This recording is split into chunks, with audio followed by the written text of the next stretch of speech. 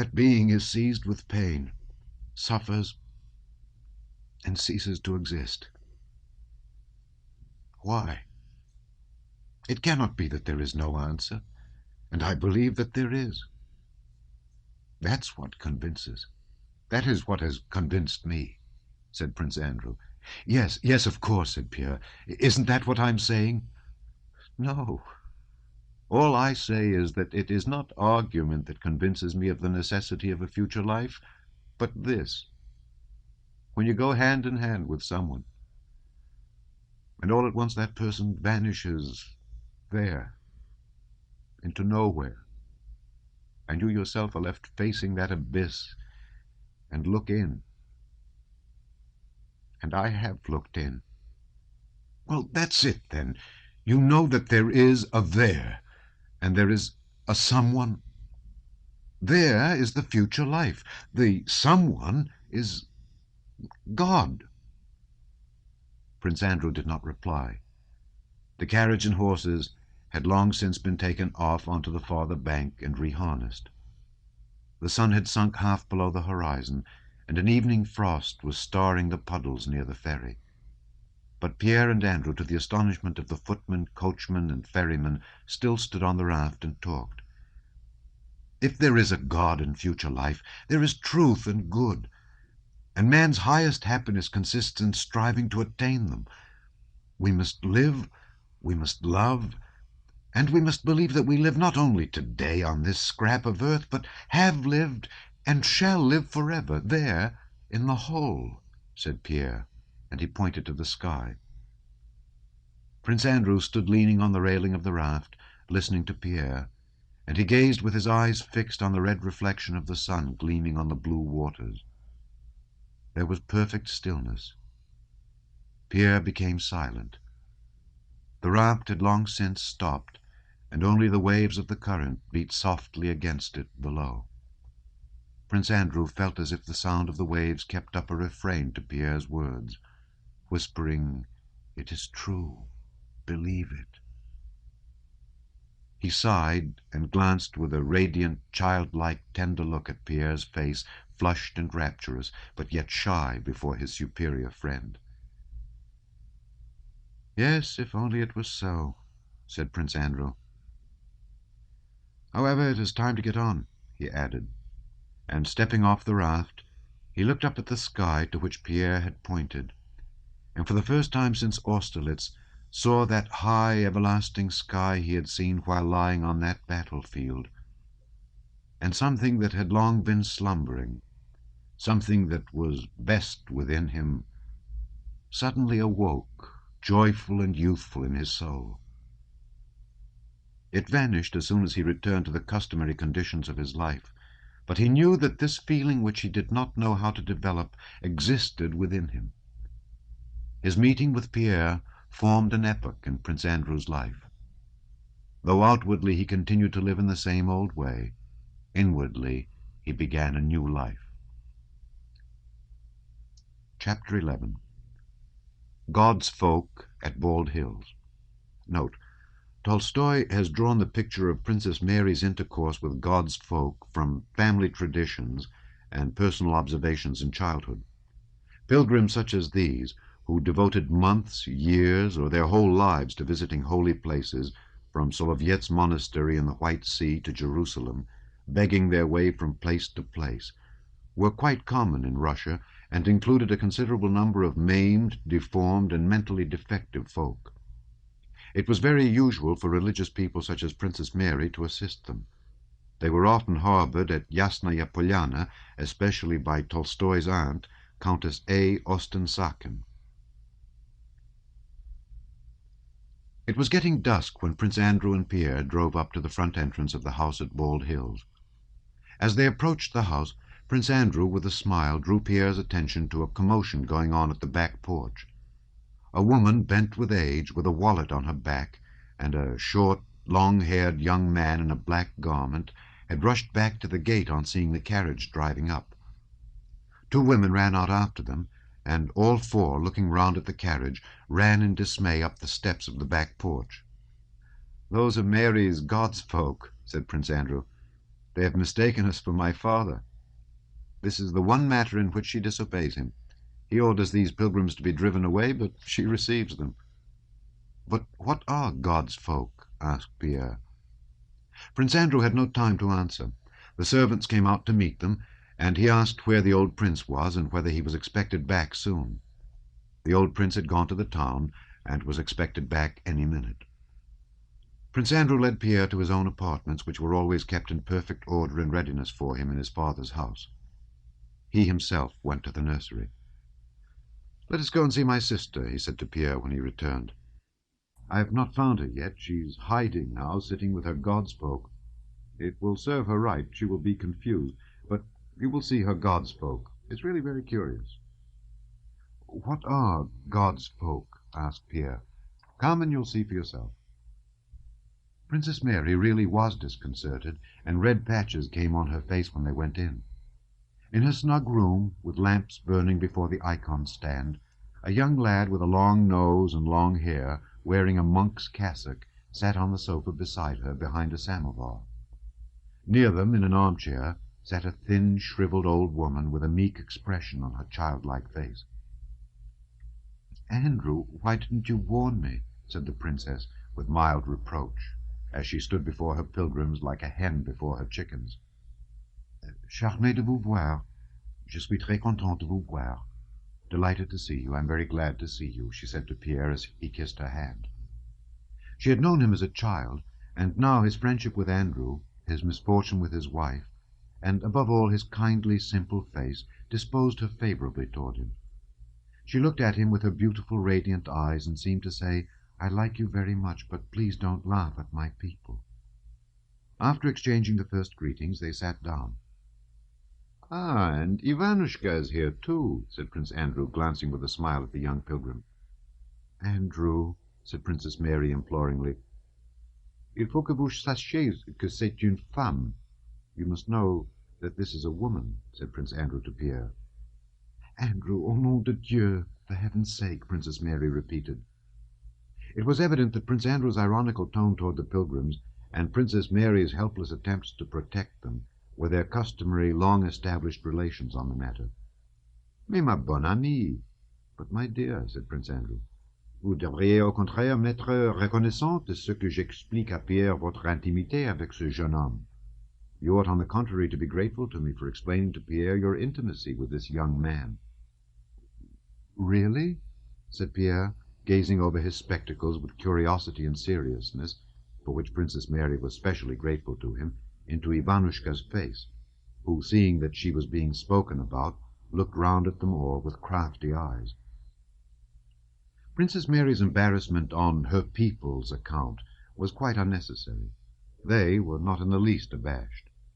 The old woman, lowering her eyes, but casting side glances at the newcomers, had turned her cup upside down and placed a nibbled bit of sugar beside it, and sat quietly in her armchair, though hoping to be offered another cup of tea. Ivanushka, sipping out of her saucer, looked with sly, womanish eyes from under her brows at the young men. "Where have you been?" "To Kiev?" Prince Andrew asked the old woman. "I have, good sir," she answered garrulously. "Just at Christmas time I was deemed worthy to partake of the holy and heavenly sacrament at the shrine of the saint. And now I'm from Kolyazin, master, where a great and wonderful blessing has been revealed." "And was Ivanushka with you?" "I go by myself, benefactor," said Ivanushka, trying to speak in a bass voice. "I only came across Pelageya in Yukhnovo." Pelageya interrupted her companion. She evidently wished to tell what she had seen. "In Kolyazin, master, a wonderful blessing has been revealed." "What is it, some new relics?" asked Prince Andrew. "Andrew, do leave off," said Princess Mary. "Don't tell him, Pelageya." "No, why not, my dear? Why shouldn't I? I like him. He's kind. He's one of God's chosen. He's a benefactor. He once gave me 10 roubles, I remember. When I was in Kiev, crazy Cyril says to me, he's one of God's own and goes barefoot summer and winter, he says, 'Why are you not going to the right place? Go to Kolyazin, where a wonder-working icon of the Holy Mother of God has been revealed.' On hearing those words, I said goodbye to the holy folk and went." All was silent. Only the pilgrim woman went on in measured tones, drawing in her breath. So I come, master, and the people say to me, a great blessing has been revealed. Holy oil trickles from the cheeks of our blessed Mother, the Holy Virgin Mother of God. All right, you can tell us afterwards, said Princess Mary, flushing. Let me ask her, said Pierre. Did you see it yourselves? He inquired. Oh, yes, master, I was found worthy. Such a brightness on the face, like the light of heaven, and from the Blessed Mother's cheek it drops and drops. But, dear me, that must be a fraud, said Pierre naively, who had listened attentively to the pilgrim. Oh, master, what are you saying? Exclaimed the horrified Pelageya, turning to Princess Mary for support. They impose on the people, he repeated. Lord Jesus Christ, exclaimed the pilgrim woman, crossing herself. Oh, don't speak so, master. There was a general who did not believe and said the monks cheat, and as soon as he'd said it, he went blind. And he dreamed that the Holy Virgin Mother of the Kiev catacombs came to him and said, believe in me and I will make you whole. So he begged, take me to her, take me to her. It's the real truth I'm telling you. I saw it myself. So he was brought, quite blind, straight to her, and he goes up to her and falls down and says, make me whole, says he, and I'll give thee what the Tsar bestowed on me. I saw it myself, master. The star is fixed into the icon. Well, and what do you think? He received his sight. It's a sin to speak so. God will punish you, she said admonishingly, turning to Pierre. How did the star get into the icon? Pierre asked. And was the Holy Mother promoted to the rank of general? Said Prince Andrew with a smile. Pelageya suddenly grew quite pale and clasped her hands. Oh, master, master, what a sin! And you who have a son, she began, her pallor suddenly turning to a vivid red. Master, what have you said? God forgive you. And she crossed herself. Lord, forgive him. My dear, what does it mean? She asked, turning to Princess Mary. She got up and, almost crying, began to arrange her wallet. She evidently felt frightened and ashamed to have accepted charity in a house where such things could be said, and was at the same time sorry to have now to forego the charity of this house. Now, why need you do it? Said Princess Mary. Why did you come to me? Come, Pelageya, I was joking, said Pierre. Princesse, ma parole, je n'ai pas voulu l'offenser. Princess, on my word, I did not wish to offend her. I did not mean anything. I was only joking, he said, smiling shyly and trying to efface his offense. It was all my fault, and Andrew was only joking. Pelageya stopped doubtfully, but in Pierre's face there was such a look of sincere penitence, and Prince Andrew glanced so meekly, now at her and now at Pierre, that she was gradually reassured. Chapter 12. Old Bolkonsky and Pierre. The pilgrim woman was appeased, and being encouraged to talk, gave a long account of Father Amphilochus, who led so holy a life that his hands smelled of incense, and how on her last visit to Kiev some monks she knew let her have the keys of the catacombs, and how she, taking some dried bread with her, had spent 2 days in the catacombs with the saints. I'd pray a while to one, ponder a while, then go on to another. I'd sleep a bit, and then again go and kiss the relics. And there was such peace all around, such blessedness, that one don't want to come out, even into the light of heaven again. Pierre listened to her attentively and seriously. Prince Andrew went out of the room, and then, leaving God's folk to finish their tea, Princess Mary took Pierre into the drawing-room. "You're very kind," she said to him. "Oh, I really did not mean to hurt her feelings. I understand them so well and have the greatest respect for them." Princess Mary looked at him silently and smiled affectionately. "I've known you a long time, you see, and am as fond of you as of a brother," she said. "How do you find Andrew?" she added hurriedly, not giving him time to reply to her affectionate words. "I'm very anxious about him. His health was better in the winter, but last spring his wound reopened, and the doctor said he ought to go away for a cure. And I'm also very much afraid for him spiritually. He has not a character like us women who, when we suffer, can weep away our sorrows. He keeps it all within him. Today he's cheerful and in good spirits, but that is the effect of your visit. He is not often like that. If you could persuade him to go abroad. He needs activity, and this quiet, regular life is very bad for him. Others don't notice it, but I see it. Toward 10 o'clock the men servants rushed to the front door, hearing the bells of the old prince's carriage approaching. Prince Andrew and Pierre also went out into the porch. "Who's that?" asked the old prince, noticing Pierre as he got out of the carriage. "Ah, very glad. Kiss me," he said, having learned who the young stranger was. The old prince was in a good temper and very gracious to Pierre. Before supper, Prince Andrew, coming back to his father's study, found him disputing hotly with his visitor. Pierre was maintaining that a time would come when there would be no more wars. The old prince disputed it chaffingly, but without getting angry. "Drain the blood from men's veins and put in water instead. Then there will be no more war.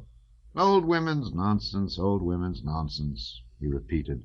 But still he patted Pierre affectionately on the shoulder, and then went up to the table where Prince Andrew, evidently not wishing to join in the conversation, was looking over the papers his father had brought from town.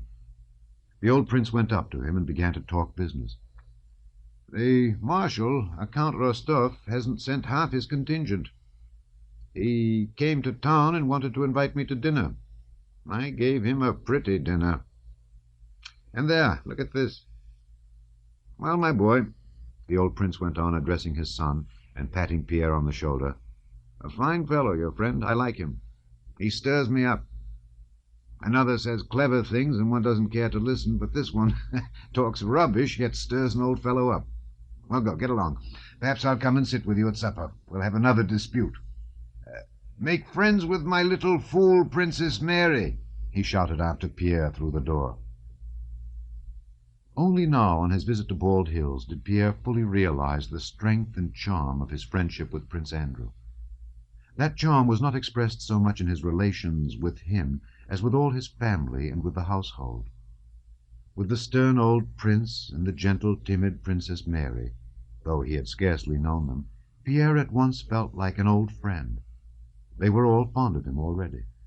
Not only Princess Mary, who had been won by his gentleness with the pilgrims, gave him her most radiant looks, but even the 1-year-old Prince Nicholas, as his grandfather called him, smiled at Pierre and let himself be taken in his arms. And Michael Ivanovitch and Mademoiselle Bourienne looked at him with pleasant smiles when he talked to the old prince. The old prince came in to supper. This was evidently on Pierre's account, and during the 2 days of the young man's visit he was extremely kind to him and told him to visit them again. When Pierre had gone, and the members of the household met together, they began to express their opinions of him as people always do after a new acquaintance has left. But, as seldom happens, no one said anything but what was good of him. Chapter 13. Nicholas rejoins his regiment. Shortage of provisions. When returning from his leave, Rostov felt for the first time how close was the bond that united him to Denisov and the whole regiment. On approaching it, Rostov felt as he had done when approaching his home in Moscow. When he saw the first hussar with the unbuttoned uniform of his regiment, when he recognized red-haired Dementiev and saw the picket ropes of the roan horses, when Lavrushka gleefully shouted to his master, "The Count has come," and Denisov, who had been asleep on his bed, ran all disheveled out of the mud hut to embrace him, and the officers collected round to greet the new arrival, Rostov experienced the same feeling as when his mother, his father, and his sister had embraced him, and tears of joy choked him so that he could not speak. The regiment was also a home, and as unalterably dear and precious as his parents' house.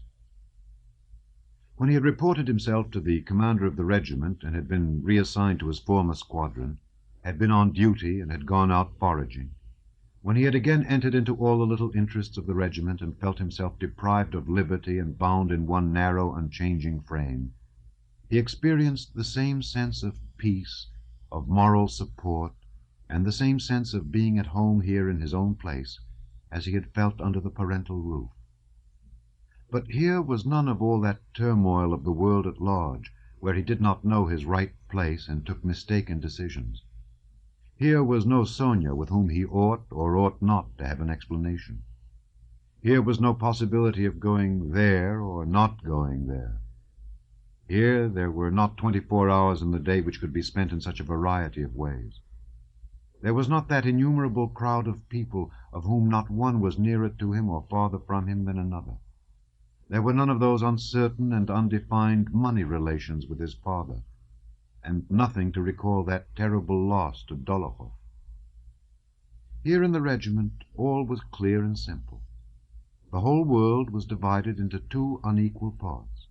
One, our Pavlograd regiment, the other, all the rest. And the rest was no concern of his. In the regiment everything was definite. Who was lieutenant, who captain, who was a good fellow, who a bad one, and most of all, who was a comrade. The canteen keeper gave one credit. One's pay came every 4 months. There was nothing to think out or decide.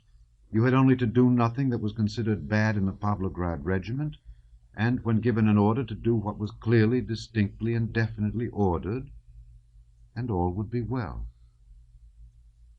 Having once more entered into the definite conditions of this regimental life, Rostov felt the joy and relief a tired man feels on lying down to rest.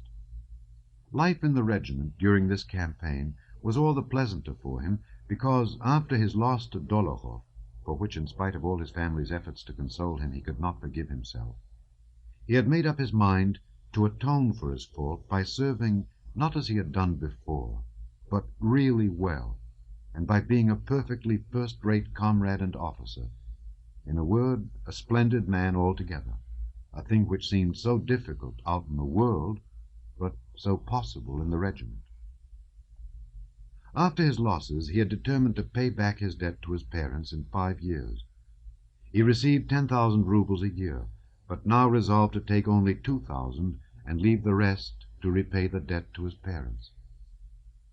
Our army, after repeated retreats and advances, and battles at Pultusk and Preußisch Eylau, was concentrated near Bartenstein. It was awaiting the Emperor's arrival and the beginning of a new campaign. The Pavlograd regiment, belonging to that part of the army which had served in the 1805 campaign, had been recruiting up to strength in Russia, and arrived too late to take part in the first actions of the campaign. It had been neither at Pultusk nor at Preußisch Eylau, and when it joined the army in the field in the second half of the campaign, was attached to Platov's division. Platov's division was acting independently of the main army.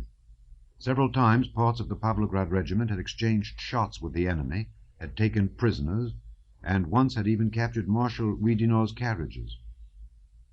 In April, the Pavlograds were stationed immovably for some weeks near a totally ruined and deserted German village. A thaw had set in. It was muddy and cold, the ice on the river broke, and the roads became impassable. For days neither provisions for the men nor fodder for the horses had been issued. Note: in his description of the wars of 1806-7, Mikhailovsky-Danilevsky says, "The lack of grain in spring occasioned the slackness of the higher command and its inability to stop abuses which made their way into the management of the commissariat." In reply to a report of hunger in the army, Bennigsen once replied, "It is necessary to know how to endure. I only had 3 dishes for my own dinner." Money was issued to buy provisions, but money cannot buy provisions where there are none.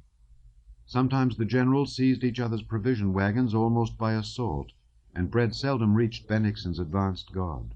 Soldiers swelled up and died of hunger. The hospitals were in a wretched condition.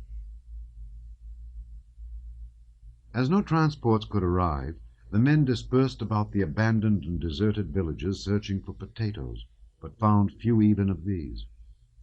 Everything had been eaten up, and the inhabitants had all fled. If any remained, they were worse than beggars, and nothing more could be taken from them.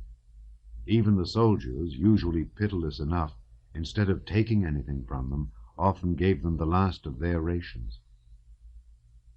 The Pavlograd regiment had had only 2 men wounded in action, but had lost nearly half its men from hunger and sickness.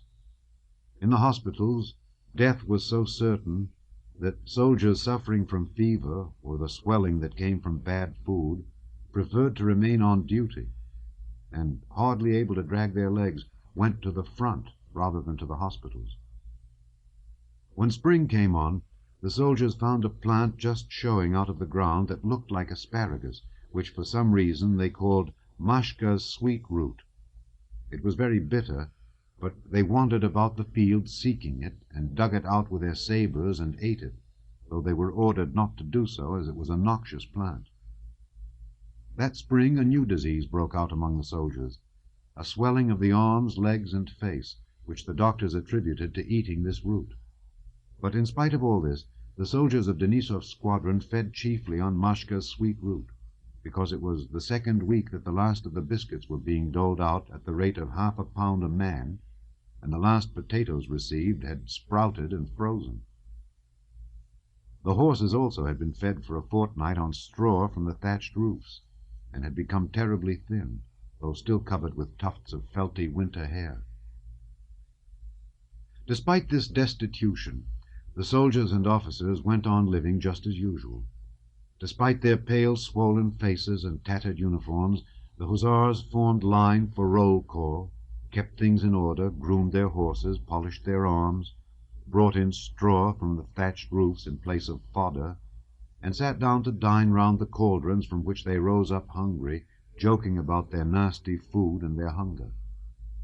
As usual, in their spare time they lit bonfires, steamed themselves before them naked, smoked, picked out and baked sprouting rotten potatoes, told and listened to stories of Potyomkin's and Suvorov's campaigns, or to legends of Alyosha the Sly, or the priest's laborer Nikolka. The officers, as usual, lived in 2s and 3s in the roofless, half-ruined houses. The seniors tried to collect straw and potatoes, and, in general, food for the men. The younger ones occupied themselves as before, some playing cards — there was plenty of money, though there was no food — some with more innocent games, such as quoits and skittles. The general trend of the campaign was rarely spoken of, partly because nothing certain was known about it, partly because there was a vague feeling that in the main it was going badly. Rostov lived as before with Denisov, and since their furlough they had become more friendly than ever. Denisov never spoke of Rostov's family, but by the tender friendship his commander showed him, Rostov felt that the elder hussar's luckless love for Natasha played a part in strengthening their friendship. Denisov evidently tried to expose Rostov to danger as seldom as possible, and after an action greeted his safe return with evident joy. On one of his foraging expeditions, in a deserted and ruined village to which he had come in search of provisions, Rostov found a family consisting of an old Pole and his daughter with an infant in arms. They were half-clad, hungry, too weak to get away on foot, and had no means of obtaining a conveyance. Rostov brought them to his quarters, placed them in his own lodging, and kept them for some weeks while the old man was recovering. One of his comrades, talking of women, began chaffing Rostov, saying that he was more wily than any of them, and that it would not be a bad thing if he introduced to them the pretty Polish girl he had saved. Rostov took the joke as an insult, flared up, and said such unpleasant things to the officer that it was all Denisov could do to prevent a duel. When the officer had gone away, Denisov, who did not himself know what Rostov's relations with the Polish girl might be, began to upbraid him for his quickness of temper, and Rostov replied, "Say what you like. She's like a sister to me, and I can't tell you how it offended me, because, well, for that reason." Denisov patted him on the shoulder and began rapidly pacing the room without looking at Rostov, as was his way at moments of deep feeling. "What a mad breed you Rostovs are," he muttered, and Rostov noticed tears in his eyes. Chapter 14. Denisov seizes transports of food, gets into trouble, is wounded. In April the troops were enlivened by news of the Emperor's arrival, but Rostov had no chance of being present at the review he held at Bartenstein, as the Pavlograds were at the outposts far beyond that place. They were bivouacking. Denisov and Rostov were living in an earth hut dug out for them by the soldiers and roofed with branches and turf. The hut was made in the following manner, which had then come into vogue. A trench was dug 3.5 feet wide, 4 feet 8 inches deep, and 8 feet long. At one end of the trench steps were cut out, and these formed the entrance and vestibule. The trench itself was the room, in which the lucky ones, such as the squadron commander, had a board lying on piles at the end opposite the entrance to serve as a table.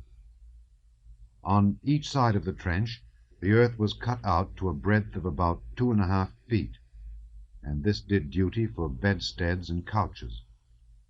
The roof was so constructed that one could stand up in the middle of the trench, and could even sit up on the beds if one drew close to the table. Denisov, who was living luxuriously because the soldiers of his squadron liked him, had also a board in the roof at the farther end with a piece of broken but mended glass in it for a window. When it was very cold, embers from the soldiers' campfire were placed on a bent sheet of iron on the steps in the reception room, as Denisov called that part of the hut, and it was then so warm that the officers, of whom there were always some with Denisov and Rostov, sat in their shirt-sleeves. In April, Rostov was on orderly duty. One morning, between 7 and 8, returning after a sleepless night, he sent for embers, changed his rain-soaked underclothes, said his prayers, drank tea, got warm, then tidied up the things on the table and in his own corner, and, his face glowing from exposure to the wind, and with nothing on but his shirt, lay down on his back, putting his arms under his head. He was pleasantly considering the probability of being promoted in a few days for his last reconnoitering expedition, and was awaiting Denisov, who had gone out somewhere, and with whom he wanted to talk. Suddenly he heard Denisov shouting in a vibrating voice behind the hut, evidently much excited. Rostov moved to the window to see whom he was speaking to, and saw the quartermaster, Topchayenko. "I ordered you not to let them eat that mashka woot stuff," Denisov was shouting, "and I saw with my own eyes how Lazarchuk brought some from the fields." "I've given the order again and again, your honor, but they don't obey," answered the quartermaster. Rostov lay down again on his bed and thought complacently, "Let him fuss and bustle now. My job's done and I'm lying down. Capitally." He could hear that Labrushka, that sly, bold orderly of Denisov's, was talking as well as the quartermaster. Labrushka was saying something about loaded wagons, biscuits, and oxen he had seen when he had gone out for provisions. Then Denisov's voice was heard shouting farther and farther away, "Saddle! Second platoon!" "Where are they off to now?" thought Rostov. 5 minutes later, Denisov came into the hut, climbed with muddy boots on the bed, lit his pipe, furiously scattered his things about, took his leaded whip, buckled on his sabre, and went out again. In answer to Rostov's inquiry where he was going, he answered vaguely and crossly that he had some business. "Let God and our great monarch judge me afterwards," said Denisov, going out, and Rostov heard the hoofs of several horses splashing through the mud. He did not even trouble to find out where Denisov had gone.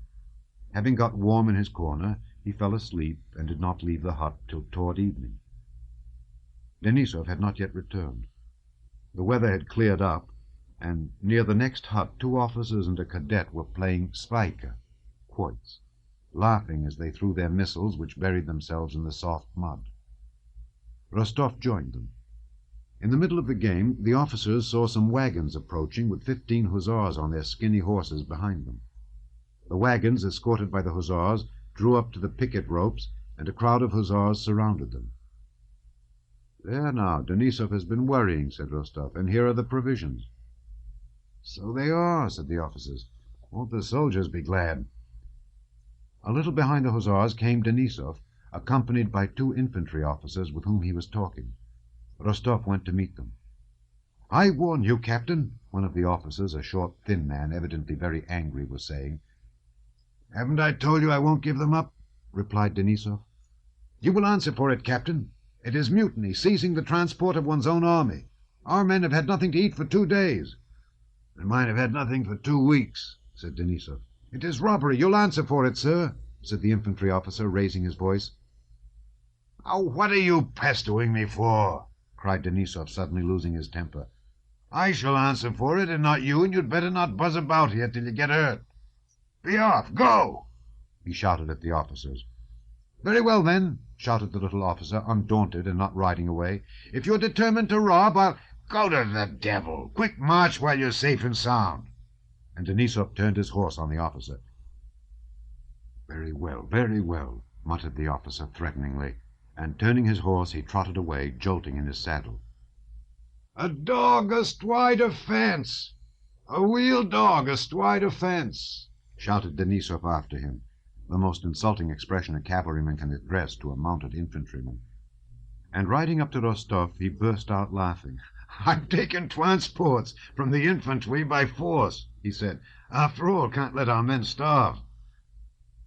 The wagons that had reached the hussars had been consigned to an infantry regiment, but learning from Lavrushka that the transport was unescorted, Denisov with his hussars had seized it by force. The soldiers had biscuits dealt out to them freely, and they even shared them with the other squadrons. The next day, the regimental commander sent for Denisov, and holding his fingers spread out before his eyes, said, "This is how I look at this affair. I know nothing about it, and won't begin proceedings. But I advise you to ride over to the staff and settle the business there in the commissariat department, and if possible sign a receipt for such and such stores received. If not, as the demand was booked against an infantry regiment, there will be a row and the affair may end badly." From the regimental commanders, Denisov rode straight to the staff with a sincere desire to act on this advice. In the evening he came back to his dugout in a state such as Rostov had never yet seen him in. Denisov could not speak and gasped for breath. When Rostov asked what was the matter, he only uttered some incoherent oaths and threats in a hoarse, feeble voice. Alarmed at Denisov's condition, Rostov suggested that he should undress, drink some water, and send for the doctor. "Try me for wobbly. Some more water. Let them try me, but I'll always thrash scoundrels, and I'll tell the Emperor." "Ice," he muttered. The regimental doctor, when he came, said it was absolutely necessary to bleed Denisov. A deep saucer of black blood was taken from his hairy arm, and only then was he able to relate what had happened to him. "I get there," began Denisov. "Now then, where's your chief's quarters?" They were pointed out. "Please to wait. I've ridden 20 miles and have duties to attend to, and no time to wait. Announce me." Very well, so out comes their head chief. Also took it into his head to lecture me. It's wobbly. Wobbly, I say, is not done by a man who seizes provisions to feed his soldiers, but by him who takes them to fill his own pockets. Will you please be silent? Very good. Then he says, "Go and give a receipt to the commissioner, but your affair will be passed on to headquarters." I go to the commissioner. I enter, and at the table... Who do you think? No, but wait a bit. "Who is it that's starving us?" shouted Denisov, hitting the table with the fist of his newly bled arm so violently that the table nearly broke down and the tumblers on it jumped about. "Telyanin." "What, so it's you who's starving us to death, is it? Take this and this." And I hit him so, pat, straight on his snout. Oh, what, and I started flashing him. "Well, I've had a bit of fun, I can tell you," cried Denisov, gleeful and yet angry, his white teeth showing under his black moustache. "I'd have killed him if they hadn't taken him away." "But what are you shouting for? Calm yourself," said Rostov. "You've set your arm bleeding afresh. Wait, we must tie it up again." Denisov was bandaged up again and put to bed. Next day he woke calm and cheerful. But at noon the adjutant of the regiment came into Rostov's and Denisov's dugout with a grave and serious face, and regretfully showed them a paper addressed to Major Denisov from the regimental commander, in which inquiries were made about yesterday's occurrence. The adjutant told them that the affair was likely to take a very bad turn, that a court-martial had been appointed, and that, in view of the severity with which marauding and insubordination were now regarded, degradation to the ranks would be the best that could be hoped for. The case, as represented by the offended parties, was that after seizing the transports, Major Denisov, being drunk, went to the chief quartermaster, and without any provocation called him a thief, threatened to strike him, and on being led out had rushed into the office and given 2 officials a thrashing and dislocated the arm of one of them. In answer to Rostov's renewed questions, Denisov said, laughing, that he thought he remembered that some other fellow had got mixed up in it, but that it was all nonsense and rubbish, and he did not in the least fear any kind of trial, and that if those scoundrels dared attack him, he would give them an answer that they would not easily forget. Denisov spoke contemptuously of the whole affair, but Rostov knew him too well not to detect that, while hiding it from others, at heart he feared a court-martial, and was worried over the affair, which was evidently taking a bad turn. Every day letters of inquiry and notices from the court arrived, and on the 1st of May Denisov was ordered to hand the squadron over to the next in seniority, and appear before the staff of his division to explain his violence at the commissariat office. On the previous day, Platov reconnoitred with 2 Cossack regiments and 2 squadrons of hussars. Denisov, as was his wont, rode out in front of the outposts, parading his courage. A bullet fired by a French sharpshooter hit him in the fleshy part of his leg. Perhaps at another time Denisov would not have left the regiment for so slight a wound, but now he took advantage of it to excuse himself from appearing at the staff, and went into hospital. Chapter 15. Nicholas visits Denisov in hospital. In June, the Battle of Friedland was fought, in which the Pavlograds did not take part, and after that an armistice was proclaimed. Rostov, who felt his friend's absence very much, having no news of him since he left, and feeling very anxious about his wound and the progress of his affairs, took advantage of the armistice to get leave to visit Denisov in hospital. The hospital was in a small Prussian town that had been twice devastated by Russian and French troops. Because it was summer, when it is so beautiful out in the fields, the little town presented a particularly dismal appearance, with its broken roofs and fences, its foul streets, tattered inhabitants, and the sick and drunken soldiers wandering about. The hospital was in a brick building with some of the window frames and panes broken, and a courtyard surrounded by the remains of a wooden fence that had been pulled to pieces. Several bandaged soldiers with pale, swollen faces were sitting or walking about in the sunshine in the yard. Directly Rostov entered the door, he was enveloped by a smell of putrefaction and hospital air. On the stairs he met a Russian army doctor smoking a cigar. The doctor was followed by a Russian assistant. "I can't tear myself to pieces," the doctor was saying. "Come to Makar Alexeyevich in the evening. I shall be there." The assistant asked some further questions. "Oh, do the best you can. Isn't it all the same?" The doctor noticed Rostov coming upstairs. "What do you want, sir?" said the doctor. "What do you want? The bullets having spared you, do you want to try typhus? This is a pest house, sir." "How so?" asked Rostov. "Typhus, sir. It's death to go in. Only we 2, Makeyev and I," he pointed to the assistant, "keep on here. Some 5 of us doctors have died in this place. When a new one comes, he's done for in a week," said the doctor with evident satisfaction. "Prussian doctors have been invited here, but our allies don't like it at all." Rostov explained that he wanted to see Major Denisov of the Hussars, who was wounded. "I don't know. I can't tell you, sir. Only think, I'm alone in charge of 3 hospitals with more than 400 patients. It's well that the charitable Prussian ladies send us 2 pounds of coffee and some lint each month, or we should be lost." He laughed. "400, sir, and they're always sending me fresh ones. There are 400, eh?" he asked, turning to the assistant. The assistant looked fagged out. He was evidently vexed, and impatient for the talkative doctor to go. "Major Denisov," Rostov said again. "He was wounded at Molitin." "Dead, I fancy. Eh, Makeyev?" queried the doctor in a tone of indifference. The assistant, however, did not confirm the doctor's words. "Is he tall and with reddish hair?" asked the doctor. Rostov described Denisov's appearance. "There was one like that," said the doctor, as if pleased. "That one is dead, I fancy. However, I'll look up our list. We had a list. You got it, Makeyev?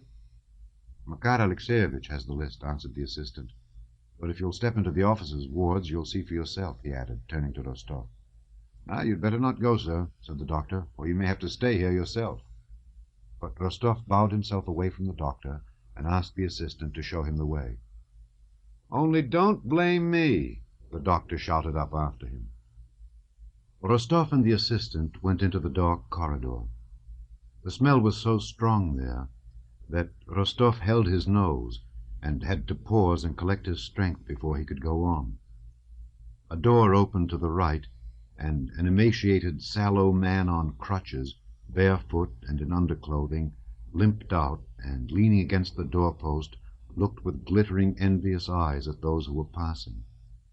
Glancing in at the door, Rostov saw that the sick and wounded were lying on the floor on straw and overcoats. "May I go in and look?" "What is there to see?" said the assistant. But just because the assistant evidently did not want him to go in, Rostov entered the soldiers' ward.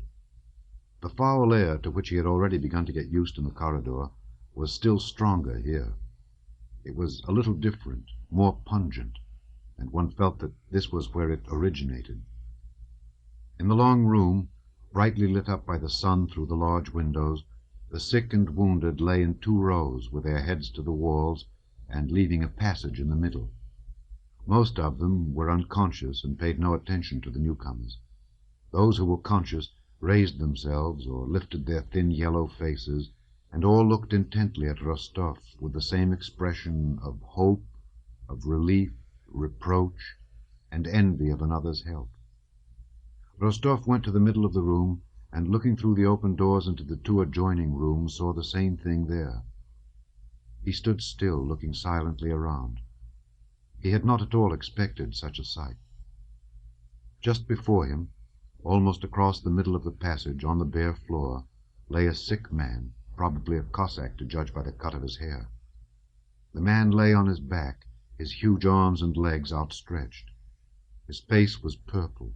His eyes were rolled back so that only the whites were seen, and on his bare legs and arms, which were still red, the veins stood out like cords. He was knocking the back of his head against the floor, hoarsely uttering some word which he kept repeating. Rostov listened and made out the word. It was, "Drink, drink, drink."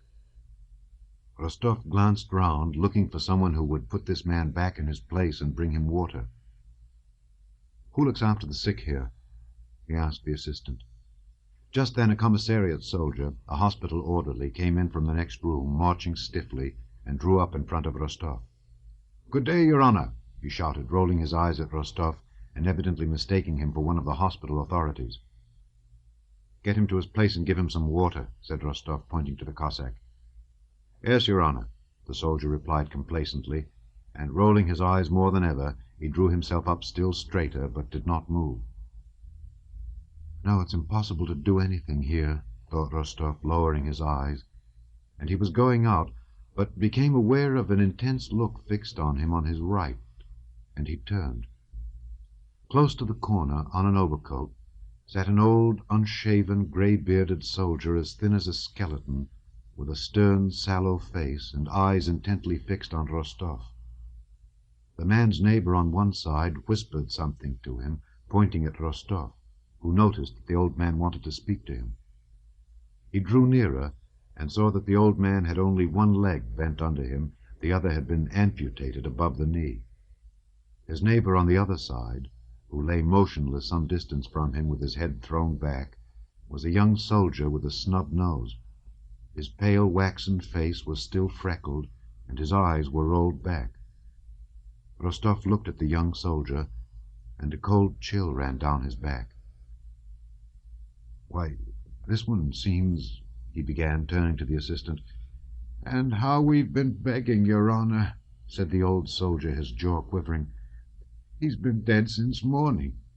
After all, we're men, not dogs." "I'll send someone at once. He shall be taken away at once," said the assistant hurriedly. "Let us go, Your Honor." Yes, let us go," said Rostov hastily, and lowering his eyes and shrinking, He tried to pass unnoticed between the rows of reproachful, envious eyes that were fixed upon him, and went out of the room. Going along the corridor, the assistant led Rostov to the officers' wards, consisting of 3 rooms, the doors of which stood open. There were beds in these rooms, and the sick and wounded officers were lying or sitting on them. Some were walking about the rooms in hospital dressing gowns. The first person Rostov met in the officers' ward was a thin little man with one arm, who was walking about the first room in a nightcap and hospital dressing gown, with a pipe between his teeth. Rostov looked at him, trying to remember where he had seen him before. "See where we've met again," said the little man. "Tushin, don't you remember, who gave you a lift at Schöngraben? And I've had a bit cut off, you see," he went on with a smile, pointing to the empty sleeve of his dressing gown. "Looking for Vasily Dmitritch Denisov? My neighbor," he added, when he heard who Rostov wanted. Here." And Tushin led him into the next room, from whence came sounds of several laughing voices. "How can they laugh, or even live at all here?" thought Rostov, still aware of that smell of decomposing flesh that had been so strong in the soldiers' ward, and still seeming to see fixed on him those envious looks which had followed him out from both sides, and the face of that young soldier with eyes rolled back. Denisov lay asleep on his bed, with his head under the blanket, though it was nearly noon. "Oh, Rostov, how are you? How are you?" he called out, still in the same voice as in the regiment. But Rostov noticed sadly that under this habitual ease and animation some new, sinister, hidden feeling showed itself in the expression of Denisov's face and the intonations of his voice. His wound, though a slight one, had not yet healed, even now, 6 weeks after he had been hit. His face had the same swollen pallor as the faces of the other hospital patients. But it was not this that struck Rostov. What struck him was that Denisov did not seem glad to see him, and smiled at him unnaturally. He did not ask about the regiment, nor about the general state of affairs, and when Rostov spoke of these matters, did not listen.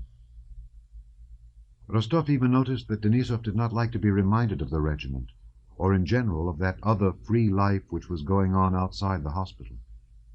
He seemed to try to forget that old life, and was only interested in the affair with the commissariat officers.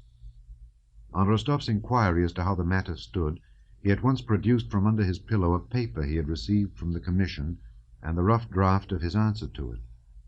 He became animated when he began reading his paper, and specially drew Rostov's attention to the stinging rejoinders he made to his enemies. His hospital companions, who had gathered round Rostov, a fresh arrival from the world outside, gradually began to disperse as soon as Denisov began reading his answer.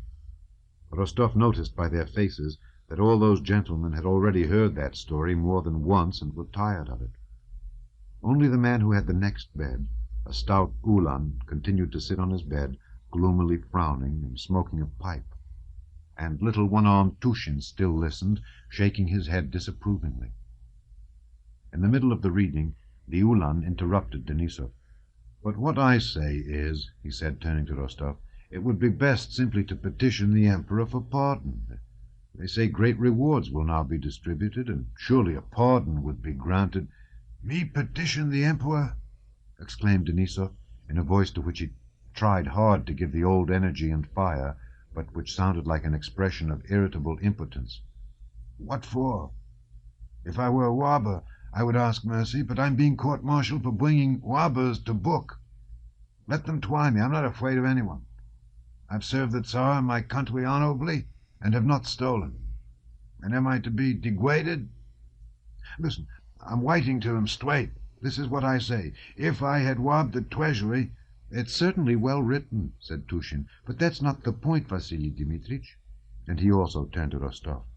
"One has to submit, and Vasily Dmitritch doesn't want to. You know the auditor told you it was a bad business." "Well, let it be bad," said Denisov. "The auditor wrote out a petition for you," continued Tushin, "and you ought to sign it, and ask this gentleman to take it. No doubt he," indicating Rostov, "has connections on the staff. You won't find a better opportunity." Haven't I said I'm not going to grovel? Denisov interrupted him, and went on reading the paper. Rostov had not the courage to persuade Denisov, though he instinctively felt that the way advised by Tushin and the other officers was the safest, and though he would have been glad to be of service to Denisov. He knew his stubborn will and straightforward, hasty temper. When the reading of Denisov's virulent reply, which took more than an hour, was over, Rostov said nothing, and he spent the rest of the day in a most dejected state of mind amid Denisov's hospital comrades, who had gathered round him, telling them what he knew and listening to their stories. Denisov was moodily silent all the evening. Late in the evening, when Rostov was about to leave, he asked Denisov whether he had no commission for him. "Yes, wait a bit," said Denisov, glancing round at the officers, and, taking his papers from under his pillow, he went to the window where he had an ink-pot and sat down to write. "It seems it's no use knocking one's head against a wall," he said, coming from the window and giving Rostov a large envelope. In it was the petition to the Emperor drawn up by the auditor, in which Denisov, without alluding to the offences of the commissariat officials, simply asked for pardon. "Hand it in. It seems—" He did not finish, but gave a painfully unnatural smile. Chapter 16. Boris at Tilsit. Nicholas's inopportune visit. Having returned to the regiment and told the commander the state of Denisov's affairs, Rostov rode to Tilsit with a letter to the Emperor. On the 13th of June, the French and Russian emperors arrived in Tilsit. Boris Drubetskoy had asked the important personage on whom he was in attendance to include him in the suite appointed for the stay at Tilsit.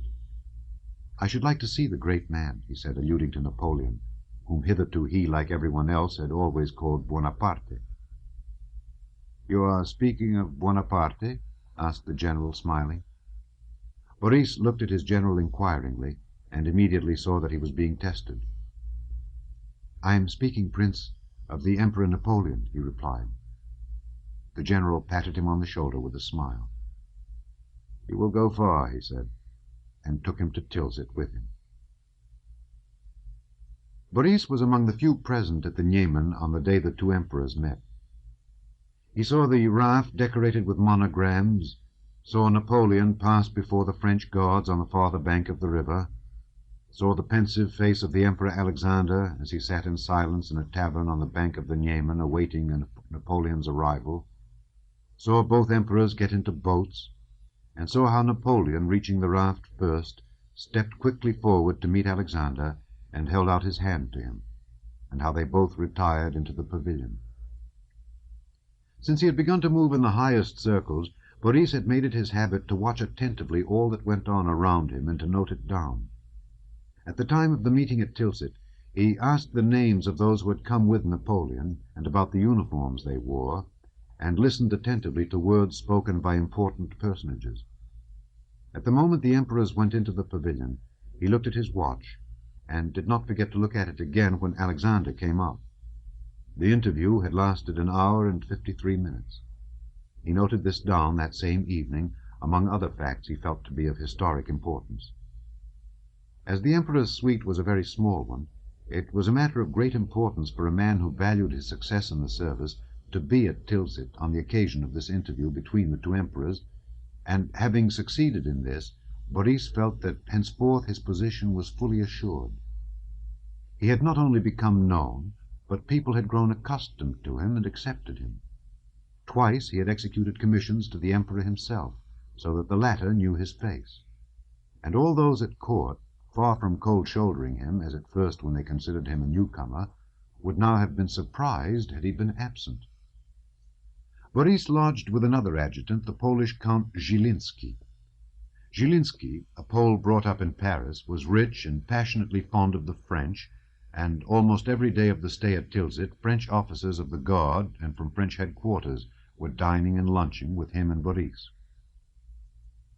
On the evening of the 24th of June, Count Zilinski arranged a supper for his French friends.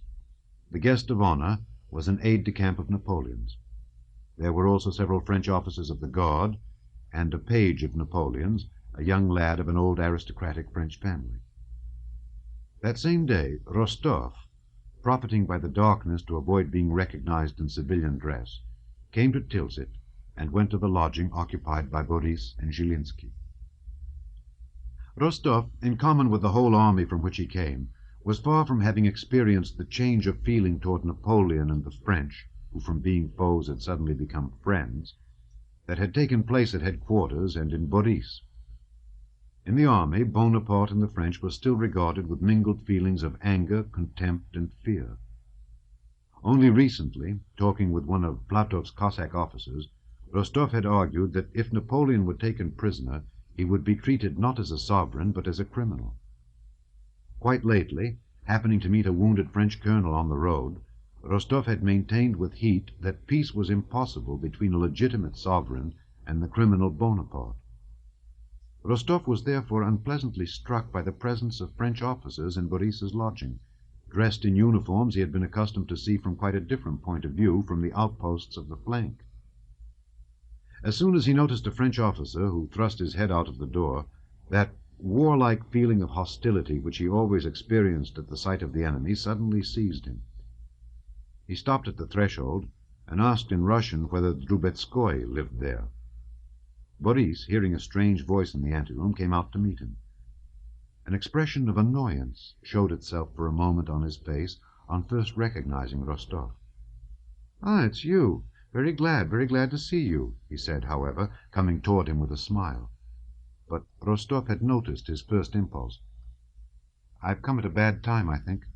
I should not have come, but I have business," he said coldly. "No, I only wonder how you managed to get away from your regiment. Dans un moment je suis à vous." "In a minute I shall be at your disposal," he said, answering someone who called him. "I see I'm intruding," Rostov repeated. The look of annoyance had already disappeared from Boris's face.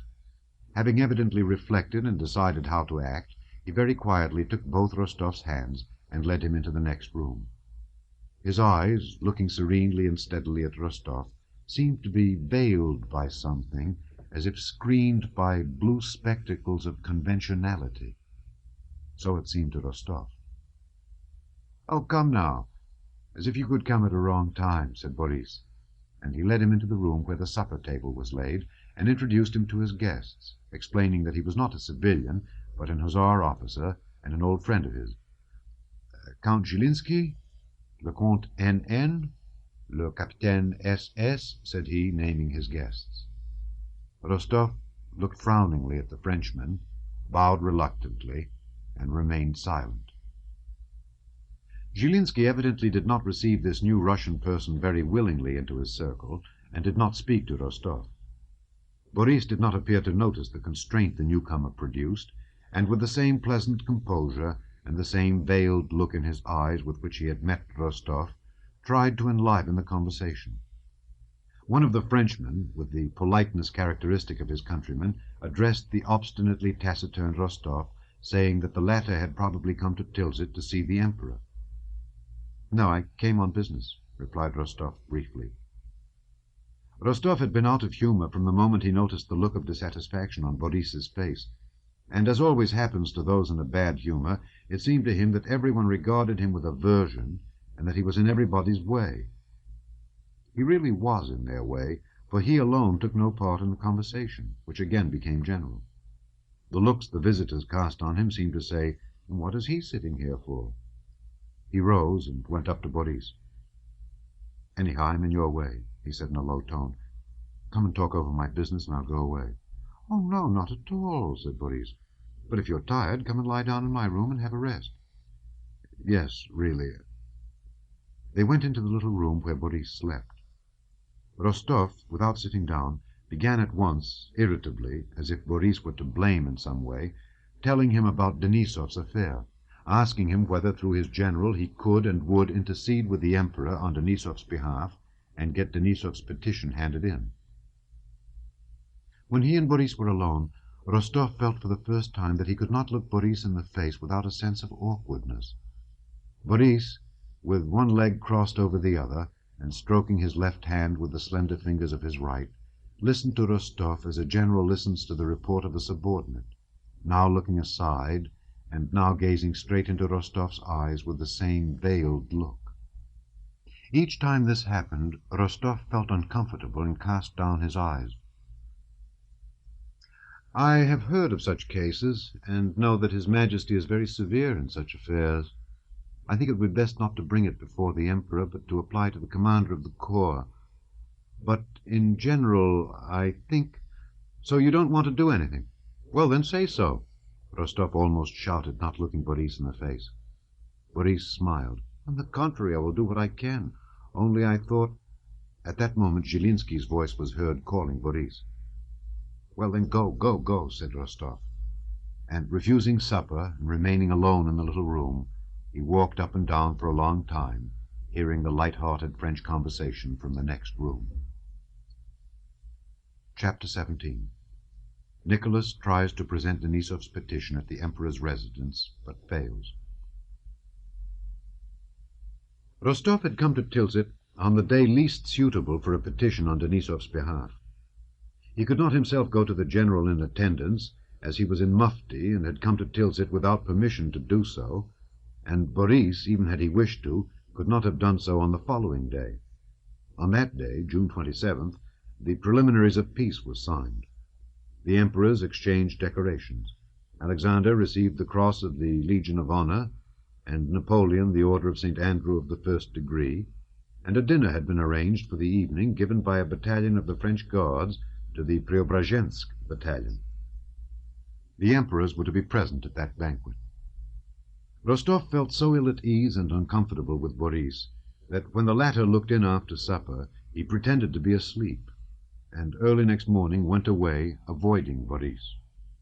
In his civilian clothes and a round hat, he wandered about the town, staring at the French in their uniforms, and at the streets and houses where the Russian and French emperors were staying. In a square he saw tables being set up and preparations made for the dinner. He saw the Russian and French colors draped from side to side of the streets with huge monograms A and N. In the windows of the houses also, flags and bunting were displayed. "Boris doesn't want to help me, and I don't want to ask him. That's settled," thought Nicholas. "All is over between us, but I won't leave here without having done all I can for Denisov, and certainly not without getting his letter to the Emperor." "The Emperor, he is here," thought Rostov, who had unconsciously returned to the house where Alexander lodged. Saddled horses were standing before the house, and the suite were assembling, evidently preparing for the Emperor to come out. "I may see him at any moment," thought Rostov. "If only I were to hand the letter direct to him and tell him all. Could they really arrest me for my civilian clothes? Surely not. He would understand on whose side justice lies. He understands everything, knows everything. Who can be more just, more magnanimous than he? And even if they did arrest me for being here, what would it matter?" thought he, looking at an officer who was entering the house the Emperor occupied. "After all, people do go in. It's all nonsense. I'll go in and hand the letter to the Emperor myself. So much the worse for Drubetskoy, who drives me to it." And suddenly, with a determination he himself did not expect, Rostov felt for the letter in his pocket and went straight to the house. "No, I won't miss my opportunity now as I did after Austerlitz," he thought, expecting every moment to meet the monarch, and conscious of the blood that rushed to his heart at the thought. "I will fall at his feet and beseech him. He will lift me up, will listen, and will even thank me. I am happy when I can do good, but to remedy injustice is the greatest happiness," Rostov fancied the sovereign saying. And passing people who looked after him with curiosity, he entered the porch of the Emperor's house. A broad staircase led straight up from the entry, and to the right he saw a closed door. Below, under the staircase, was a door leading to the lower floor. "Whom do you want?" someone inquired. "To hand in a letter, a petition to His Majesty," said Nicholas, with a tremor in his voice. "A petition? This way to the officer on duty." He was shown the door leading downstairs. "Only it won't be accepted."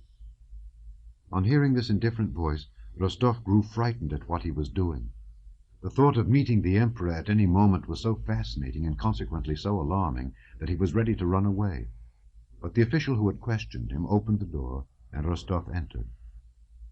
A short, stout man of about 30, in white breeches and high boots and a batiste shirt that he had evidently only just put on, was standing in that room, and his valet was buttoning onto the back of his breeches a new pair of handsome silk-embroidered braces that for some reason attracted Rostov's attention. This man was speaking to someone in the adjoining room. "A good figure, and in her first bloom," he was saying. But on seeing Rostov, he stopped short and frowned. "What is it? A petition?" "What is it?" asked the person in the other room.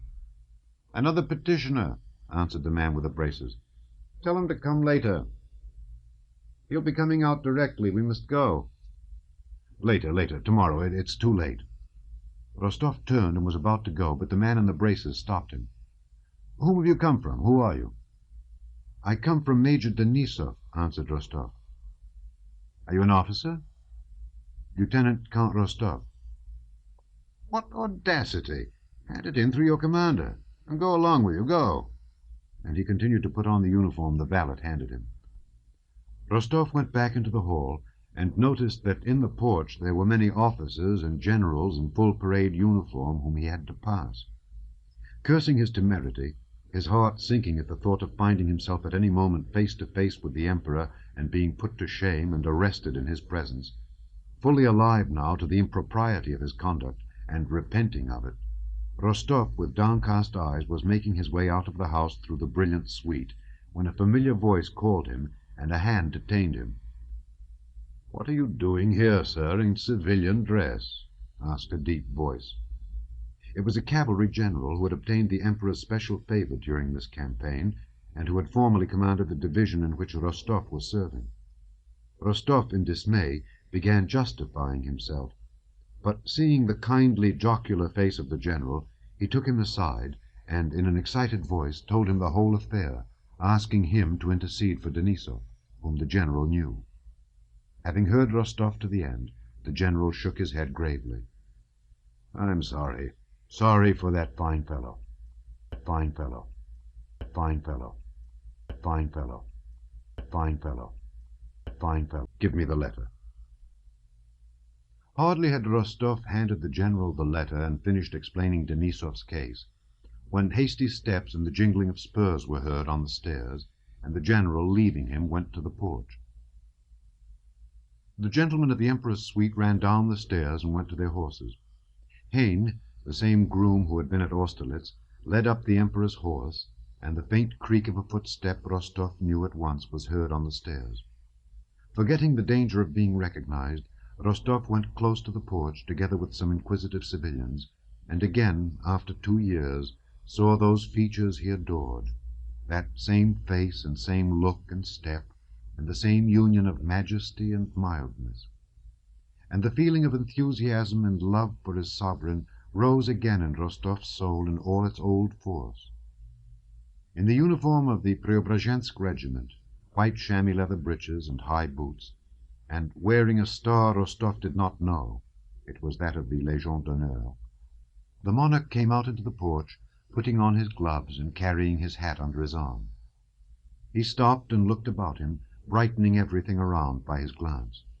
He spoke a few words to some of the generals, and, recognizing the former commander of Rostov's division, smiled and beckoned to him.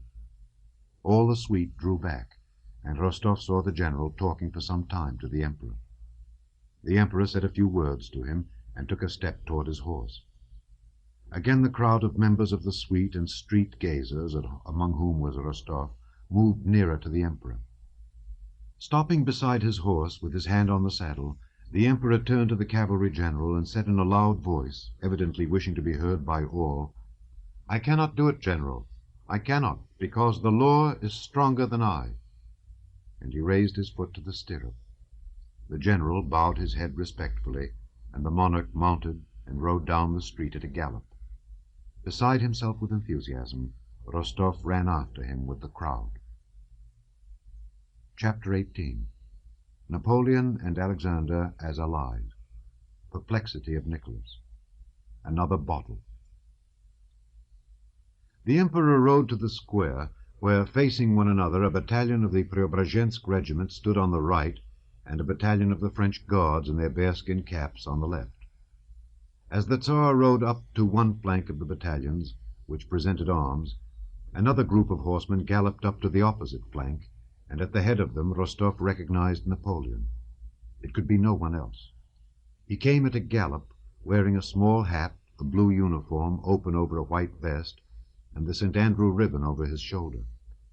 He was riding a very fine, thoroughbred grey Arab horse, with a crimson, gold-embroidered saddle-cloth. On approaching Alexander, he raised his hat, and as he did so, Rostov, with his cavalryman's eye, could not help noticing that Napoleon did not sit well or firmly in the saddle.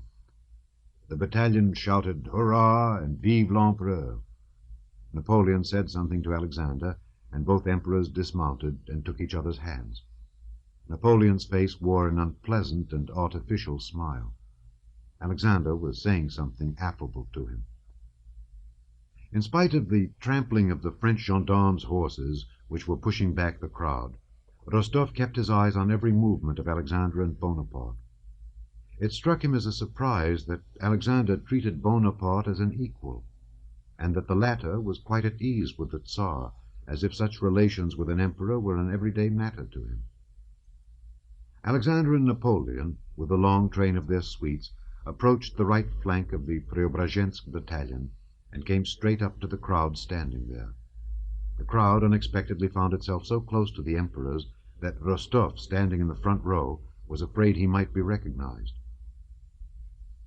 "Sire, I ask your permission to present the Legion of Honor to the bravest of your soldiers," said a sharp, precise voice, articulating every letter.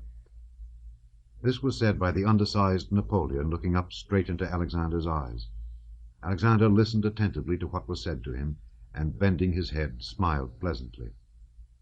"To him who has borne himself most bravely in this last war," added Napoleon, accentuating each syllable, as with a composure and assurance exasperating to Rostov, he ran his eyes over the Russian ranks drawn up before him, who all presented arms with their eyes fixed on their emperor. "Will your Majesty allow me to consult the colonel?" said Alexander, and took a few hasty steps toward Prince Kozlovsky, the commander of the battalion. Bonaparte, meanwhile, began taking the glove off his small white hand, tore it in doing so, and threw it away. An aide-de-camp behind him rushed forward and picked it up. "To whom shall it be given?" the Emperor Alexander asked Kozlovsky in Russian, in a low voice. "To whomever your Majesty commands." The Emperor knit his brows with dissatisfaction, and, glancing back, remarked, "But we must give him an answer." Kozlovsky scanned the ranks resolutely, and included Rostov in his scrutiny. "Can it be me?" thought Rostov. "Lazarev," the colonel called with a frown. And Lazarev, the first soldier in the rank, stepped briskly forward. "Where are you off to? Stop here!" Voices whispered to Lazarev, who did not know where to go. Lazarev stopped, casting a sidelong look at his colonel in alarm. His face twitched, as often happens to soldiers called before the ranks.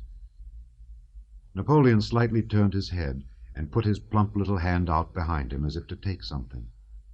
The members of his suite, guessing at once what he wanted, moved about and whispered as they passed something from one to another, and a page, the same one Rostov had seen the previous evening at Boris's, ran forward, and bowing respectfully over the outstretched hand, and not keeping it waiting a moment, laid in it an order on a red ribbon. Napoleon, without looking, pressed two fingers together, and the badge was between them. Then he approached Lazarev, who rolled his eyes and persistently gazed at his own monarch, looked round at the Emperor Alexander to imply that what he was now doing was done for the sake of his ally, and the small white hand holding the order touched one of Lazarev's buttons. It was as if Napoleon knew that it was only necessary for his hand to deign to touch that soldier's breast for the soldier to be forever happy, rewarded, and distinguished from everyone else in the world. Napoleon merely laid the cross on Lazarev's breast, and dropping his hand, turned toward Alexander, as though sure that the cross would adhere there. And it really did. Officious hands, Russian and French, immediately seized the cross and fastened it to the uniform. Lazarev glanced morosely at the little man with white hands who was doing something to him, and, still standing motionless, presenting arms, looked again straight into Alexander's eyes, as if asking whether he should stand there, or go away, or do something else. But receiving no orders, he remained for some time in that rigid position. The emperors remounted and rode away. The Preobrazhensk battalion, breaking rank, mingled with the French guards, and sat down at the tables prepared for them. Lazarev sat in the place of honor. Russian and French officers embraced him, congratulated him, and pressed his hands. Crowds of officers and civilians drew near merely to see him. A rumble of Russian and French voices and laughter filled the air round the tables in the square. Two officers with flushed faces, looking cheerful and happy, passed by Rostov. "What do you think of the treat?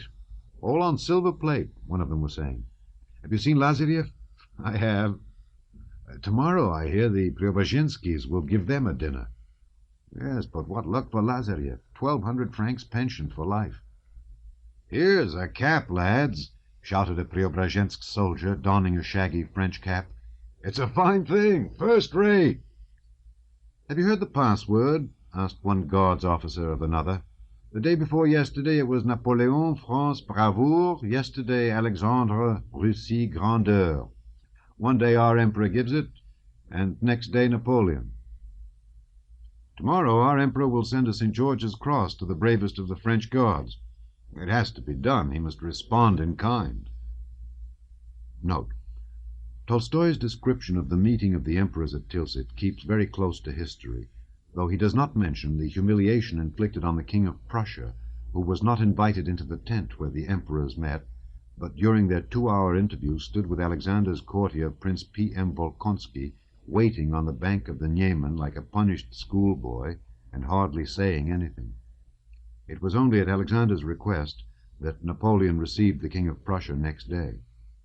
Tolstoy also omits to mention that the Preobrazhensk regiment was unable to return the hospitality to the French guards in equal style, as they had no silver plate, and despite Alexander's readiness to pay highly for it, could not obtain any. Boris, too, with his friend Zhilinsky, came to see the Preobrazhensk banquet. On his way back, he noticed Rostov standing by the corner of the house. "Rostov, how do you do? We missed one another," he said, and could not refrain from asking what was the matter, so strangely dismal and troubled was Rostov's face. "Nothing, nothing," replied Rostov. "You'll call round?" "Yes, I will." Rostov stood at that corner for a long time, watching the feast from a distance. In his mind, a painful process was going on which he could not bring to a conclusion. Terrible doubts rose in his soul. Now he remembered Denisov with his changed expression, his submission, and the whole hospital, with arms and legs torn off, and its dirt and disease. So vividly did he recall that hospital stench of dead flesh that he looked round to see where the smell came from. Next he thought of that self-satisfied Bonaparte with his small white hand, who was now an emperor, liked and respected by Alexander. Then why those severed arms and legs, and those dead men?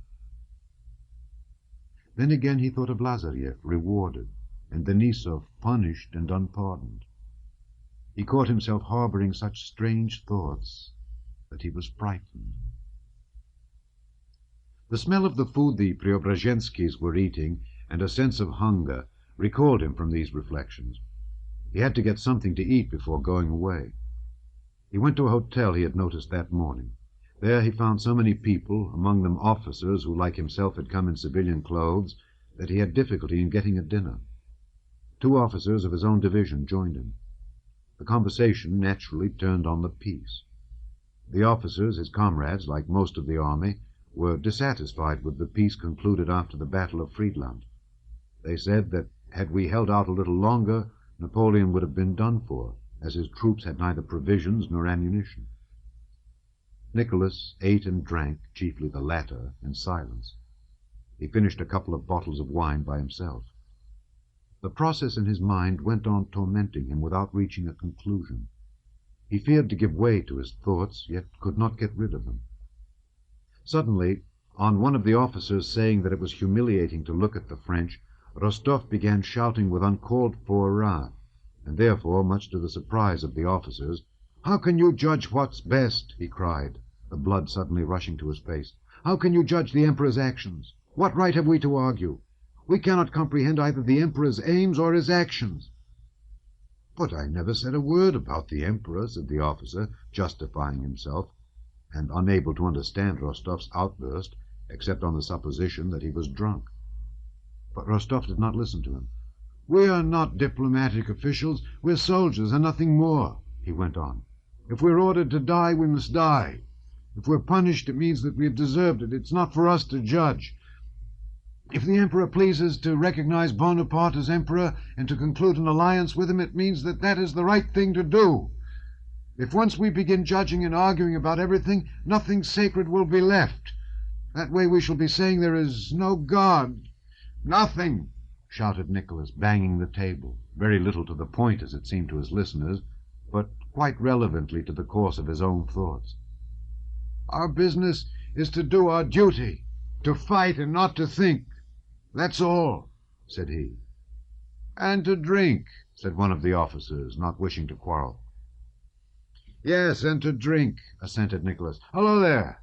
Another bottle!" he shouted. Book 6, 1808 to 10. Chapter 1. Real Life.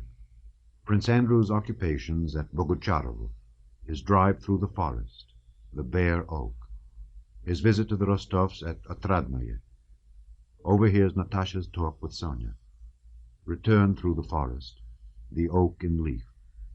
He decides to go to Petersburg. In 1808, the Emperor Alexander went to Erfurt for a fresh interview with the Emperor Napoleon, and in the upper circles of Petersburg there was much talk of the grandeur of this important meeting. In 1809, the intimacy between the world's two arbiters, as Napoleon and Alexander were called, was such that when Napoleon declared war on Austria, a Russian corps crossed the frontier to cooperate with our old enemy Bonaparte against our old ally, the Emperor of Austria, and in court circles the possibility of marriage between Napoleon and one of Alexander's sisters was spoken of. But besides considerations of foreign policy, the attention of Russian society was at that time keenly directed on the internal changes that were being undertaken in all the departments of government. Life, meanwhile, real life, with its essential interests of health and sickness, toil and rest, and its intellectual interests in thought, science, poetry, music, love, friendship, hatred, and passions, went on as usual, independently of and apart from political friendship or enmity with Napoleon Bonaparte, and from all the schemes of reconstruction. Prince Andrew had spent 2 years continuously in the country. All the plans Pierre had attempted on his estates, and constantly changing from one thing to another had never accomplished, were carried out by Prince Andrew without display and without perceptible difficulty. He had in the highest degree a practical tenacity which Pierre lacked, and without fuss or strain on his part, this set things going. On one of his estates, the 300 serfs were liberated and became free agricultural laborers, this being one of the first examples of the kind in Russia. On other estates, the serfs' compulsory labor was commuted for a quit-rent. A trained midwife was engaged for Bogucharovo at his expense, and a priest was paid to teach reading and writing to the children of the peasants and household serfs. Prince Andrew spent half his time at Bald Hills with his father and his son, who were still in the care of nurses. The other half he spent in Bogucharovo Cloister, as his father called Prince Andrew's estate. Despite the indifference to the affairs of the world he had expressed to Pierre, he diligently followed all that went on, received many books, and to his surprise noticed that when he or his father had visitors from Petersburg, the very vortex of life, these people lagged behind himself, who never left the country, in knowledge of what was happening in home and foreign affairs. Besides being occupied with his estates and reading a great variety of books, Prince Andrew was at this time busy with a critical survey of our last 2 unfortunate campaigns, and with drawing up a proposal for a reform of the army rules and regulations. In the spring of 1809 he went to visit the Ryazan estates which had been inherited by his son, whose guardian he was. Warmed by the spring sunshine, he sat in the caleche, looking at the new grass, the first leaves on the birches, and the first puffs of white spring clouds floating across the clear blue sky. He was not thinking of anything, but looked absent-mindedly and cheerfully from side to side. They crossed the ferry where he had talked with Pierre the year before. They went through the muddy village, past threshing floors and green fields of winter rye, downhill where snow still lodged near the bridge, uphill where the clay had been liquefied by the rain, past strips of stubble land and bushes touched with green here and there, and into a birch forest growing on both sides of the road. In the forest it was almost hot. No wind could be felt. The birches with their sticky green leaves were motionless, and lilac-coloured flowers and the first blades of green grass were pushing up and lifting last year's leaves. The coarse evergreen colour of the small fir trees scattered here and there among the birches was an unpleasant reminder of winter. On entering the forest, the horses began to snort and sweated visibly. Peter the footman made some remark to the coachman. The latter assented. But apparently the coachman's sympathy was not enough for Peter, and he turned on the box toward his master. "How pleasant it is, Your Excellency," he said with a respectful smile. "What? It's pleasant, Your Excellency." What is he talking about? Thought Prince Andrew. Oh, the spring, I suppose, he thought as he turned round. Yes, really everything is green already. How early. The birches and cherry and alders, too, are coming out. But the oaks show no sign yet. Ah, here is one oak. At the edge of the road stood an oak. Probably 10 times the age of the birches that formed the forest, it was 10 times as thick and twice as tall as they.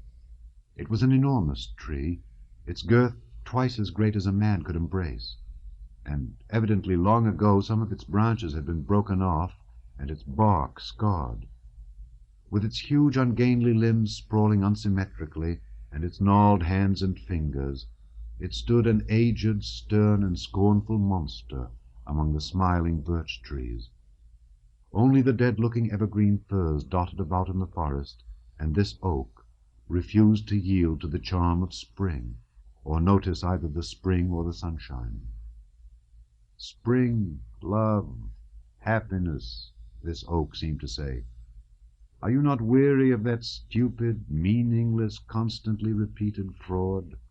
Always the same, and always a fraud. There is no spring, no sun, no happiness. Look at those cramped, dead firs, ever the same. And at me, too, sticking out my broken and barked fingers just where they have grown, whether from my back or my sides. As they have grown, so I stand. And I do not believe in your hopes and your lies. As he passed through the forest, Prince Andrew turned several times to look at that oak, as if expecting something from it. Under the oak, too, were flowers and grass, but it stood among them, scowling, rigid, misshapen, and grim as ever. Yes, the oak is right, 1,000 times right, thought Prince Andrew. Let others, the young, yield afresh to that fraud. But we know life. Our life is finished. A whole sequence of new thoughts, hopeless but mournfully pleasant, rose in his soul in connection with that tree. During this journey he, as it were, considered his life afresh, and arrived at his old conclusion, restful in its hopelessness, that it was not for him to begin anything anew, but that he must live out his life content to do no harm, and not disturbing himself or desiring anything. Prince Andrew had to see the marshal of the nobility for the district in connection with the affairs of the Ryazan estate of which he was trustee. This marshal was Count Ilya Rostov, and in the middle of May Prince Andrew went to visit him. It was now hot spring weather. The whole forest was already clothed in green. It was dusty and so hot that on passing near water one longed to bathe. Prince Andrew, depressed and preoccupied with the business about which he had to speak to the marshal, was driving up the avenue in the grounds of the Rostovs' house at Otradnoye. He heard merry girlish cries behind some trees on the right, and saw a group of girls running to cross the path of his calèche. Ahead of the rest, and nearer to him, ran a dark-haired, remarkably slim, pretty girl in a yellow chintz dress, with a white handkerchief on her head, from under which loose locks of hair escaped. The girl was shouting something, but seeing that he was a stranger, ran back laughing without looking at him. Suddenly, he did not know why, he felt a pang. The day was so beautiful, the sun so bright, everything around so gay, but that slim, pretty girl did not know or wish to know of his existence, and was contented and cheerful in her own separate, probably foolish, but bright and happy life. What is she so glad about? What is she thinking of? Not of the military regulations, or of the arrangement of the Ryazan serfs' quit-rents. Of what is she thinking? Why is she so happy? Prince Andrew asked himself with instinctive curiosity. In 1809, Count Ilya Rostov was living at Otradnoye just as he had done in former years, that is, entertaining almost the whole province with hunts, theatricals, dinners, and music. He was glad to see Prince Andrew, as he was to see any new visitor, and insisted on his staying the night. During the dull day, in the course of which he was entertained by his elderly hosts and by the more important of the visitors, the old count's house was crowded on account of an approaching name-day, Prince Andrew repeatedly glanced at Natasha, gay and laughing among the younger members of the company, and asked himself each time, "What is she thinking about? Why is she so glad?" That night, alone in new surroundings, he was long unable to sleep. He read a while, and then put out his candle, but relit it.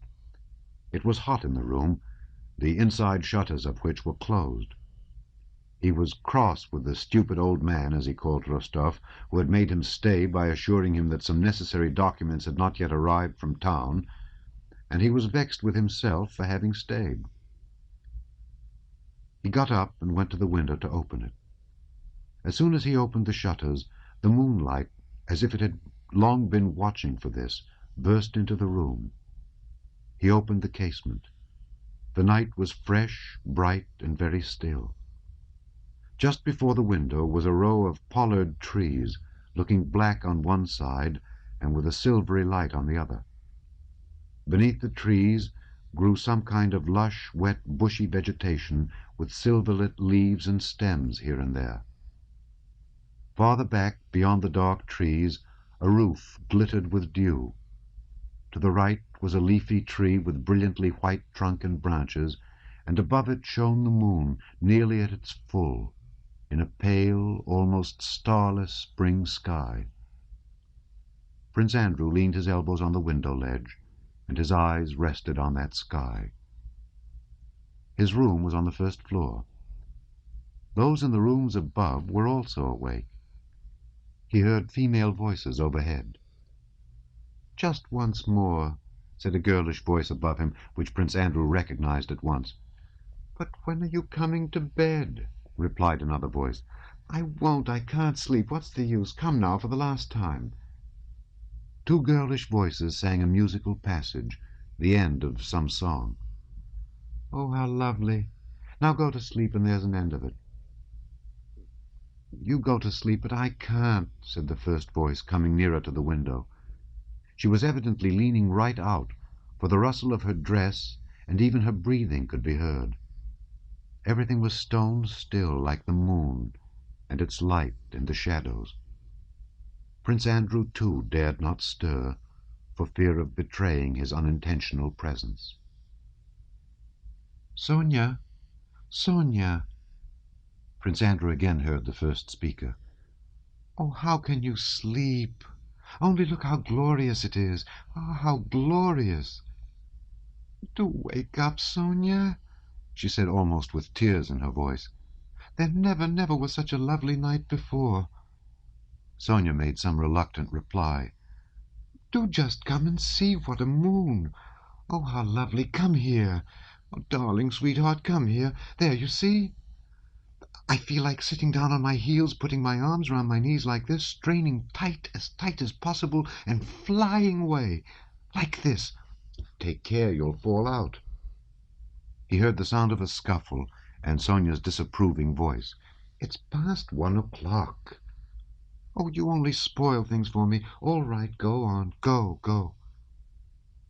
Again all was silent, but Prince Andrew knew she was still sitting there. From time to time he heard a soft rustle, and at times a sigh. Oh, God, what does it mean? She suddenly exclaimed.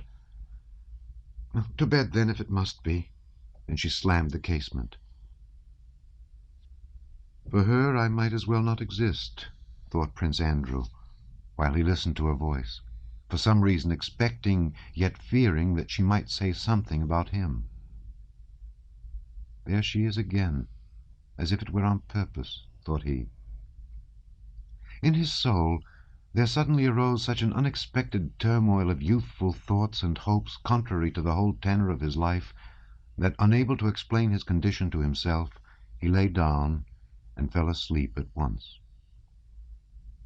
Next morning, having taken leave of no one but the Count, and not waiting for the ladies to appear, Prince Andrew set off for home. It was already the beginning of June when, on his return journey, he drove into the birch forest where the gnarled old oak had made so strange and memorable an impression on him.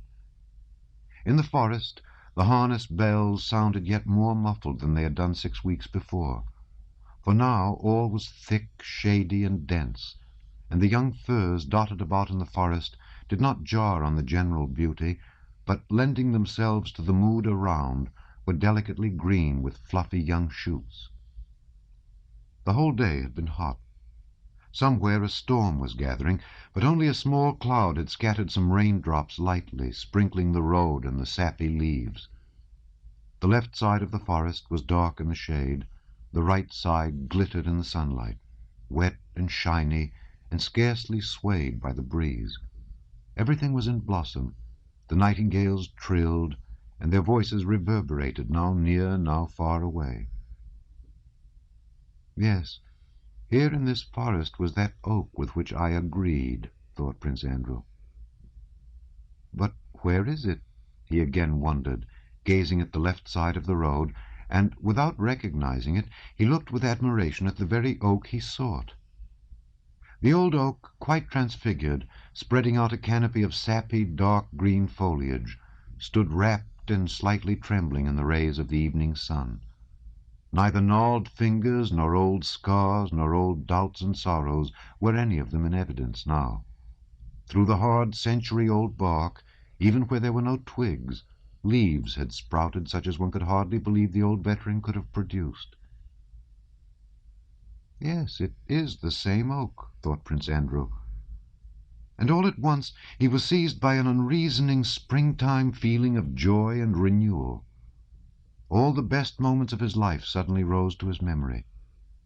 Austerlitz, with the lofty heavens, his wife's dead, reproachful face, Pierre at the ferry, that girl thrilled by the beauty of the night, and that night itself, and the moon, and all this rushed suddenly to his mind.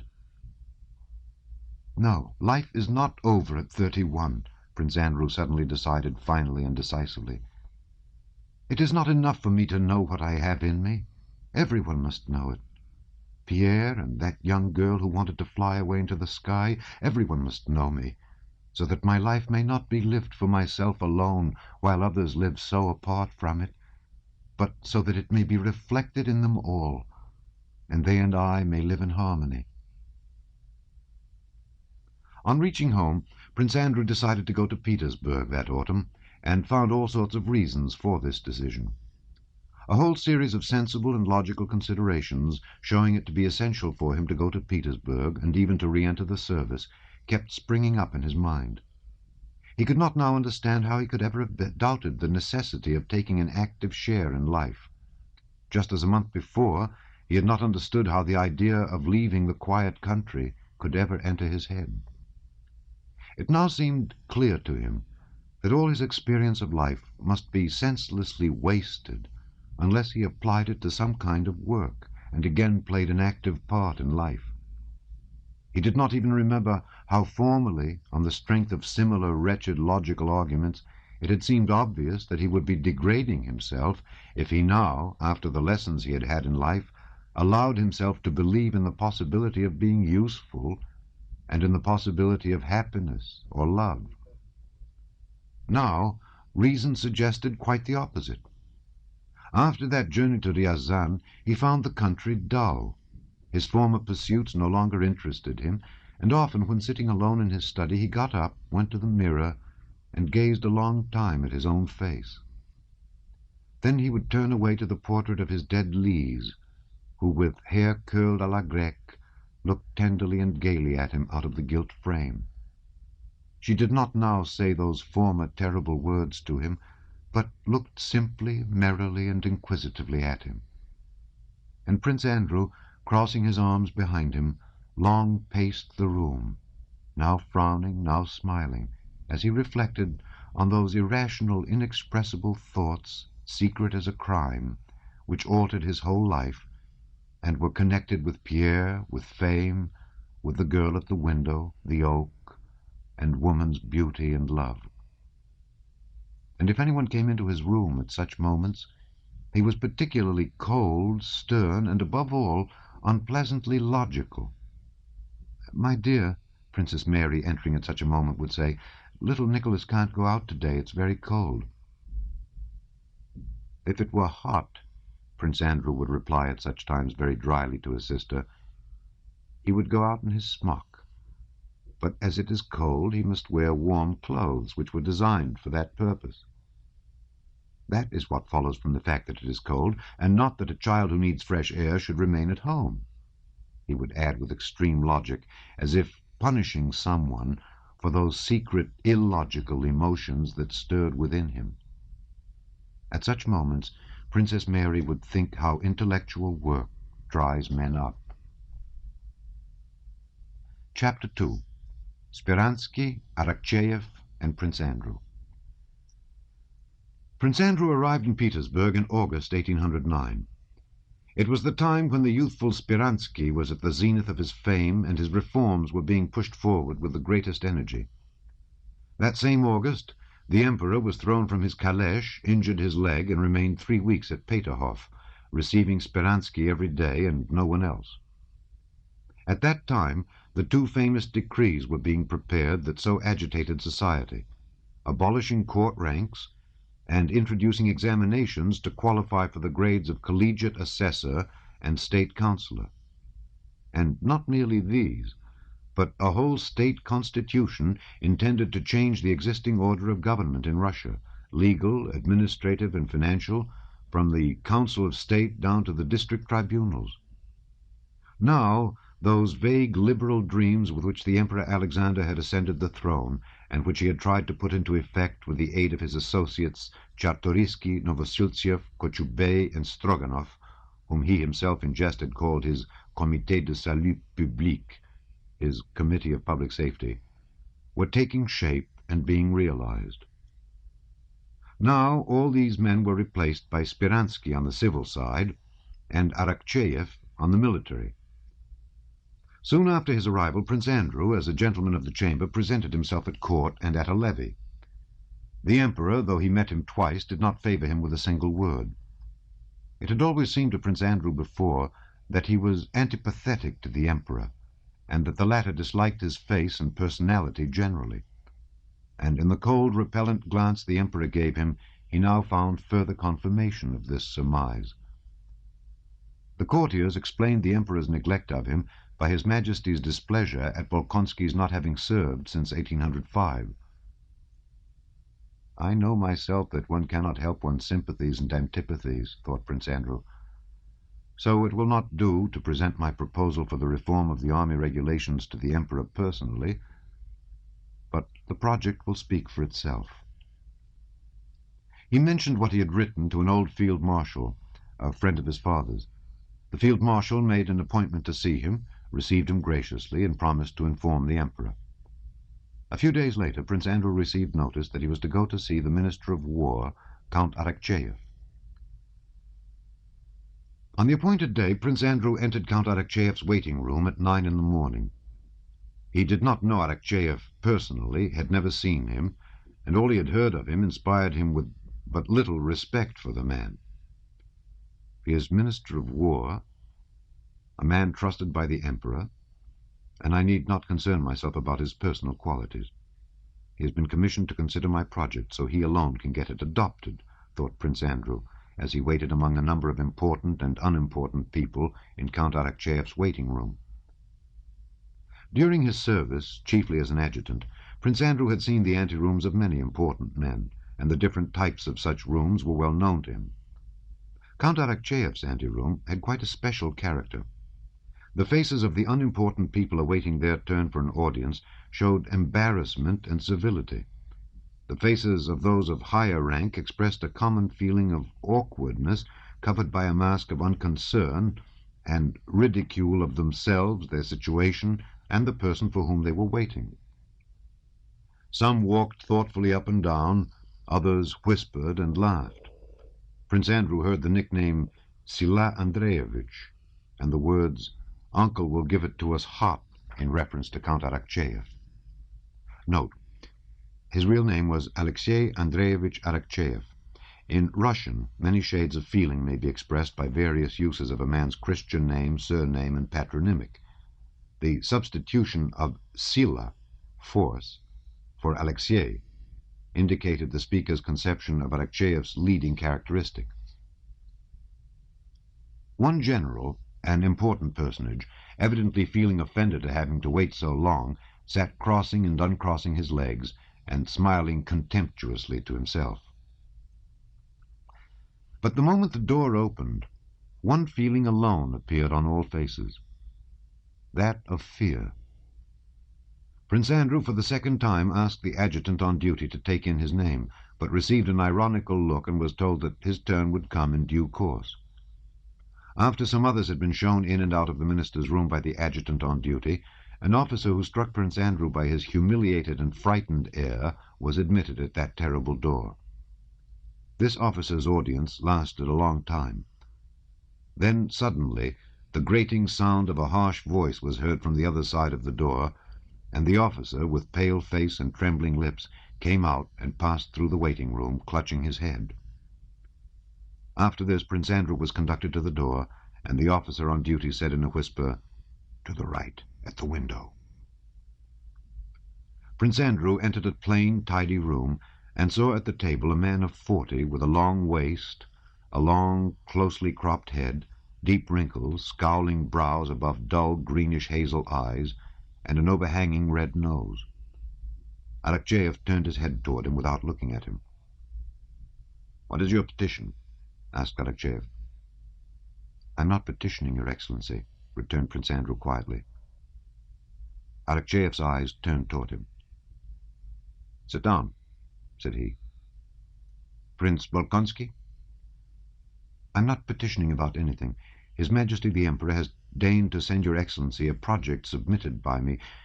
"You see, my dear sir—" "I have read your project," interrupted Arakcheyev, uttering only the first words amiably, and then, again without looking at Prince Andrew, relapsing gradually into a tone of grumbling contempt. "You're proposing new military laws? There are many laws, but no one to carry out the old ones. Nowadays everybody designs laws. It is easier writing than doing." "I came at His Majesty the Emperor's wish to learn from Your Excellency how you propose to deal with the memorandum I have presented," said Prince Andrew politely. "I have endorsed a resolution on your memorandum and sent it to the committee." "I do not approve of it," said Arakcheyev, rising and taking a paper from his writing-table. "Here," and he handed it to Prince Andrew.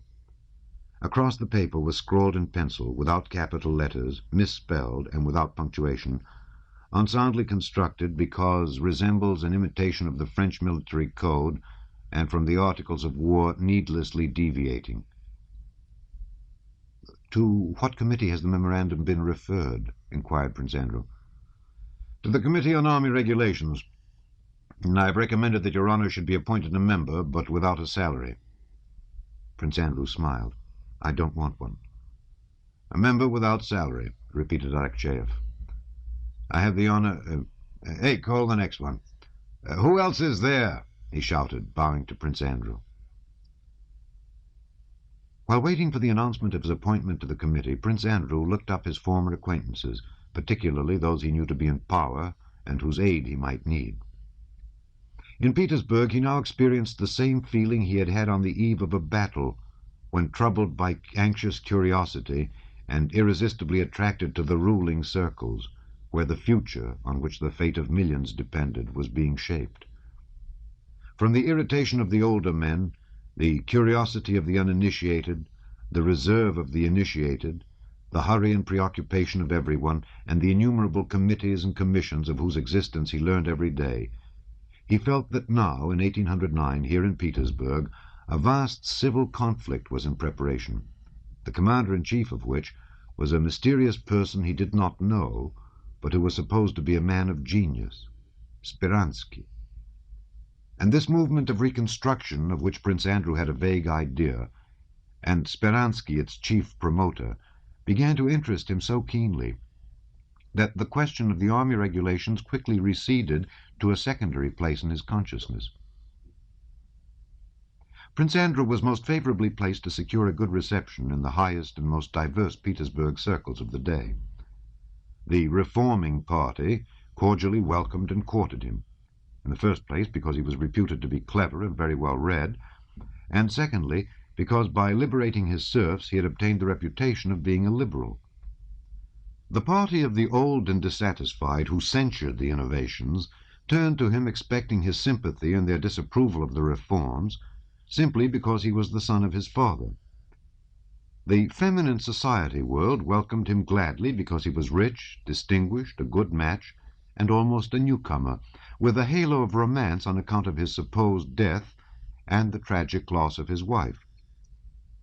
Besides this, the general opinion of all who had known him previously was that he had greatly improved during these last 5 years, having softened and grown more manly, lost his former affectation, pride, and contemptuous irony, and acquired the serenity that comes with years. People talked about him, were interested in him, and wanted to meet him. The day after his interview with Count Arakcheyev, Prince Andrew spent the evening at Count Kochubey's. He told the Count of his interview with Sila Andreevich. Kochubey spoke of Arakcheyev by that nickname, with the same vague irony Prince Andrew had noticed in the Minister of War's anteroom. Mon cher, even in this case, you can't do without Michael Mikhailovich Speransky. He manages everything. I'll speak to him. He has promised to come this evening. What has Speransky to do with the army regulations? Asked Prince Andrew. Kochubey shook his head smilingly, as if surprised at Bolkonsky's simplicity. We were talking to him about you a few days ago, Kochubey continued, and about your freed ploughmen. Oh, is it you, Prince, who have freed your serfs? Said an old man of Catherine's day, turning contemptuously toward Bolkonsky. It was a small estate that brought in no profit, replied Prince Andrew, trying to extenuate his action so as not to irritate the old man uselessly. Afraid of being late, said the old man, looking at Kochubey. There's one thing I don't understand, he continued. Who will plough the land if they are set free? It is easy to write laws, but difficult to rule.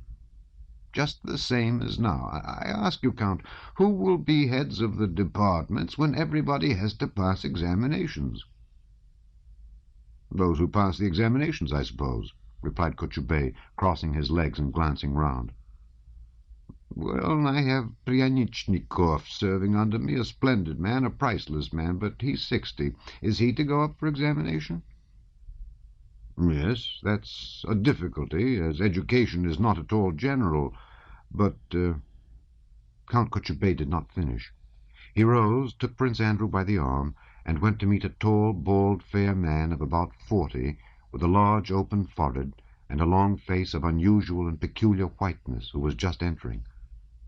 The newcomer wore a blue swallowtail coat with a cross suspended from his neck and a star on his left breast. It was Speransky. Prince Andrew recognized him at once, and felt a throb within him, as happens at critical moments of life. Whether it was from respect, envy, or anticipation, he did not know. Speransky's whole figure was of a peculiar type that made him easily recognizable. In the society in which Prince Andrew lived, he had never seen anyone who, together with awkward and clumsy gestures, possessed such calmness and self-assurance.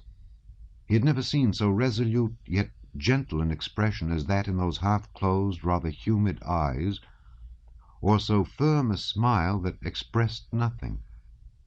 Nor had he heard such a refined, smooth, soft voice. Above all, he had never seen such delicate whiteness of face or hands, hands which were broad, but very plump, soft, and white. Such whiteness and softness Prince Andrew had only seen on the faces of soldiers who had been long in hospital. This was Speransky, Secretary of State, reporter to the Emperor and his companion at Erfurt, where he had more than once met and talked with Napoleon.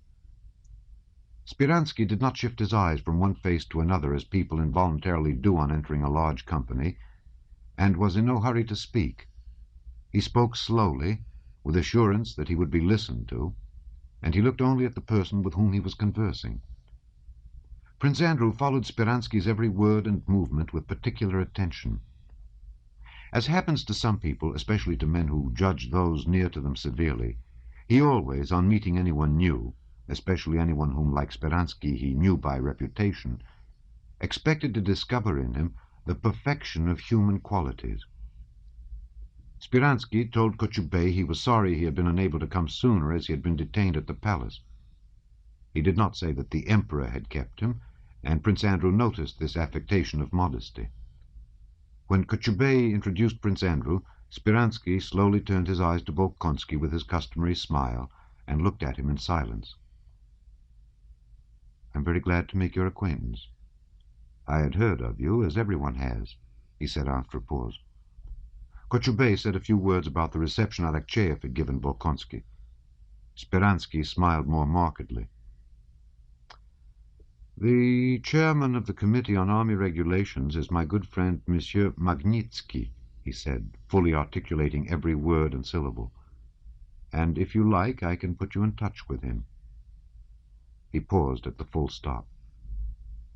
"I hope you will find him sympathetic and ready to cooperate in promoting all that is reasonable." A circle soon formed round Speransky, and the old man who had talked about his subordinate Pryanichnikov addressed a question to him. Prince Andrew, without joining in the conversation, watched every movement of Speransky's. This man, not long since an insignificant divinity student, who now, Bolkonsky thought, held in his hands, those plump white hands, the fate of Russia. Prince Andrew was struck by the extraordinarily disdainful composure with which Speransky answered the old man. He appeared to address condescending words to him from an immeasurable height. When the old man began to speak too loud, Speransky smiled and said he could not judge of the advantage or disadvantage of what pleased the sovereign. Having talked for a little while in the general circle, Speransky rose, and coming up to Prince Andrew, took him along to the other end of the room. It was clear that he thought it necessary to interest himself in Bolkonsky. "I had no chance to talk with you, Prince, during the animated conversation in which that venerable gentleman involved me," he said with a mildly contemptuous smile, as if intimating by that smile that he and Prince Andrew understood the insignificance of the people with whom he had just been talking. This flattered Prince Andrew. "I've known of you for a long time, first from your action with regard to your serfs, the first example of which it is very desirable that there should be more imitators, and secondly, because you are one of those gentlemen of the chamber who have not considered themselves offended by the new decree concerning the ranks allotted to courtiers, which is causing so much gossip and tittle-tattle." "No," said Prince Andrew. "My father did not wish me to take advantage of the privilege. I began the service from the lower grade." "Your father, a man of the last century, evidently stands above our contemporaries who so condemn this measure which merely re-establishes natural justice. I think, however, that these condemnations have some ground, returned Prince Andrew, trying to resist Speransky's influence, of which he began to be conscious. He did not like to agree with him in everything, and felt a wish to contradict. Though he usually spoke easily and well, he felt a difficulty in expressing himself now while talking with Speransky. He was too much absorbed in observing the famous man's personality. Grounds of personal ambition, maybe, Speransky put in quietly. And of state interest to some extent, said Prince Andrew. What do you mean? Asked Speransky quietly, lowering his eyes. I'm an admirer of Montesquieu, replied Prince Andrew, and his idea that le principe des monarchies et l'honneur me paraît incontestable. Certains droits et privilèges de la noblesse me paraissent être des moyens de soutenir ce sentiment. That the principle of monarchies is honor seems to me incontestable. Certain rights and privileges for the aristocracy appear to me a means of maintaining that sentiment. The smile vanished from Speransky's white face, which was much improved by the change. Probably Prince Andrew's thought interested him. Si vous envisagez la question sous ce point de vue, if you regard the question from that point of view, he began, pronouncing French with evident difficulty and speaking even slower than in Russian, but quite calmly. Speransky went on to say that honor, l'honneur, cannot be upheld by privileges harmful to the service, that honor, l'honneur, is either a negative concept of not doing what is blameworthy, or it is a source of emulation in pursuit of commendation and rewards which recognize it. His arguments were concise, simple, and clear. An institution upholding honor, the source of emulation, is one similar to the Légion d'honneur of the great Emperor Napoleon, not harmful, but helpful to the success of the service, but not a class or court privilege. I do not dispute that, but it cannot be denied that court privileges have attained the same end, returned Prince Andrew. Every courtier considers himself bound to maintain his position worthily. Yet you do not care to avail yourself of the privilege, Prince, said Speransky, indicating by a smile that he wished to finish amiably an argument which was embarrassing for his companion.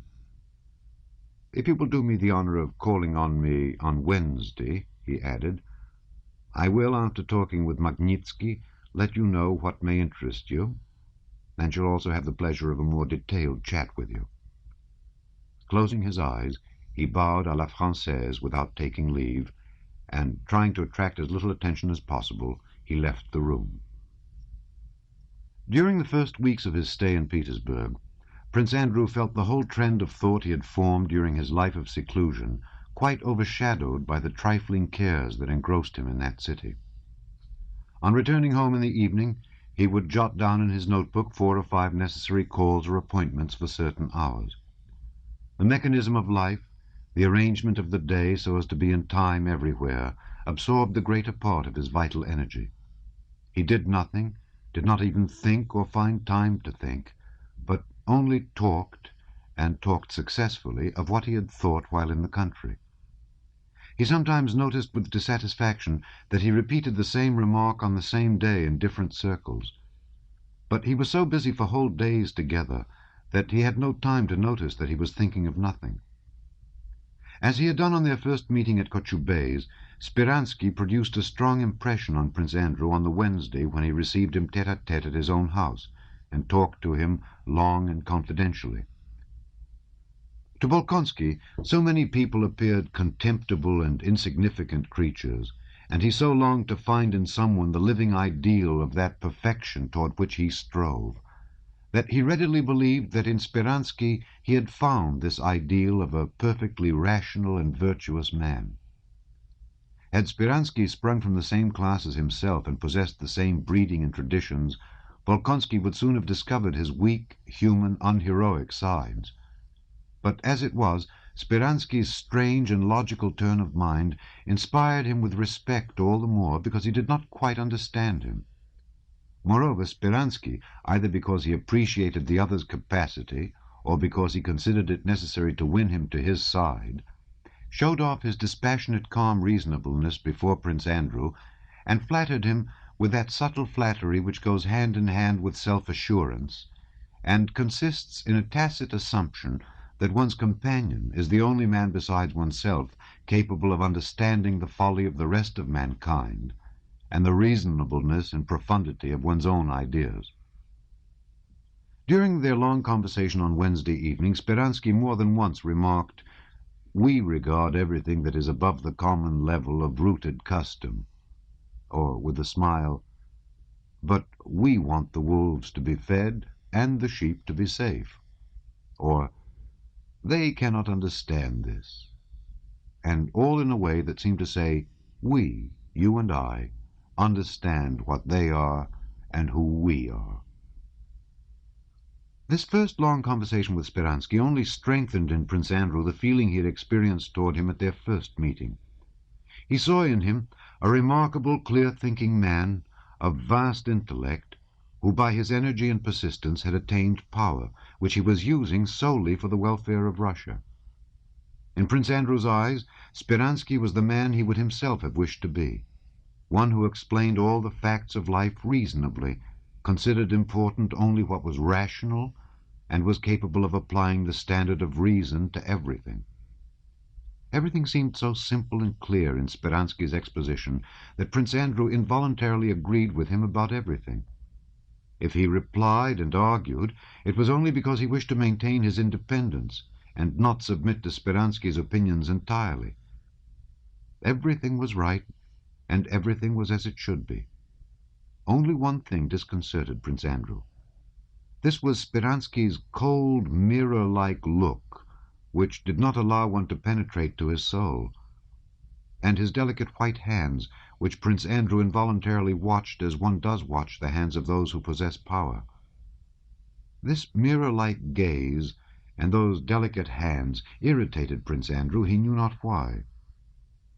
He was unpleasantly struck, too, by the excessive contempt for others that he observed in Speransky, and by the diversity of lines of argument he used to support his opinions. He made use of every kind of mental device except analogy, and passed too boldly, it seemed to Prince Andrew, from one to another. Now he would take up the position of a practical man and condemn dreamers, now that of a satirist and laugh ironically at his opponents, now grow severely logical, or suddenly rise to the realm of metaphysics. This last resource was one he very frequently employed.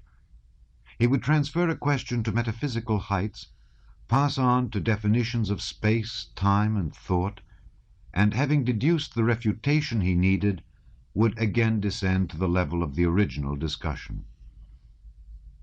In general, the trait of Speransky's mentality which struck Prince Andrew most was his absolute and unshakable belief in the power and authority of reason. It was evident that the thought could never occur to him which to Prince Andrew seemed so natural, namely, that it is after all impossible to express all one thinks, and that he had never felt the doubt, "Is not all I think and believe nonsense?" And it was just this peculiarity of Speransky's mind that particularly attracted Prince Andrew. During the first period of their acquaintance, Bolkonsky felt a passionate admiration for him similar to that which he had once felt for Bonaparte. The fact that Speransky was the son of a village priest, and that stupid people might meanly despise him on account of his humble origin, as in fact many did, caused Prince Andrew to cherish his sentiment for him the more, and unconsciously to strengthen it. On that first evening Bolkonsky spent with him, having mentioned the commission for the revision of the Code of Laws, Speransky told him sarcastically that the commission had existed for 150 years, had cost millions, and had done nothing except that Rosenkampf had stuck labels on the corresponding paragraphs of the different codes. "And that is all the state has for the millions it has spent," said he. "We want to give the Senate new juridical powers, but we have no laws. That is why it is a sin for men like you, Prince, not to serve in these times." Prince Andrew said that for that work an education in jurisprudence was needed, which he did not possess. But nobody possesses it. So what would you have? It is a vicious circle from which we must break a way out. A week later, Prince Andrew was a member of the Committee on Army Regulations, and, what he had not at all expected, was chairman of a section of the committee for the revision of the laws. At Speransky's request, he took the first part of the civil code that was being drawn up, and with the aid of the Code Napoleon and the Institutes of Justinian, he worked at formulating the section on personal rights. Chapter 3. Pierre and the Petersburg Freemasons. He visits Joseph Alexeyevich. Reconciliation with Hélène. Nearly 2 years before this, in 1808, Pierre, on returning to Petersburg after visiting his estates, had involuntarily found himself in a leading position among the Petersburg Freemasons. He arranged dining and funeral lodge meetings, enrolled new members, and busied himself uniting various lodges and acquiring authentic charters. He gave money for the erection of temples, and supplemented as far as he could the collection of alms, in regard to which the majority of members were stingy and irregular. He supported almost single-handed a poorhouse the order had founded in Petersburg. His life, meanwhile, continued as before, with the same infatuations and dissipations. He liked to dine and drink well, and though he considered it immoral and humiliating, could not resist the temptations of the bachelor circles in which he moved. Amid the turmoil of his activities and distractions, however, Pierre, at the end of a year, began to feel that the more firmly he tried to rest upon it, the more Masonic ground on which he stood gave way under him. At the same time, he felt that the deeper the ground sank under him, the closer bound he involuntarily became to the order. When he had joined the Freemasons, he had experienced the feeling of one who confidently steps onto the smooth surface of a bog. When he put his foot down, it sank in. To make quite sure of the firmness of the ground, he put his other foot down and sank deeper still, became stuck in it, and involuntarily waded knee-deep in the bog. Joseph Alexeyevich was not in Petersburg. He had of late stood aside from the affairs of the Petersburg lodges and lived almost entirely in Moscow. All the members of the lodges were men Pierre knew in ordinary life, and it was difficult for him to regard them merely as brothers in Freemasonry, and not as Prince B. or Ivan Vassilievich D., whom he knew in society mostly as weak and insignificant men. Under the Masonic aprons and insignia, he saw the uniforms and decorations at which they aimed in ordinary life. Often, after collecting alms, and reckoning up 20 to 30 rubles received for the most part in promises from a dozen members, of whom half were as well able to pay as himself, Pierre remembered the Masonic vow in which each brother promised to devote all his belongings to his neighbor, and doubts on which he tried not to dwell arose in his soul. He divided the brothers he knew into 4 categories. In the first he put those who did not take an active part in the affairs of the lodges or in human affairs, but were exclusively occupied with the mystical science of the order, with questions of the threefold designation of God, the 3 primordial elements, sulfur, mercury, and salt, or the meaning of the square and all the various figures of the Temple of Solomon. Pierre respected this class of brothers to which the elder ones chiefly belonged, including, Pierre thought, Joseph Alexeyevich himself. But he did not share their interests. His heart was not in the mystical aspect of Freemasonry. In the second category, Pierre reckoned himself and others like him, seeking and vacillating, who had not yet found in Freemasonry a straight and comprehensible path, but hoped to do so. In the third category, he included those brothers, the majority, who saw nothing in Freemasonry but the external forms and ceremonies, and prized the strict performance of these forms without troubling about their purport or significance. Such were Vilarsky and even the Grand Master of the principal lodge.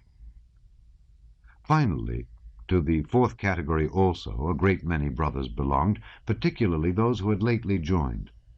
These, according to Pierre's observations, were men who had no belief in anything, nor desire for anything, but joined the Freemasons merely to associate with the wealthy young brothers who were influential through their connections or rank, and of whom there were very many in the lodge. Pierre began to feel dissatisfied with what he was doing.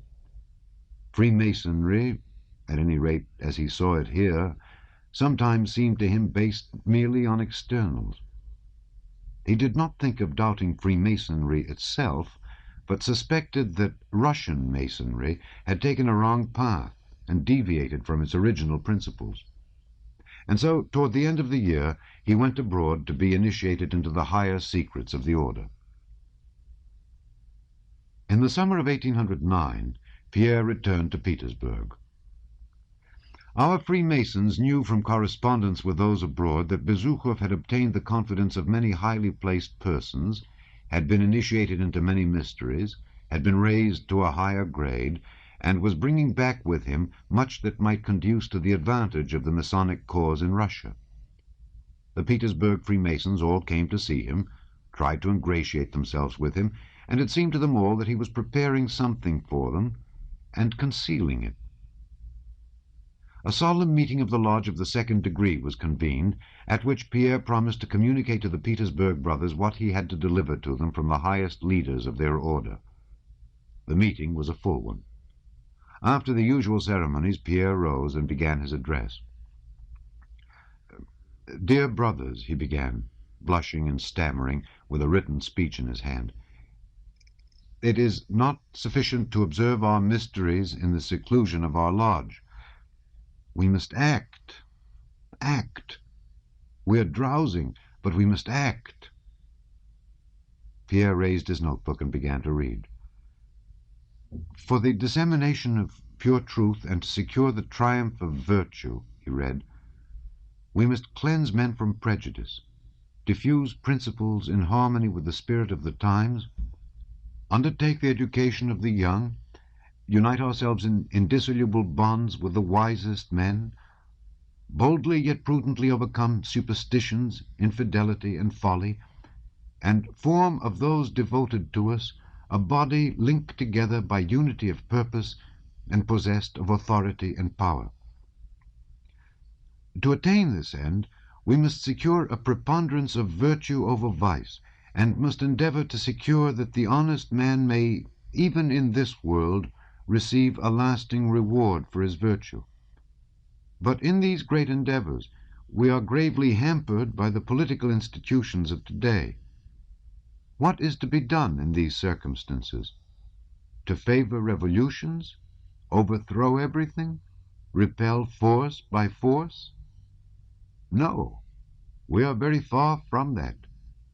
Every violent reform deserves censure, for it quite fails to remedy evil while men remain what they are, and also because wisdom needs no violence. The whole plan of our order should be based on the idea of preparing men of firmness and virtue bound together by unity of conviction, aiming at the punishment of vice and folly, and patronizing talent and virtue, raising worthy men from the dust and attaching them to our brotherhood. Only then will our order have the power unobtrusively to bind the hands of the protectors of disorder and to control them without their being aware of it. In a word, we must found a form of government holding universal sway, which should be diffused over the whole world without destroying the bonds of citizenship, and beside which all other governments can continue in their customary course and do everything except what impedes the great aim of our order, which is to obtain for virtue the victory over vice. This aim was that of Christianity itself. It taught men to be wise and good, and for their own benefit to follow the example and instruction of the best and wisest men. At that time, when everything was plunged in darkness, preaching alone was of course sufficient. The novelty of truth endowed her with special strength.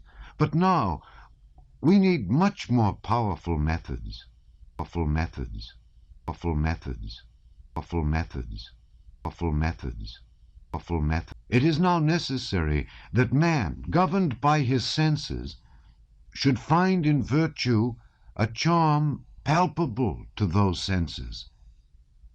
It is impossible to eradicate the passions, but we must strive to direct them to a noble aim. And it is therefore necessary that everyone should be able to satisfy his passions within the limits of virtue. Our order should provide means to that end. As soon as we have a certain number of worthy men in every state, each of them again training 2 others, and all being closely united, everything will be possible for our order, which has already in secret accomplished much for the welfare of mankind. This speech not only made a strong impression, but created excitement in the lodge. The majority of the brothers, seeing in it dangerous designs of Illuminism, met it with a coldness that surprised Pierre.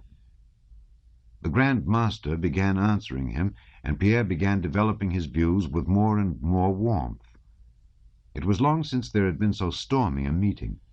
Parties were formed, some accusing Pierre of Illuminism, others supporting him. At that meeting he was struck for the first time by the endless variety of men's minds, which prevents a truth from ever presenting itself identically to 2 persons. Even those members who seemed to be on his side understood him in their own way, with limitations and alterations he could not agree to, as what he always wanted most was to convey his thought to others just as he himself understood it. At the end of the meeting, the Grand Master, with irony and ill will, reproved Besucher for his vehemence, and said it was not love of virtue alone, but also a love of strife that had moved him in the dispute.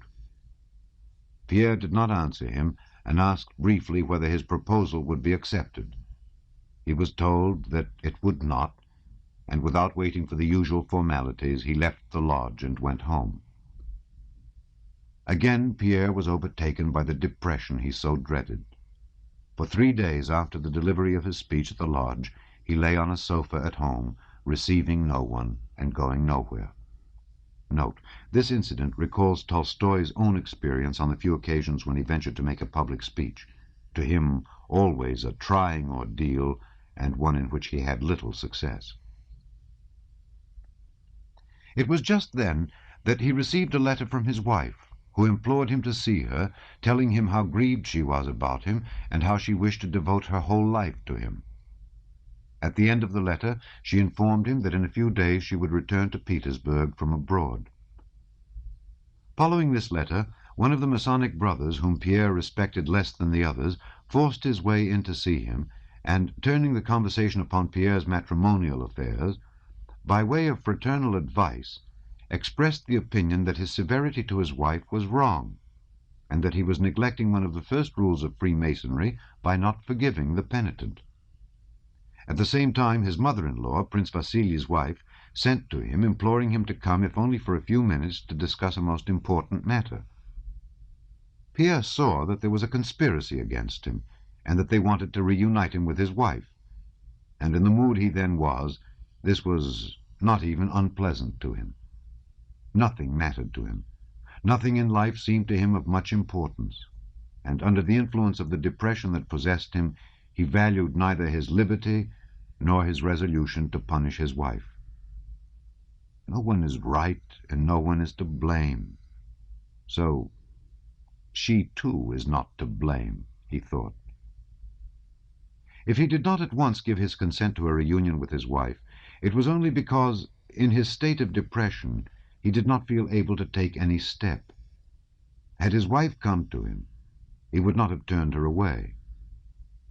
Compared to what preoccupied him, was it not a matter of indifference whether he lived with his wife or not? Without replying either to his wife or his mother-in-law, Pierre, late one night, prepared for a journey and started for Moscow to see Joseph Alexeyevich. This is what he noted in his diary. Moscow, 17th November. I have just returned from my benefactor, and hasten to write down what I have experienced. Joseph Alexeyevich is living poorly, and has for 3 years been suffering from a painful disease of the bladder. No one has ever heard him utter a groan or a word of complaint. From morning till late at night, except when he eats his very plain food, he is working at science. He received me graciously and made me sit down on the bed on which he lay. I made the sign of the Knights of the East and of Jerusalem, and he responded in the same manner, asking me with a mild smile what I had learned and gained in the Prussian and Scottish lodges. Note, these Scottish Masonic lodges were not in Scotland. Certain German lodges were so called at that time. I told him everything as best I could, and told him what I had proposed to our Petersburg lodge, of the bad reception I had encountered, and of my rupture with the brothers. Joseph Alexeyevich, having remained silent and thoughtful for a good while, told me his view of the matter, which at once lit up for me my whole past and the future path I should follow. He surprised me by asking whether I remembered the threefold aim of the order: 1. The preservation and study of the mystery; 2. The purification and reformation of oneself for its reception; and 3. The improvement of the human race by striving for such purification. Which is the principal aim of these three? Certainly self-reformation and self-purification. Only to this aim can we always strive independently of circumstances. But at the same time, just this aim demands the greatest efforts of us.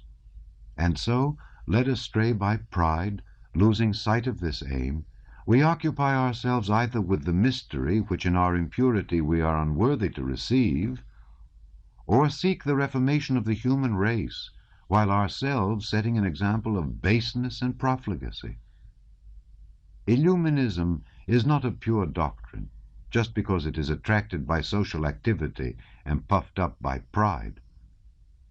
On this ground, Joseph Alexeyevich condemned my speech and my whole activity, and in the depth of my soul I agreed with him. Talking of my family affairs, he said to me, "The chief duty of a true Mason, as I have told you, lies in perfecting himself. We often think that by removing all the difficulties of our life we shall more quickly reach our aim, but on the contrary, my dear sir, it is only in the midst of worldly cares that we can attain our three chief aims: 1. Self-knowledge, for man can only know himself by comparison; 2. Self-perfecting, which can only be attained by conflict; and 3. The attainment of the chief virtue, love of death. Only the vicissitudes of life can show us its vanity and develop our innate love of death or of rebirth to a new life." These words are all the more remarkable because, in spite of his great physical sufferings, Joseph Alexeyevich is never weary of life, though he loves death, for which, in spite of the purity and loftiness of his inner man, he does not yet feel himself sufficiently prepared.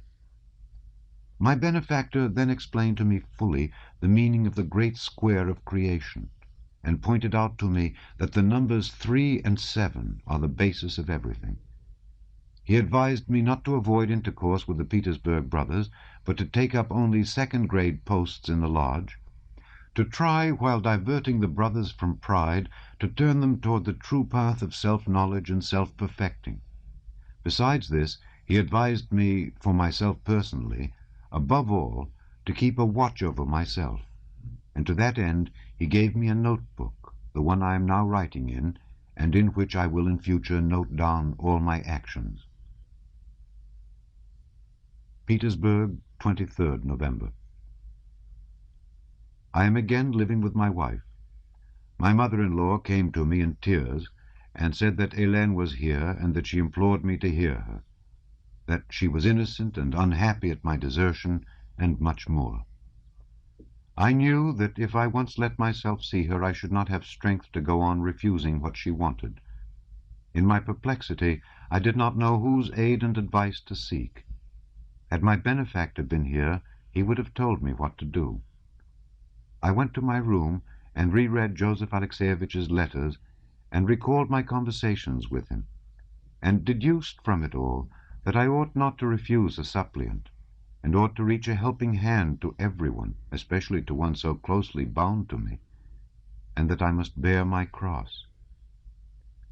But if I forgive her for the sake of doing right, then let union with her have only a spiritual aim. That is what I decided, and what I wrote to Joseph Alexeyevich.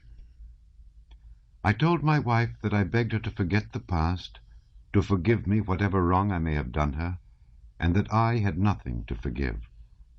It gave me joy to tell her this. She need not know how hard it was for me to see her again. I have settled on the upper floor of this big house, and am experiencing a happy feeling of regeneration. Chapter 4. Hélène's social success, her salon and relations with Boris. At that time, as always happens, the highest society that met at court and at the grand balls was divided into several circles, each with its own particular tone. The largest of these was the French circle of the Napoleonic alliance, the circle of Count Rumyantsev and Caulaincourt. In this group, Hélène, as soon as she had settled in Petersburg with her husband, took a very prominent place. She was visited by the members of the French embassy, and by many belonging to that circle, and noted for their intellect and polished manners. Hélène had been at Erfurt during the famous meeting of the emperors, and had brought from there these connections with the Napoleonic notabilities. At Erfurt, her success had been brilliant. Napoleon himself had noticed her in the theatre and said of her, "C'est un superbe animal," that's a superb animal. Her success as a beautiful and elegant woman did not surprise Pierre, for she had become even handsomer than before. What did surprise him was that during these last 2 years his wife had succeeded in gaining the reputation d'une femme charmante, aussi spirituelle que belle, of a charming woman as witty as she is lovely. The distinguished Prince de Ligne wrote her 8-page letters. Bilibin saved up his epigrams to produce them in Countess Bezukhova's presence. To be received in the Countess Bezukhova's salon was regarded as a diploma of intellect. Young men read books before attending Hélène's evenings to have something to say in her salon, and secretaries of the embassy and even ambassadors confided diplomatic secrets to her, so that, in a way, Hélène was a power. Pierre, who knew she was very stupid, sometimes attended, with a strange feeling of perplexity and fear, her evenings and dinner parties, where politics, poetry, and philosophy were discussed. At these parties his feelings were like those of a conjurer who always expects his trick to be found out at any moment. But whether because stupidity was just what was needed to run such a salon, or because those who were deceived found pleasure in the deception, at any rate it remained unexposed, and Hélène Bezukhova's reputation as a lovely and clever woman became so firmly established that she could say the emptiest and stupidest things, and yet everybody would go into raptures over every word of hers, and look for a profound meaning in it of which she herself had no conception. Pierre was just the husband needed for a brilliant society woman. He was that absent-minded crank, a grand seigneur husband who was in no one's way, and far from spoiling the high tone and general impression of the drawing-room, he served, by the contrast he presented to her, as an advantageous background to his elegant and tactful wife. Pierre, during the last 2 years, as a result of his continual absorption in abstract interests and his sincere contempt for all else, had acquired in his wife's circle, which did not interest him, that air of unconcern, indifference, and benevolence toward all, which cannot be acquired artificially, and therefore inspires involuntary respect. He entered his wife's drawing-room as one enters a theatre, was acquainted with everybody, equally pleased to see everyone, and equally indifferent to them all. Sometimes he joined in a conversation which interested him, and, regardless of whether any gentlemen of the embassy were present or not, lispingly expressed his views, which was sometimes not at all in accord with the accepted tone of the moment. But the general opinion concerning the queer husband of the most distinguished woman in Petersburg was so well established that no one took his freaks seriously. Among the many young men who frequented her house every day, Boris Drubetskoy, who had already achieved great success in the service, was the most intimate friend of the Besuchow household since Hélène's return from Erfurt. Hélène spoke of him as mon page, my page, and treated him like a child. Her smile for him was the same as for everybody, but sometimes that smile made Pierre uncomfortable. Toward him, Boris behaved with a particularly dignified and sad deference. This shade of deference also disturbed Pierre. He had suffered so painfully 3 years before from the mortification to which his wife had subjected him that he now protected himself from the danger of its repetition, first by not being a husband to his wife, and secondly by not allowing himself to suspect. No, now that she has become a blue-stocking, she has finally renounced her former infatuations, he told himself. There has never been an instance of a blue-stocking being carried away by affairs of the heart, a statement which, though gathered from an unknown source, he believed implicitly. Yet, strange to say, Boris's presence in his wife's drawing-room, and he was almost always there, had a physical effect upon Pierre. It constricted his limbs and destroyed the unconsciousness and freedom of his movements. What a strange antipathy, thought Pierre. Yet I used to like him very much. In the eyes of the world, Pierre was a great gentleman, the rather blind and absurd husband of a distinguished wife, a clever crank who did nothing but harmed nobody, and was a first-rate good-natured fellow. But a complex and difficult process of internal development was taking place all this time in Pierre's soul, revealing much to him and causing him many spiritual doubts and joys. Chapter 5. Pierre's Diary. Pierre went on with his diary, and this is what he wrote in it during that time. 24th November. Got up at 8, read the scriptures, then went to my duties. By Joseph Alexeyevitch's advice, Pierre had entered the service of the state and served on one of the committees. Returned home for dinner and dined alone.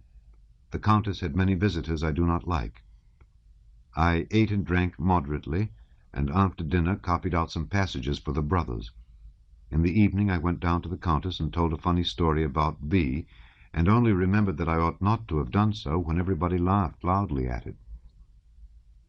I'm going to bed with a happy and tranquil mind. Great God, help me to walk in thy paths. 1.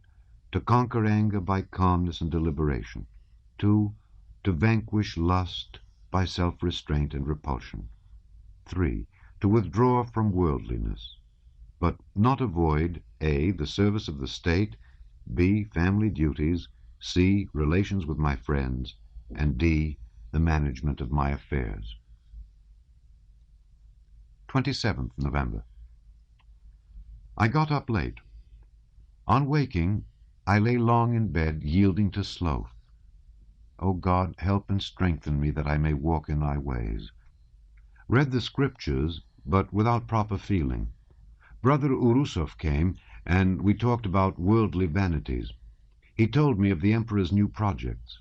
I began to criticize them, but remembered my rules and my benefactor's words, that a true Freemason should be a zealous worker for the state when his aid is required, and a quiet onlooker when not called on to assist. My tongue is my enemy. Brothers G.V. and O. visited me, and we had a preliminary talk about the reception of a new brother. They laid on me the duty of Rhetor. I feel myself weak and unworthy. Then our talk turned to the interpretation of the 7 pillars and steps of the temple, the 7 sciences, the 7 virtues, the 7 vices, and the 7 gifts of the Holy Spirit.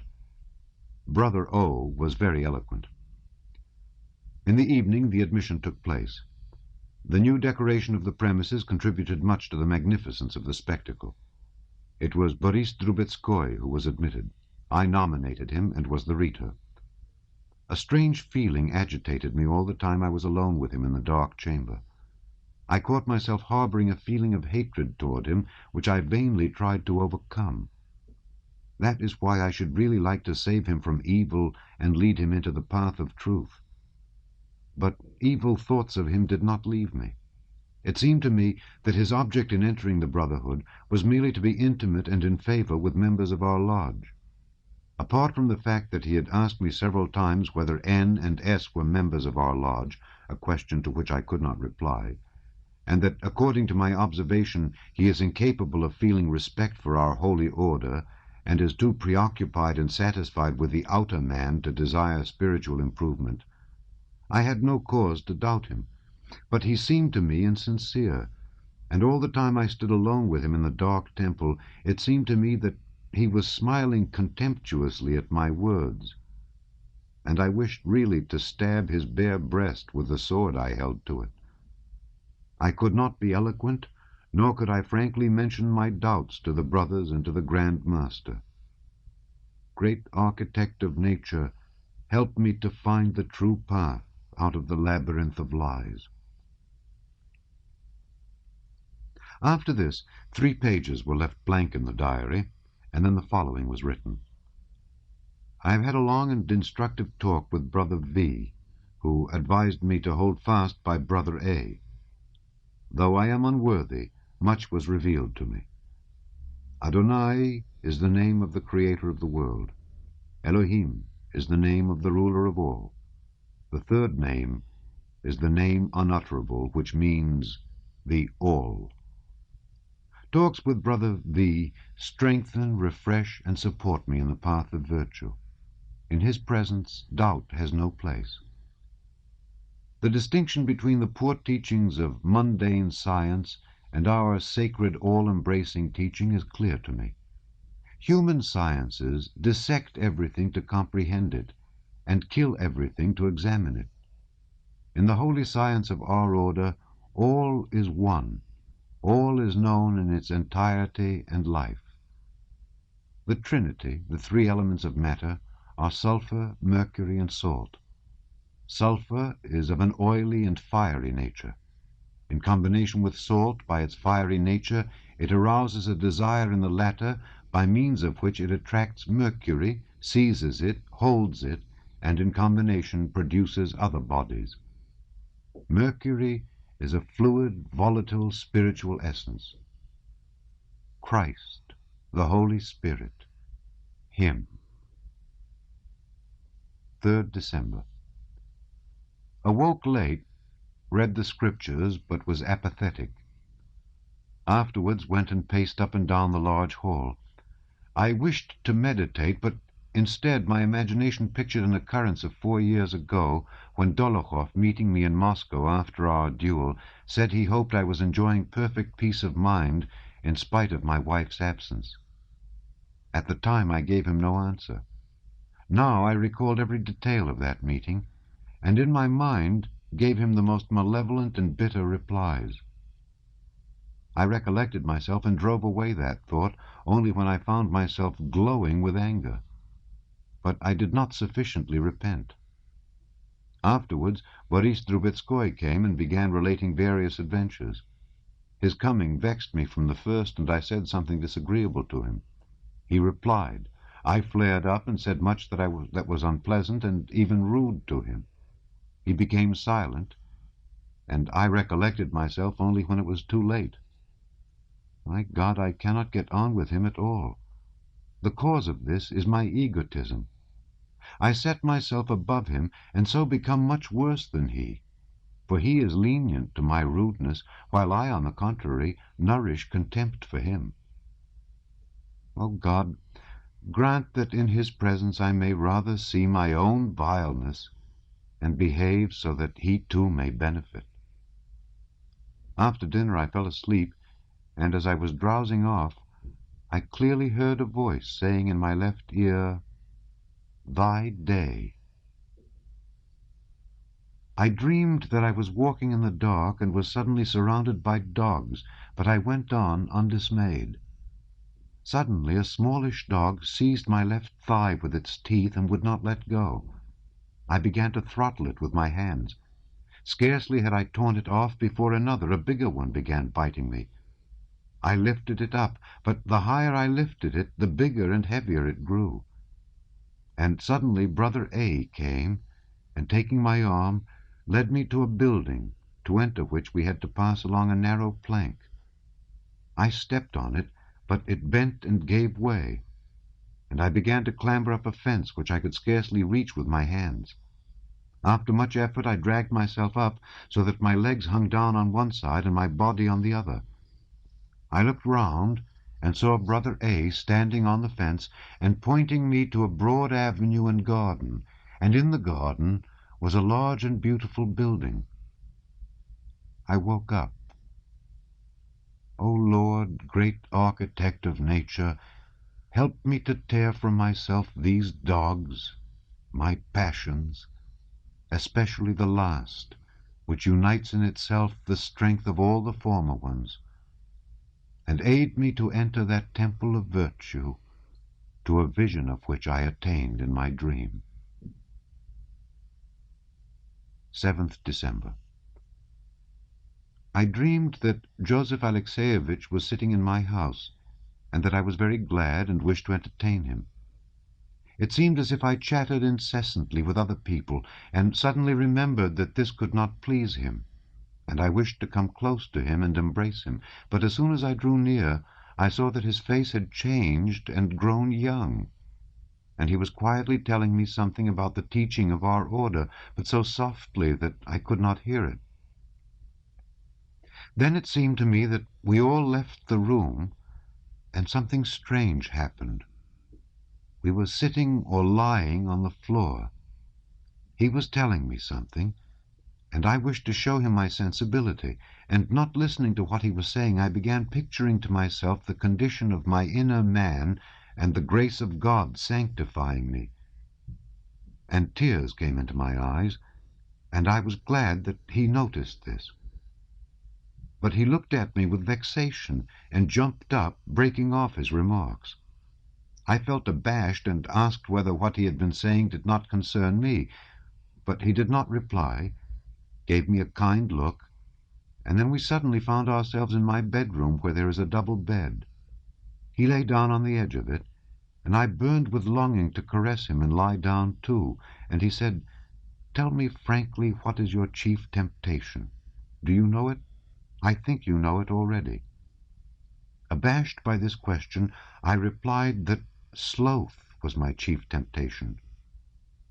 He shook his head incredulously, and even more abashed, I said that though I was living with my wife as he advised, I was not living with her as her husband. To this he replied that one should not deprive a wife of one's embraces, and gave me to understand that that was my duty. But I replied that I should be ashamed to do it. And suddenly everything vanished, and I awoke and found in my mind the text from the Gospel, "The life was the light of men, and the light shineth in darkness, and the darkness comprehended it not." Joseph Alexeyevich's face had looked young and bright. That day I received a letter from my benefactor in which he wrote about conjugal duties. 9th December. I had a dream from which I awoke with a throbbing heart. I saw that I was in Moscow in my house in the big sitting-room, and Joseph Alexeyevich came in from the drawing-room. I seemed to know at once that the process of regeneration had already taken place in him, and I rushed to meet him. I embraced him and kissed his hands, and he said, "Hast thou noticed that my face is different?" I looked at him, still holding him in my arms, and saw that his face was young, but that he had no hair on his head, and his features were quite changed. And I said, "I should have known you had I met you by chance." And I thought to myself, am I telling the truth? And suddenly I saw him lying like a dead body. Then he gradually recovered and went with me into my study, carrying a large book of sheets of drawing paper. I said, "I drew that," and he answered by bowing his head. I opened the book, and on all the pages there were excellent drawings. And in my dream I knew that these drawings represented the love adventures of the soul with its beloved. And on its pages I saw a beautiful representation of a maiden in transparent garments and with a transparent body flying up to the clouds, and I seemed to know that this maiden was nothing else than a representation of the Song of Songs. And looking at those drawings, I dreamed I felt that I was doing wrong, but could not tear myself away from them. Lord, help me. My God, if thy forsaking me is thy doing, thy will be done. But if I am myself the cause, teach me what I should do. I shall perish of my debauchery if thou utterly desertest me. Chapter 6. The Rostovs in Petersburg. Berg engaged to Vera and demands her dowry. The Rostovs' monetary affairs had not improved during the 2 years they had spent in the country. Though Nicholas Rostov had kept firmly to his resolution and was still serving modestly in an obscure regiment, spending comparatively little, the way of life at Otradnoye, Mityenka's management of affairs in particular, was such that the debts inevitably increased every year. The only resource obviously presenting itself to the old count was to apply for an official post. So he had come to Petersburg to look for one, and also, as he said, to let the lassies enjoy themselves for the last time. Soon after their arrival in Petersburg, Berg proposed to Vera and was accepted. Though in Moscow the Rostovs belonged to the best society, without themselves giving it a thought, yet in Petersburg their circle of acquaintances was a mixed and indefinite one. In Petersburg they were provincials, and the very people they had entertained in Moscow without inquiring to what set they belonged, here looked down on them. The Rostovs lived in the same hospitable way in Petersburg as in Moscow, and the most diverse people met at their suppers. Country neighbors from Otradnoye, impoverished old squires and their daughters, Peronskaya, a maid of honor, Pierre Bezukhov, and the son of their district postmaster who had obtained a post in Petersburg. Among the men who very soon became frequent visitors at the Rostovs' house in Petersburg were Boris, Pierre, whom the Count had met in the street and dragged home with him, and Berg, who spent whole days at the Rostovs and paid the eldest daughter, Countess Vera, the attentions a young man pays when he intends to propose. Not in vain had Berg shown everybody his right hand wounded at Austerlitz and held a perfectly unnecessary sword in his left. He narrated that episode so persistently and with so important an air that everyone believed in the merit and usefulness of his deed, and he had obtained 2 decorations for Austerlitz. In the Finnish War also he managed to distinguish himself. He had picked up the scrap of a grenade that had killed an aide-de-camp standing near the commander-in-chief and had taken it to his commander. Just as he had done after Austerlitz, he related this occurrence at such length and so insistently that everyone again believed it had been necessary to do this, and he received 2 decorations for the Finnish War also.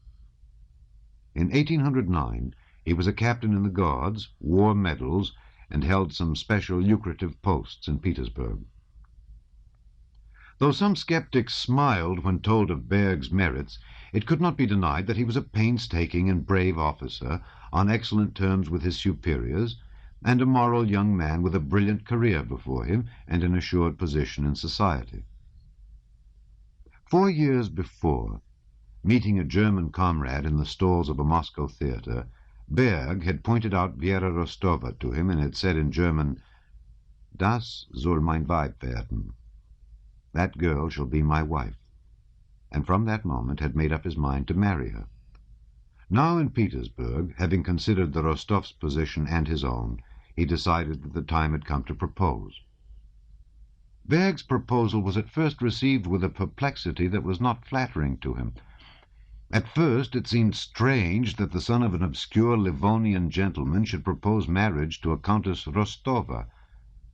But Berg's chief characteristic was such a naive and good-natured egotism that the Rostovs involuntarily came to think it would be a good thing, since he himself was so firmly convinced that it was good, indeed excellent.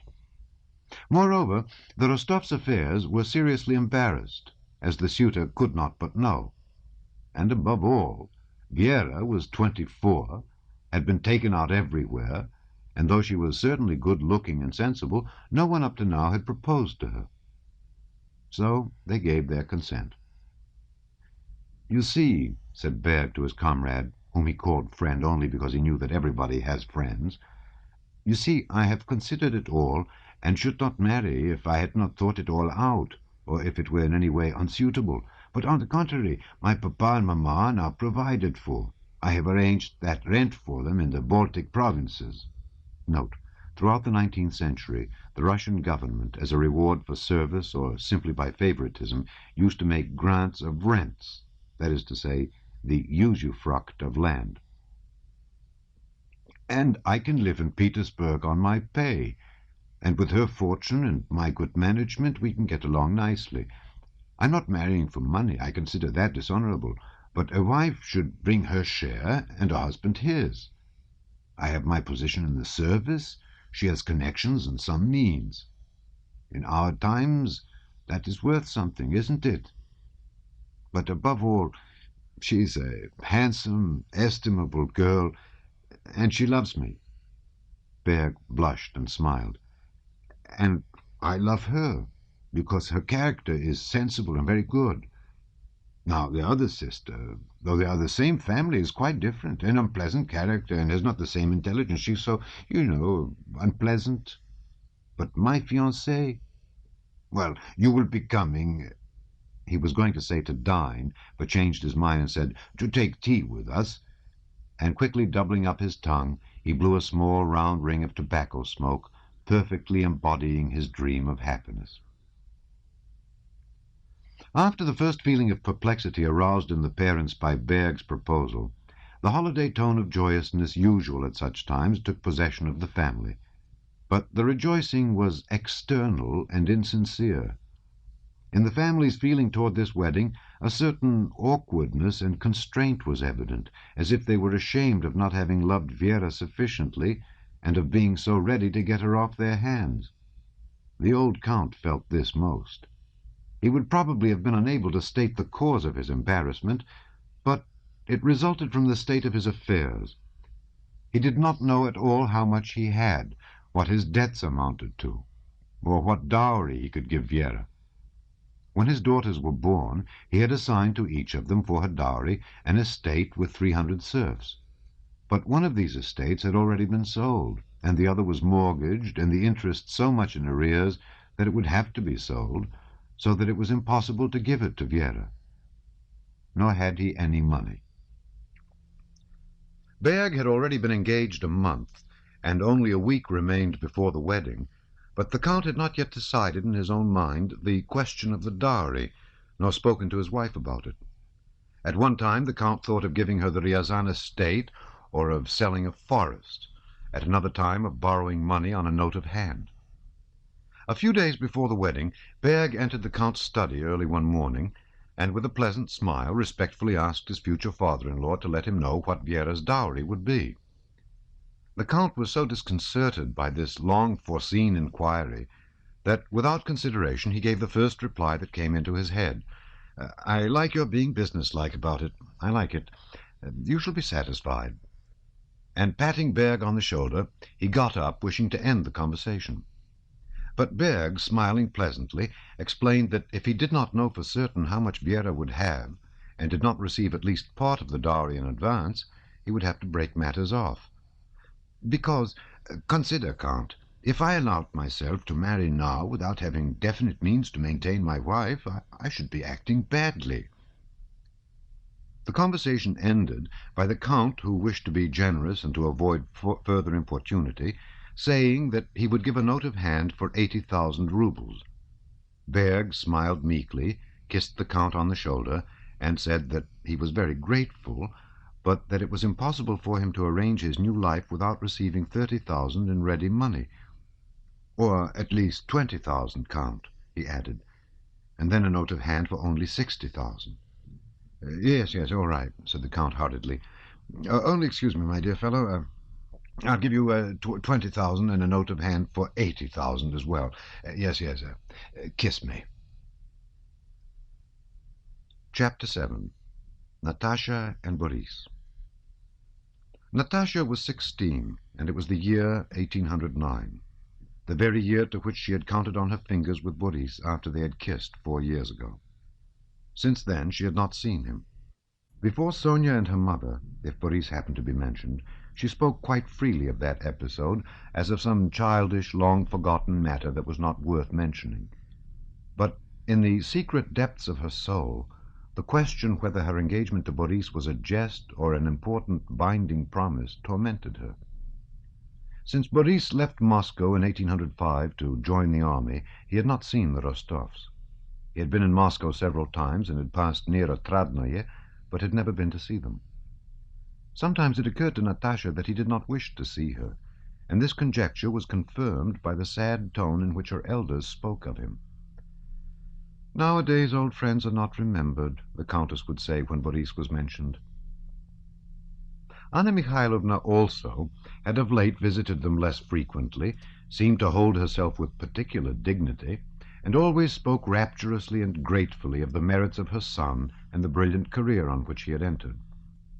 When the Rostovs came to Petersburg, Boris called on them. He drove to their house in some agitation. The memory of Natasha was his most poetic recollection, but he went with the firm intention of letting her and her parents feel that the childish relations between himself and Natasha could not be binding either on her or on him. He had a brilliant position in society, thanks to his intimacy with Countess Bezukhova, a brilliant position in the service, thanks to the patronage of an important personage whose complete confidence he enjoyed, and he was beginning to make plans for marrying one of the richest heiresses in Petersburg, plans which might very easily be realized. When he entered the Rostovs' drawing-room, Natasha was in her own room. When she heard of his arrival, she almost ran into the drawing-room, flushed and beaming with a more than cordial smile. Boris remembered Natasha in a short dress, with dark eyes shining from under her curls, and boisterous, childish laughter, as he had known her 4 years before, and so he was taken aback when quite a different Natasha entered, and his face expressed rapturous astonishment. This expression on his face pleased Natasha. "Well, do you recognize your little madcap playmate?" asked the Countess. Boris kissed Natasha's hand and said that he was astonished at the change in her. How handsome you've grown." "I should think so," replied Natasha's laughing eyes. "And is Papa older?" she asked. Natasha sat down, and without joining in Boris's conversation with the Countess, silently and minutely studied her childhood's suitor. He felt the weight of that resolute and affectionate scrutiny, and glanced at her occasionally.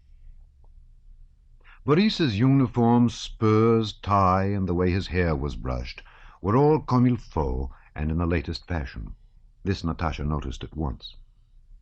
He sat rather sideways in the armchair next to the Countess, arranging with his right hand the cleanest of gloves that fitted his left hand like a skin, and he spoke with a particularly refined compression of his lips about the amusements of the highest Petersburg society, recalling with mild irony old times in Moscow and Moscow acquaintances.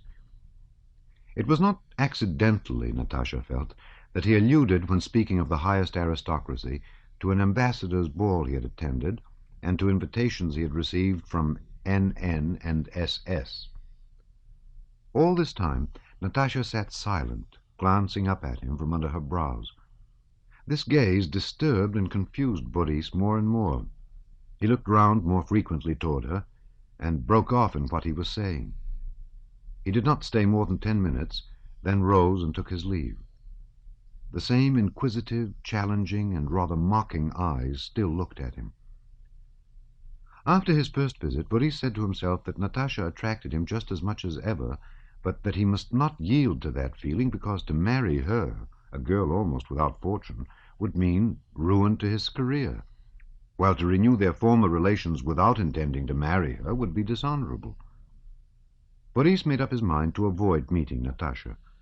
But despite that resolution, he called again a few days later, and began calling often and spending whole days at the Rostovs.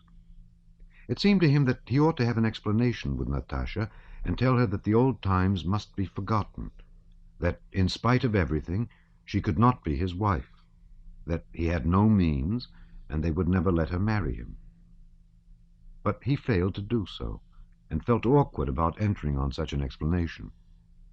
From day to day he became more and more entangled.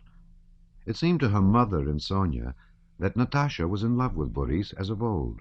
She sang him his favorite songs, showed him her album, making him write in it, did not allow him to allude to the past, letting it be understood how delightful was the present, and every day he went away in a fog without having said what he meant to, and not knowing what he was doing, or why he came, or how it would all end. He left off visiting Hélène, and received reproachful notes from her every day, and yet he continued to spend whole days with the Rostovs. Chapter 8. Natasha's bedtime talks with her mother. One night, when the old countess, in nightcap and dressing jacket, without her false curls, and with her poor little knob of hair showing under her white cotton cap, knelt sighing and groaning on a rug and bowing to the ground in prayer, her door creaked, and Natasha, also in a dressing jacket, with slippers on her bare feet and her hair in curl papers, ran in. The countess, her prayerful mood dispelled, looked round and frowned. She was finishing her last prayer, "Can it be that this couch will be my grave?" Natasha, flushed and eager, seeing her mother in prayer, suddenly checked her rush, half sat down, and unconsciously put out her tongue as if chiding herself. Seeing that her mother was still praying, she ran on tiptoe to the bed, and rapidly slipping one little foot against the other, pushed off her slippers and jumped onto the bed the countess had feared might become her grave. This couch was high, with a feather bed and 5 pillows, each smaller than the one below. Natasha jumped on it, sank into the feather bed, rolled over to the wall, and began snuggling up the bedclothes as she settled down, raising her knees to her chin, kicking out and laughing almost inaudibly, now covering herself up head and all, and now peeping at her mother. The countess finished her prayers and came to the bed with a stern face, but seeing that Natasha's head was covered, she smiled in her kind, weak way. Now then," said she. "Mamma, can we have a talk?" "Yes," said Natasha. "Now, just one on your throat, and another. That'll do." And seizing her mother round the neck, she kissed her on the throat. In her behavior to her mother, Natasha seemed rough, but she was so sensitive and tactful that however she clasped her mother, she always managed to do it without hurting her or making her feel uncomfortable or displeased. "Well, what is it tonight?" said the mother, having arranged her pillows, and waited until Natasha, after turning over a couple of times, had settled down beside her under the quilt, spread out her arms, and assumed a serious expression. These visits of Natasha's at night before the Count returned from his club were one of the greatest pleasures of both mother and daughter. "What is it tonight? But I have to tell you—" Natasha put her hand on her mother's mouth. "About Boris, I know," she said seriously. "That's what I've come about. Don't say it, I know." "No, do tell me." And she removed her hand. "Tell me, Mamma, he's nice?" "Natasha, you're 16. At your age, I was married. You say Boris is nice. He is very nice, and I love him like a son, but what then?" "What are you thinking about? You've quite turned his head, I can see that." As she said this, the Countess looked round at her daughter. Natasha was lying looking steadily straight before her at one of the mahogany sphinxes carved on the corners of the bedstead, so that the Countess only saw her daughter's face and profile. That face struck her by its peculiarly serious and concentrated expression. Natasha was listening and considering. "Well, what then?" said she. "You've quite turned his head. And why? What do you want of him? You know you can't marry him." "Why not?" said Natasha without changing her position. "Because he's young, because he is poor, because he is a relation, and because you yourself don't love him." "How do you know?" "I know. It's not right, darling." "But if I want to," said Natasha. "Leave off talking nonsense," said the Countess. "But if I want to—" "Natasha, I'm in earnest." Natasha did not let her finish. She drew the Countess's large hand to her, kissed it on the back and then on the palm, then again turned it over and began kissing first one knuckle, then the space between the knuckles, then the next knuckle, whispering, "January, February, March, April, May. Speak, Mamma. Why don't you say anything? Speak," said she, turning to her mother, who was tenderly gazing at her daughter, and in that contemplation seemed to have forgotten all she had wished to say. "It won't do, my love. Not everyone will understand this friendship dating from your childish days, and to see him so intimate with you may injure you in the eyes of other young men who visit us. And above all, it torments him for nothing. He may already have found a suitable and wealthy match, and now he's half crazy." "Crazy?" repeated Natasha. "I'll tell you some things about myself. I had a cousin, I know, Cyril Matveevich, but he's old." "He was not always old. But this is what I'll do, Natasha. I'll have a talk with Boris. He need not come so often." "Why not, if he likes to?" "Because I know it will end in nothing." "How can you know?" "No, Mamma, don't speak to him." "What nonsense," said Natasha, in the tone of one being deprived of her property. "Well, I won't marry, but let him come if he enjoys it and I enjoy it." Natasha smiled and looked at her mother. "Not to marry, but just so," she added. "How so, my pet?" "Well, just so. There's no need for me to marry him, but just so." "Just so, just so," repeated the Countess, and shaking all over, she went off into a good-humoured, unexpected, elderly laugh. "Don't laugh, stop!" cried Natasha. "You're shaking the whole bed. You're awfully like me, just such another giggler. Wait!" And she seized the Countess's hands and kissed a knuckle of the little finger, saying, "June," and continued kissing, "July, August," on the other hand. "But, Mamma, is he very much in love? What do you think? Was anybody ever so much in love with you? And he's very nice, very, very nice, only not quite my taste. He's so narrow, like the dining-room clock. Don't you understand? Narrow, you know. Grey, light grey." "Now, what rubbish are you talking?" said the Countess. Natasha continued, "Don't you really understand? Nicholas would understand. Bezukhov now is blue, dark blue and red, and he is square." "You flirt with him, too," said the Countess, laughing. "No, he's a Freemason, I have found out. He's fine, dark blue and red. How can I explain it to you?" "Little Countess," the Count's voice called from behind the door. "You're not asleep?" Natasha jumped up, snatched up her slippers, and ran barefoot to her own room. It was a long time before she could sleep. She kept thinking that no one could understand all that she understood, and all there was in her. "Sonia," she thought, glancing at that curled-up, sleeping little kitten with her enormous plait of hair. "No, how could she? She's virtuous. She fell in love with Nicholas and does not wish to know anything more. Even Mamma does not understand.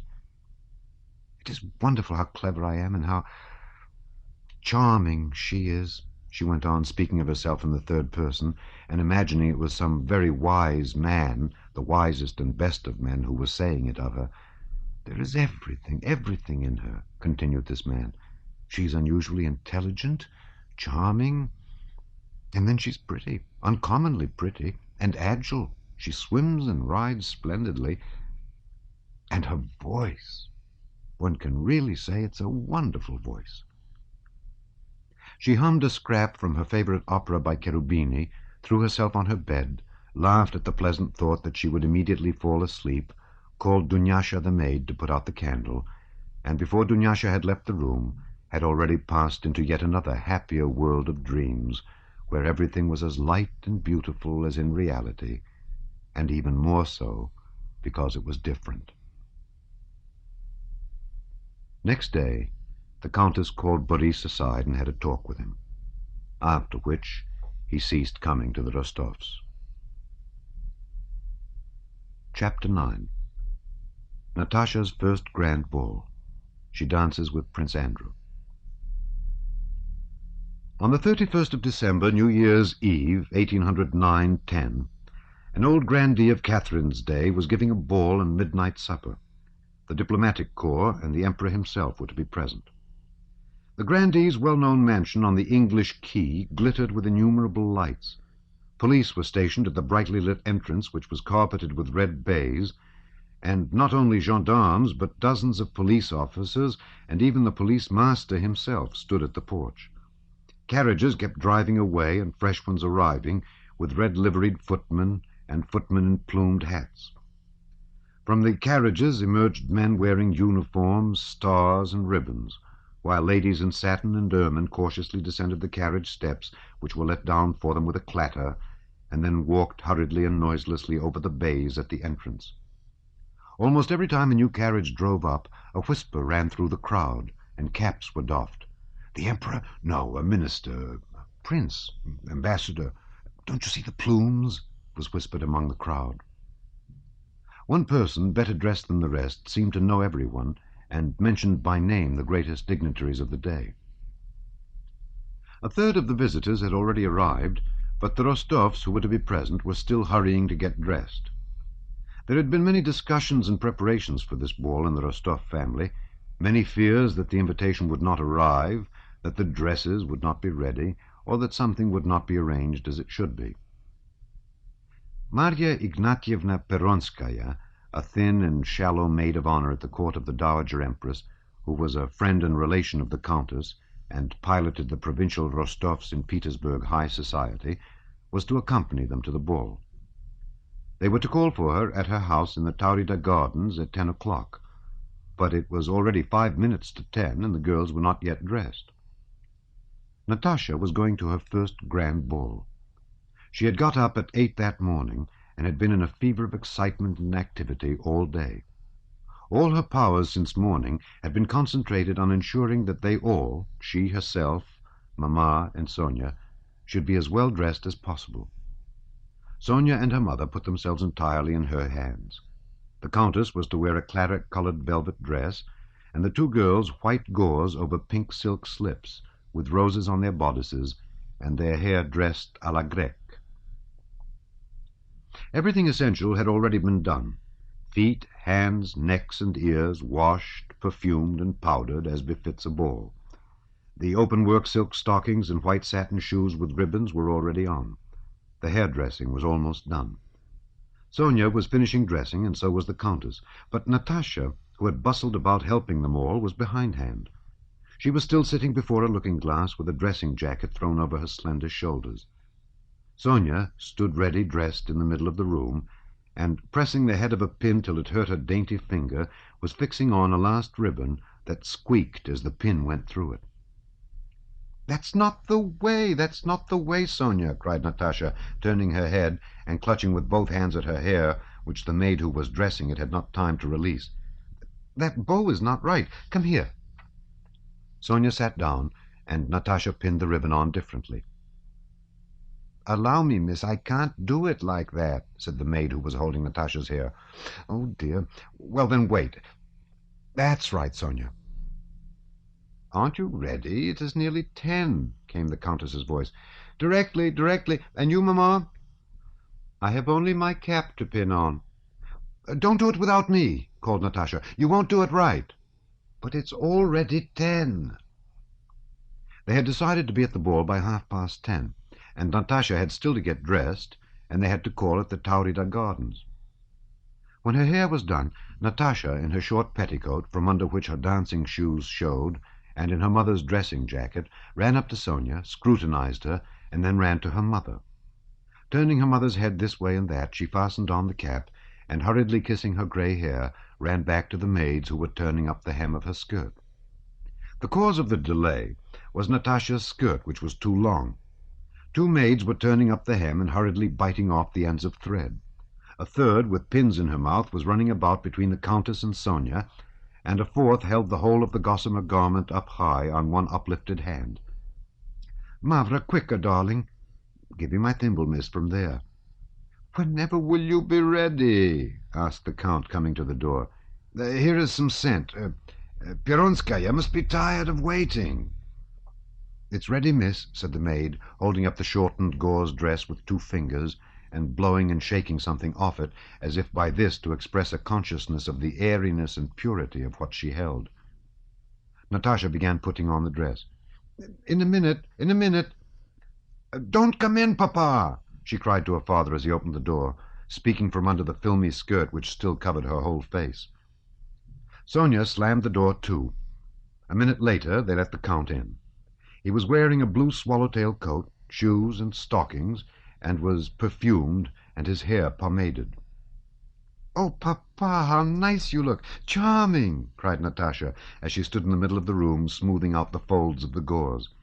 "If you please, miss, allow me," said the maid, who on her knees was pulling the skirt straight and shifting the pins from one side of her mouth to the other with her tongue. "Say what you like," exclaimed Sonia in a despairing voice as she looked at Natasha. "Say what you like, it's still too long." Natasha stepped back to look at herself in the pier-glass. The dress was too long. "Really, madam, it is not at all too long," said Mavra, crawling on her knees after her young lady. "Well, if it's too long, we'll take it up. We'll tack it up in 1 minute," said the resolute Dunyasha, taking a needle that was stuck on the front of a little shawl, and, still kneeling on the floor, set to work once more. At that moment, with soft steps, the Countess came in shyly in her cap and velvet gown. "Oh, my beauty!" exclaimed the Count. "She looks better than any of you." He would have embraced her, but, blushing, she stepped aside, fearing to be rumpled. "Mamma, your cap, more to this side," said Natasha. "I'll arrange it."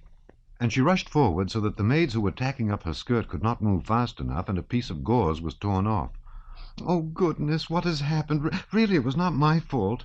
"Never mind, I'll run it up. It won't show," said Dunyasha. "What a beauty!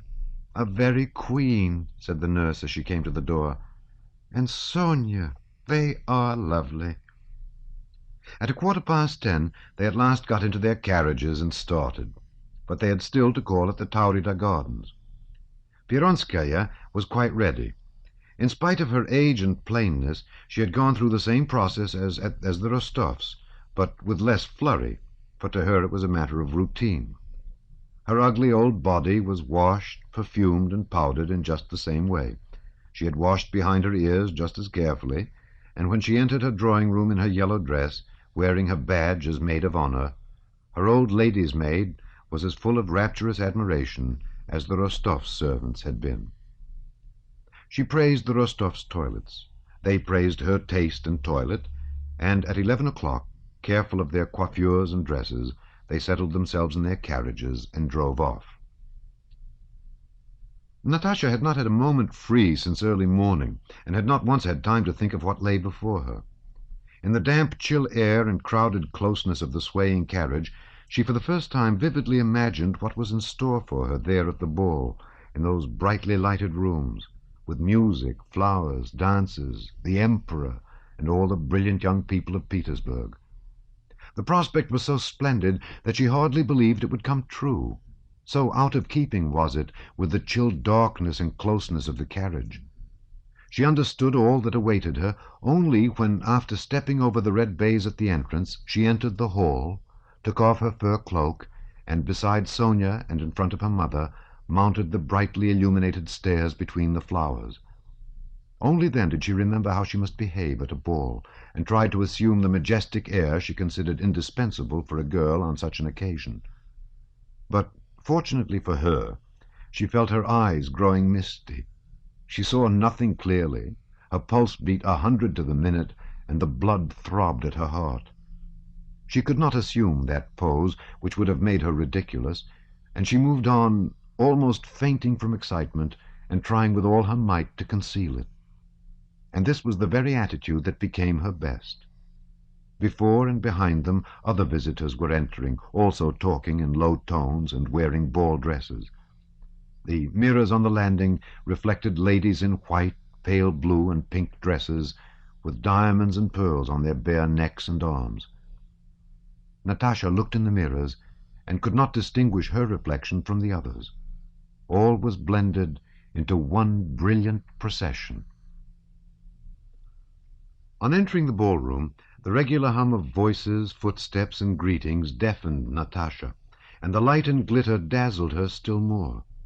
The host and hostess, who had already been standing at the door for half an hour repeating the same words to the various arrivals, "Charmé de vous voir," delighted to see you, greeted the Rostovs and Peronskaya in the same manner.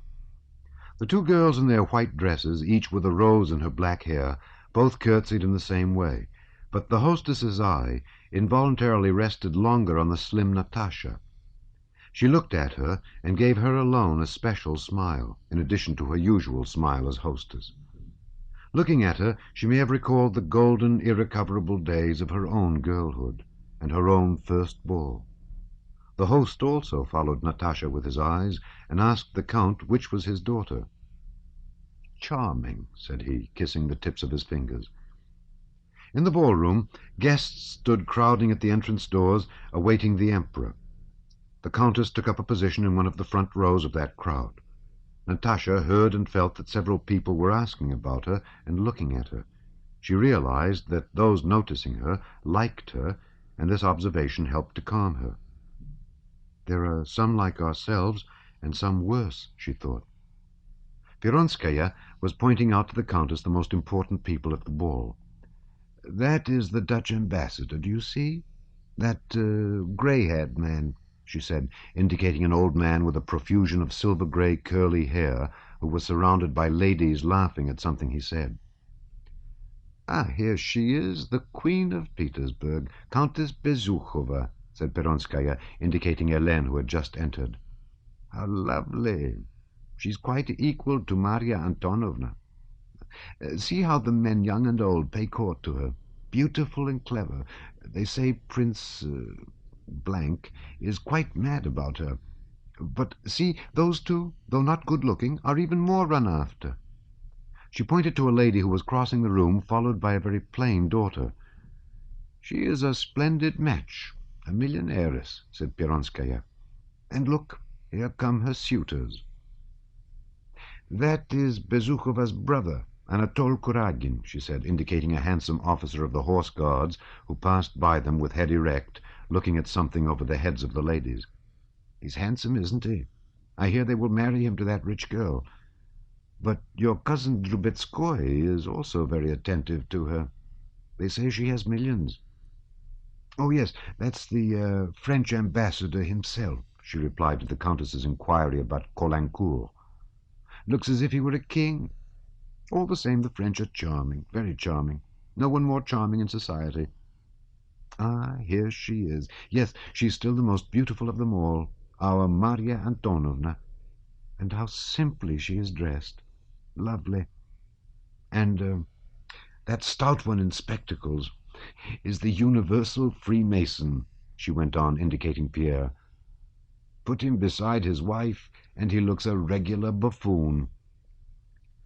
Pierre, swaying his stout body, advanced, making way through the crowd, and nodding to right and left, as casually and good-naturedly as if he were passing through a crowd at a fair. He pushed through, evidently looking for someone.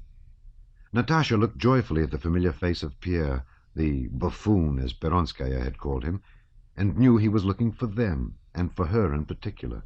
He had promised to be at the ball and introduce partners to her.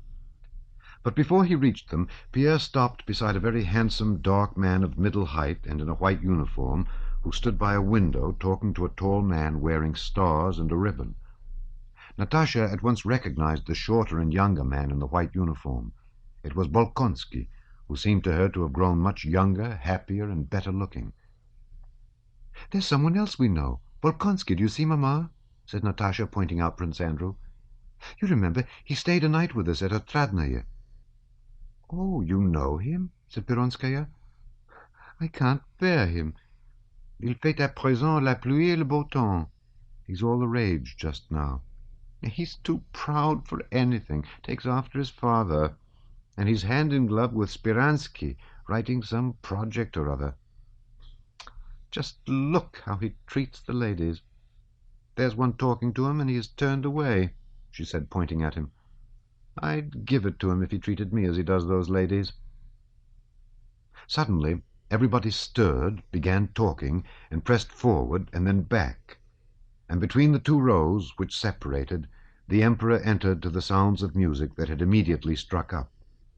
Behind him walked his host and hostess. He walked in rapidly, bowing to right and left, as if anxious to get the first moments of the reception over. The band played the polonaise in vogue at that time on account of the words that had been set to it, beginning, "Alexander, Yelizaveta, all our hearts you ravish quite." The Emperor passed on to the drawing-room. The crowd made a rush for the doors, and several persons with excited faces hurried there and back again. Then the crowd hastily retired from the drawing-room door, at which the Emperor reappeared, talking to the hostess. A young man, looking distraught, pounced down on the ladies, asking them to move aside. Some ladies, with faces betraying complete forgetfulness of all the rules of decorum, pushed forward to the detriment of their toilets. The men began to choose partners and take their places for the polonaise. Everyone moved back, and the Emperor came smiling out of the drawing-room, leading his hostess by the hand, but not keeping time to the music. The host followed, with Maria Antonovna Narishkina. Then came ambassadors, ministers, and various generals, whom Peronskaya diligently named. More than half the ladies already had partners and were taking up or preparing to take up their positions for the polonaise. Natasha felt that she would be left with her mother and Sonia among a minority of women who crowded near the wall, not having been invited to dance. She stood with her slender arms hanging down, her scarcely defined bosom rising and falling regularly, and with bated breath and glittering, frightened eyes, gazed straight before her, evidently prepared for the height of joy or misery. She was not concerned about the Emperor or any of those great people whom Peronskaya was pointing out. She had but one thought. "Is it possible no one will ask me? That I shall not be among the first to dance? Is it possible that not one of all these men will notice me? They do not even seem to see me. Or if they do, they look as if they were saying, 'Ah, she's not the one I'm after, so it's not worth looking at her.' No, it's impossible," she thought. She thought. She thought. She thought. She thought. She thought. They must know how I long to dance, how splendidly I dance, and how they would enjoy dancing with me. The strains of the polonaise, which had continued for a considerable time, had begun to sound like a sad reminiscence in Natasha's ears. She wanted to cry. Peronskaya had left them. The Count was at the other end of the room. She and the Countess and Sonia were standing by themselves, as in the depths of a forest, amid that crowd of strangers, with no one interested in them, and not wanted by anyone. Prince Andrew with the lady passed by, evidently not recognizing them. The handsome Anatole was smilingly talking to a partner on his arm, and looked at Natasha as one looks at a wall. Boris passed them twice, and each time turned away. Berg and his wife, who were not dancing, came up to them. This family gathering seemed humiliating to Natasha, as if there were nowhere else for the family to talk but here at the ball. She did not listen to or look at Vera, who was telling her something about her own green dress. At last the Emperor stopped beside his last partner — he had danced with 3 — and the music ceased. A worried aide-de-camp ran up to the Rostovs, requesting them to stand farther back, though as it was they were already close to the wall, and from the gallery resounded the distinct, precise, enticingly rhythmical strains of a waltz. The Emperor looked smilingly down the room. A minute passed, but no one had yet begun dancing. An aide-de-camp, the master of ceremonies, went up to Countess Bezukhova and asked her to dance. She smilingly raised her hand and laid it on his shoulder without looking at him. The aide-de-camp, an adept in his art, grasping his partner firmly round her waist, with confident deliberation started smoothly, gliding first round the edge of the circle. Then at the corner of the room he caught Hélène's left hand and turned her, the only sound audible, apart from the ever-quickening music, being the rhythmic click of the spurs on his rapid, agile feet, while at every third beat his partner's velvet dress spread out and seemed to flash as she whirled round. Natasha gazed at them and was ready to cry because it was not she who was dancing that first turn of the waltz. Prince Andrew, in the white uniform of a cavalry colonel, wearing stockings and dancing shoes, stood looking animated and bright in the front row of the circle not far from the Rostovs. Baron Virchow was talking to him about the first sitting of the Council of State to be held next day. Prince Andrew, as one closely connected with Speransky and participating in the work of the Legislative Commission, could give reliable information about that sitting, concerning which various rumors were current. But not listening to what Virchow was saying, he was gazing now at the sovereign and now at the men intending to dance who had not yet gathered courage to enter the circle. Prince Andrew was watching these men abashed by the Emperor's presence and the women who were breathlessly longing to be asked to dance. Pierre came up to him and caught him by the arm. "You always dance. I have a protégée, the young Rostova here. Ask her," he said. "Where is she?" asked Bolkonsky. "Excuse me," he added, turning to the Baron. "We will finish this conversation elsewhere. At a ball one must dance." He stepped forward in the direction Pierre indicated. The despairing, dejected expression of Natasha's face caught his eye. He recognized her, guessed her feelings, saw that it was her debut, remembered her conversation at the window, and with an expression of pleasure on his face approached Countess Rostova. "Allow me to introduce you to my daughter," said the Countess with heightened color.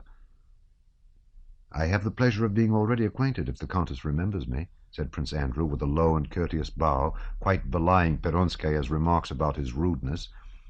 And, approaching Natasha, he held out his arm to grasp her waist before he had completed his invitation. He asked her to waltz.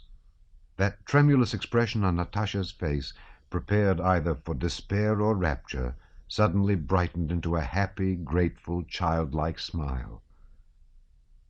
"I have long been waiting for you," that frightened, happy little girl seemed to say by the smile that replaced the threatened tears as she raised her hand to Prince Andrew's shoulder. They were the second couple to enter the circle. Prince Andrew was one of the best dancers of his day, and Natasha danced exquisitely. Her little feet in their white satin dancing shoes did their work swiftly, lightly, and independently of herself, while her face beamed with ecstatic happiness. Her slender bare arms and neck were not beautiful. Compared to Hélène's, her shoulders looked thin and her bosom undeveloped. But Hélène seemed, as it were, hardened by a varnish left by the thousands of looks that had scanned her person, while Natasha was like a girl exposed for the first time, who would have felt very much ashamed had she not been assured that this was absolutely necessary. Prince Andrew liked dancing, and wishing to escape as quickly as possible from the political and clever talk which everyone addressed to him, wishing also to break up the circle of restraint he disliked, caused by the Emperor's presence, he danced, and had chosen Natasha because Pierre pointed her out to him, and because she was the first pretty girl who caught his eye. But scarcely had he embraced that slender, supple figure, and felt her stirring so close to him, and smiling so near him, than the wine of her charm rose to his head, and he felt himself revived and rejuvenated when, after leaving her, he stood breathing deeply and watching the other dancers.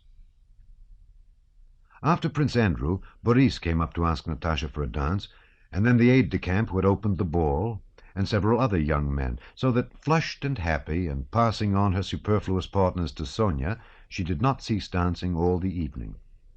She noticed and saw nothing of what occupied everyone else. Not only did she fail to notice that the Emperor talked a long time with the French ambassador, and how particularly gracious he was to a certain lady, or that Prince so-and-so did and said this and that, and that Hélène had great success and was honored by the special attention of so-and-so, but she did not even see the Emperor, and only noticed that he had gone because the ball became livelier after his departure. For one of the merry cotillions before supper, Prince Andrew was again her partner. He reminded her of their first encounter in the Otradnoye Avenue, and how she had been unable to sleep that moonlight night, and told her how he had involuntarily overheard her. Natasha blushed at that recollection, and tried to excuse herself, as if there had been something to be ashamed of in what Prince Andrew had overheard. Like all men who have grown up in society, Prince Andrew liked meeting someone there not of the conventional society stamp. And such was Natasha, with her surprise, her delight, her shyness, and even her mistakes in speaking French. With her he behaved with special care and tenderness, sitting beside her and talking of the simplest and most unimportant matters. He admired her shy grace. In the middle of the cotillion, having completed one of the figures, Natasha, still out of breath, was returning to her seat when another dancer chose her. She was tired and panting, and evidently thought of declining, but immediately put her hand gaily on the man's shoulder, smiling at Prince Andrew.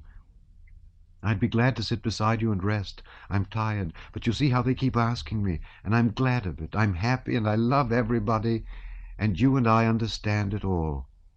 And much, much more was said in her smile. When her partner left her, Natasha ran across the room to choose two ladies for the figure. "If she goes to her cousin first, and then to another lady, she will be my wife," said Prince Andrew to himself, quite to his own surprise as he watched her. She did go first to her cousin. "What rubbish sometimes enters one's head," thought Prince Andrew. "But what is certain is that that girl is so charming, so original, that she won't be dancing here a month before she will be married. Such as she are rare here," he thought, as Natasha, readjusting a rose that was slipping on her bodice, settled herself beside him. When the cotillion was over, the old count in his blue coat came up to the dancers. He invited Prince Andrew to come and see them, and asked his daughter whether she was enjoying herself. Natasha did not answer at once, but only looked up with a smile that said reproachfully, "How can you ask such a question?" "I've never enjoyed myself so much before," she said, and Prince Andrew noticed how her thin arms rose quickly as if to embrace her father, and instantly dropped again. Natasha was happier than she had ever been in her life. She was at that height of bliss when one becomes completely kind and good, and does not believe in the possibility of evil, unhappiness, or sorrow. At that ball, Pierre, for the first time, felt humiliated by the position his wife occupied in court circles. He was gloomy and absent-minded. A deep furrow ran across his forehead, and standing by a window he stared over his spectacles, seeing no one. On her way to supper, Natasha passed him. Pierre's gloomy, unhappy look struck her. She stopped in front of him. She wished to help him, to bestow on him the superabundance of her own happiness. "How delightful it is, Count," said she. "Isn't it?" Pierre smiled absent-mindedly, evidently not grasping what she said. "Yes, I'm very glad," he said. "How can people be dissatisfied with anything?" thought Natasha. "Especially such a capital fellow as Bezúkhov." In Natasha's eyes, all the people at the ball alike were good, kind, and splendid people, loving one another, none of them capable of injuring another, and so they ought all to be happy. Chapter 10. Bitsky calls on Prince Andrew. Dinner at Speransky's. Prince Andrew's disillusionment with him and his reforms. Next day Prince Andrew thought of the ball, but his mind did not dwell on it long. Yes, it was a very brilliant ball. And then, yes, that little Rostova is very charming. There's something fresh, original, un-Petersburg-like about her that distinguishes her. That was all he thought about yesterday's ball, and after his morning tea he set to work. But either from fatigue or want of sleep he was ill-disposed for work and could get nothing done. He kept criticizing his own work, as he often did, and was glad when he heard someone coming.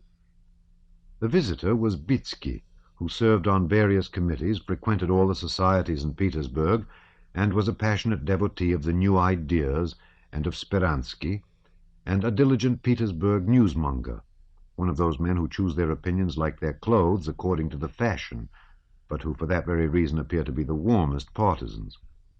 Hardly had he got rid of his hat before he ran into Prince Andrew's room with a preoccupied air, and at once began talking.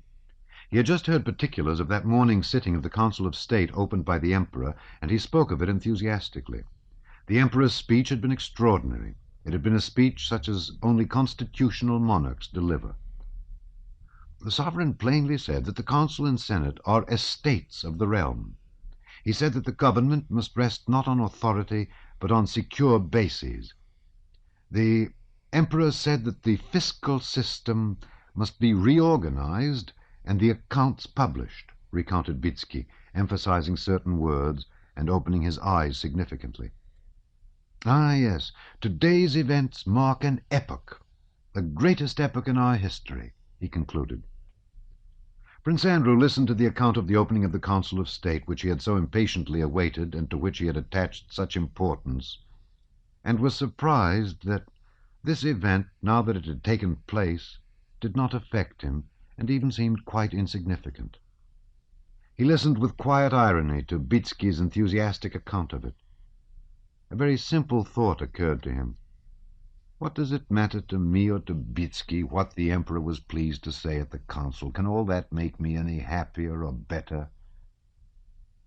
And this simple reflection suddenly destroyed all the interest Prince Andrew had felt in the impending reforms. He was going to dine that evening at Speransky's with only a few friends, as the host had said when inviting him. The prospect of that dinner in the intimate home circle of the man he so admired had greatly interested Prince Andrew, especially as he had not yet seen Speransky in his domestic surroundings. But now he felt disinclined to go to it. At the appointed hour, however, he entered the modest house Speransky owned in the Taurida Gardens. In the parquet dining room of this small house, remarkable for its extreme cleanliness, suggesting that of a monastery, Prince Andrew, who was rather late, found the friendly gathering of Speransky's intimate acquaintances already assembled at 5 o'clock. There were no ladies present, except Speransky's little daughter, long-faced like her father, and her governess. The other guests were Gervais, Magnitsky, and Stolypin. While still in the anteroom, Prince Andrew heard loud voices and a ringing staccato laugh, a laugh such as one hears on the stage. Someone, it sounded like Speransky, was distinctly ejaculating, "Ha! Ha! Ha!" Prince Andrew had never before heard Speransky's famous laugh, and this ringing, high-pitched laughter from a statesman made a strange impression on him. He entered the dining room. The whole company was standing between two windows at a small table laid with hors d'oeuvre. Speransky, wearing a grey swallow-tail coat with a star on the breast, and evidently still the same waistcoat and high white stock he had worn at the meeting of the Council of State, stood at the table with a beaming countenance. His guests surrounded him. Magnitsky, addressing himself to Speransky, was relating an anecdote, and Speransky was laughing in advance at what Magnitsky was going to say. When Prince Andrew entered the room, Magnitsky's words were again crowned by laughter. Stolypin gave a deep bass guffaw as he munched a piece of bread and cheese. Gervais laughed softly with a hissing chuckle, and Speransky in a high-pitched staccato manner. Still laughing, Speransky held out his soft white hand to Prince Andrew. "Very pleased to see you, Prince," he said. "One moment," he went on, turning to Magnitsky and interrupting his story. "We've agreed that this is a dinner for recreation with not a word about business." And turning again to the narrator, he began to laugh afresh. Prince Andrew looked at the laughing Speransky with astonishment, regret, and disillusionment. It seemed to him that this was not Speransky, but someone else. Everything that had formerly appeared mysterious and fascinating in Speransky suddenly became plain and unattractive. At dinner the conversation did not cease for a moment, and seemed to consist of the contents of a book of funny anecdotes. Before Magnitsky had finished his story, someone else was anxious to relate something still funnier. Most of the anecdotes, if not relating to the state service, related to people in the service. It seemed that in this company the insignificance of those people was so definitely accepted that the only possible attitude toward them was one of good-humored ridicule. Speransky related how at the council that morning a deaf dignitary, when asked his opinion, replied that he thought so too. Gervais gave a long account of an official revision remarkable for the stupidity of everybody concerned. Stolypin, stuttering, broke into the conversation and began excitedly talking of the abuses that existed under the former order of things. threatening to give a serious turn to the conversation. Magnitsky starting quizzing Stolypin about his vehemence, Gervais intervened with a joke, and the talk reverted to its former lively tone. Evidently Speransky liked to rest after his labors and find amusement in a circle of friends, and his guests, understanding his wish, tried to enliven him and amuse themselves. But their gaiety seemed to Prince Andrew mirthless and tiresome. Speransky's high-pitched voice struck him unpleasantly, and the incessant laughter grated on him like a false note. Prince Andrew did not laugh, and feared that he would be a damper on the spirits of the company, but no one took any notice of his being out of harmony with the general mood. They all seemed very gay. He tried several times to join in the conversation, but his remarks were tossed aside each time like a cork thrown out of the water, and he could not jest with them. There was nothing wrong or unseemly in what they said. It was witty, and might have been funny, but it lacked just that something which is the salt of mirth. And they were not even aware that such a thing existed. After dinner, Speransky's daughter and her governess rose. He patted the little girl with his white hand and kissed her. And that gesture, too, seemed unnatural to Prince Andrew. The men remained at table over their port, English fashion. In the midst of a conversation that was started about Napoleon's Spanish affairs, which they all agreed in approving, Prince Andrew began to express a contrary opinion. Speransky smiled, and with an evident wish to prevent the conversation from taking an unpleasant course, told a story that had no connection with the previous conversation. For a few moments all were silent. Having sat some time at table, Speransky corked a bottle of wine, and remarking, "Nowadays good wine rides in a carriage and pair," passed it to the servant and got up. All rose, and, continuing to talk loudly, went into the drawing-room. 2 letters brought by a courier were handed to Speransky, and he took them to his study. As soon as he had left the room, the general merriment stopped, and the guests began to converse sensibly and quietly with one another. "Now for the recitation," said Speransky on returning from his study.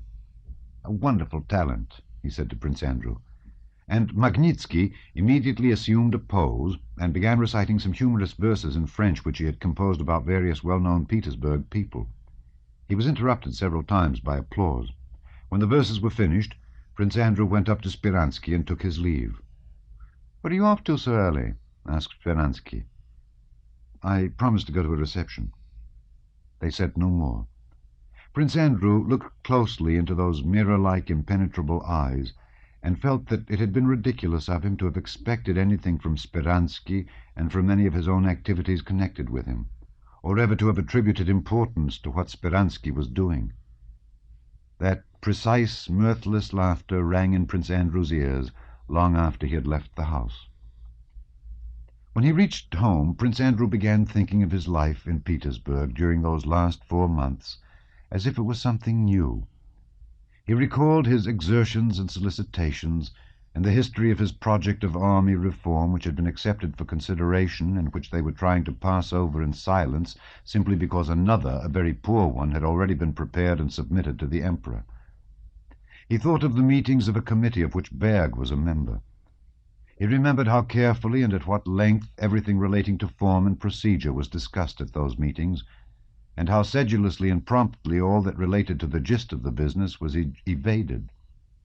He recalled his labors on the legal code, and how painstakingly he had translated the articles of the Roman and French codes into Russian, and he felt ashamed of himself.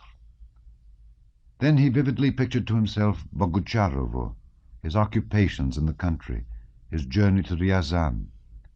He remembered the peasants, and Dron, the village elder, and mentally applying to them the personal rights he had divided into paragraphs, he felt astonished that he could have spent so much time on such useless work. Chapter 11. Prince Andrew calls on the Rostovs. Natasha's effect on him. Next day Prince Andrew called at a few houses he had not visited before, and among them at the Rostovs, with whom he had renewed acquaintance at the ball. Apart from considerations of politeness which demanded the call, He wanted to see that original, eager girl who had left such a pleasant impression on his mind in her own home. Natasha was one of the first to meet him. She was wearing a dark blue house dress in which Prince Andrew thought her even prettier than in her ball dress. She and all the Rostov family welcomed him as an old friend, simply and cordially. The whole family, whom he had formerly judged severely, now seemed to him to consist of excellent, simple, and kindly people. The old Count's hospitality and good nature, which struck one especially in Petersburg as a pleasant surprise, were such that Prince Andrew could not refuse to stay to dinner. Yes, he thought, they are capital people, who of course have not the slightest idea what a treasure they possess in Natasha. But they are kindly folk and form the best possible setting for this strikingly poetic, charming girl overflowing with life. In Natasha, Prince Andrew was conscious of a strange world completely alien to him and brimful of joys unknown to him. A different world that in the Otradnoye Avenue and at the window that moonlight night had already begun to disconcert him. Now this world disconcerted him no longer, and was no longer alien to him, but he himself, having entered it, found in it a new enjoyment. After dinner, Natasha, at Prince Andrew's request, went to the clavichord and began singing. Prince Andrew stood by a window talking to the ladies and listened to her. In the midst of a phrase, he ceased speaking and suddenly felt tears choking him, a thing he had thought impossible for him. He looked at Natasha as she sang, and something new and joyful stirred in his soul.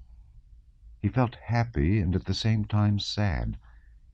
He had absolutely nothing to weep about, yet he was ready to weep. What about? His former love, the little princess, his disillusionments, his hopes for the future? Yes and no. The chief reason was a sudden vivid sense of the terrible contrast between something infinitely great and illimitable within him and that limited and material something that he and even she was.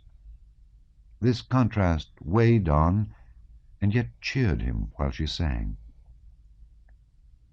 As soon as Natasha had finished, she went up to him and asked how he liked her voice. She asked this and then became confused, feeling that she ought not to have asked it. He smiled, looking at her, and said he liked her singing as he liked everything she did. Prince Andrew left the Rostovs late in the evening. He went to bed from habit, but soon realized that he could not sleep. Having lit his candle, he sat up in bed, then got up, then lay down again, not at all troubled by his sleeplessness. His soul was as fresh and joyful as if he had stepped out of a stuffy room into God's own fresh air. It did not enter his head that he was in love with Natasha. He was not thinking about her, but only picturing her to himself, and in consequence all life appeared in a new light. Why do I strive? Why do I toil in this narrow, confined frame, when life, all life with all its joys, is open to me? Said he to himself. And for the first time for a very long while, he began making happy plans for the future. He decided that he must attend to his son's education by finding a tutor and putting the boy in his charge. Then he ought to retire from the service and go abroad and see England, Switzerland, and Italy. I must use my freedom while I feel so much strength and youth in me, he said to himself. Pierre was right when he said one must believe in the possibility of happiness in order to be happy. And now I do believe in it. Let the dead bury their dead, but while one has life, one must live and be happy, thought he. Chapter 12. The Bergs' Evening Party. One morning, Colonel Berg, whom Pierre knew as he knew everybody in Moscow and Petersburg, came to see him. Berg arrived in an immaculate brand-new uniform, with his hair pomaded and brushed forward over his temples as the Emperor Alexander wore his hair. I have just been to see the Countess, your wife. Unfortunately, she could not grant me my request, but I hope, Count, I shall be more fortunate with you, he said with a smile. What is it you wish, Colonel? I am at your service. I have now quite settled in my new rooms, Count. Berg said this with perfect conviction that this information could not but be agreeable. "And so I wish to arrange just a small party for my own and my wife's friends." He smiled still more pleasantly. "I wish to ask the Countess and you to do me the honour of coming to tea and to supper." Only Countess Helene, considering the society of such people as the Bergs beneath her, could be cruel enough to refuse such an invitation. Berg explained so clearly why he wanted to collect at his house a small but select company, and why this would give him pleasure, and why, though he grudged spending money on cards or anything harmful, he was prepared to run into some expense for the sake of good society, that Pierre could not refuse, and promised to come. "But don't be late, Count, if I may venture to ask. About 10 minutes to 8, please. We shall make up a rubber. Our general is coming. He's very good to me. We shall have supper, Count, so you will do me the favour." Contrary to his habit of being late, Pierre on that day arrived at the Bergs' house not at 10, but at 15 minutes to 8. Having prepared everything necessary for the party, the Bergs were ready for their guests' arrival. In their new clean and light study, with its small busts and pictures and new furniture, sat Berg and his wife. Berg, closely buttoned up in his new uniform, sat beside his wife, explaining to her that one always could and should be acquainted with people above one, because only then does one get satisfaction from acquaintances. You can get to know something, you can ask for something. See how I managed my first promotion. Berg measured his life not by years, but by promotions. My comrades are still nobodies, while I'm only waiting for a vacancy to command a regiment, and have their happiness to be your husband." He rose and kissed Vera's hand, and on the way to her straightened out a turned-up corner of the carpet. "And how have I obtained all this? Chiefly by knowing how to choose my acquaintances. It goes without saying that one must be conscientious and methodical." Berg smiled with a sense of his superiority over a weak woman, and paused, reflecting that this dear wife of his was after all but a weak woman who could not understand all that constitutes a man's dignity, what it was, ein Mann zu sein, to be a man. Vera, at the same time, was smiling with a sense of superiority over her good conscientious husband, who all the same understood life wrongly, as according to Vera all men did. Berg, judging by his wife, thought all women weak and foolish.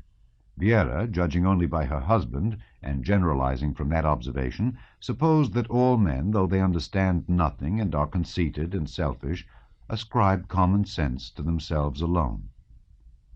Berg rose and embraced his wife carefully, so as not to crush her lace fichu, for which he had paid a good price, kissing her straight on the lips. "The only thing is, we mustn't have children too soon," he continued, following an unconscious sequence of ideas. "Yes," answered Vera, "I don't at all want that. We must live for society." "Princess Yusupova wore one exactly like this," said Berg, pointing to the fichu with a happy and kindly smile. Just then Count Besuchow was announced.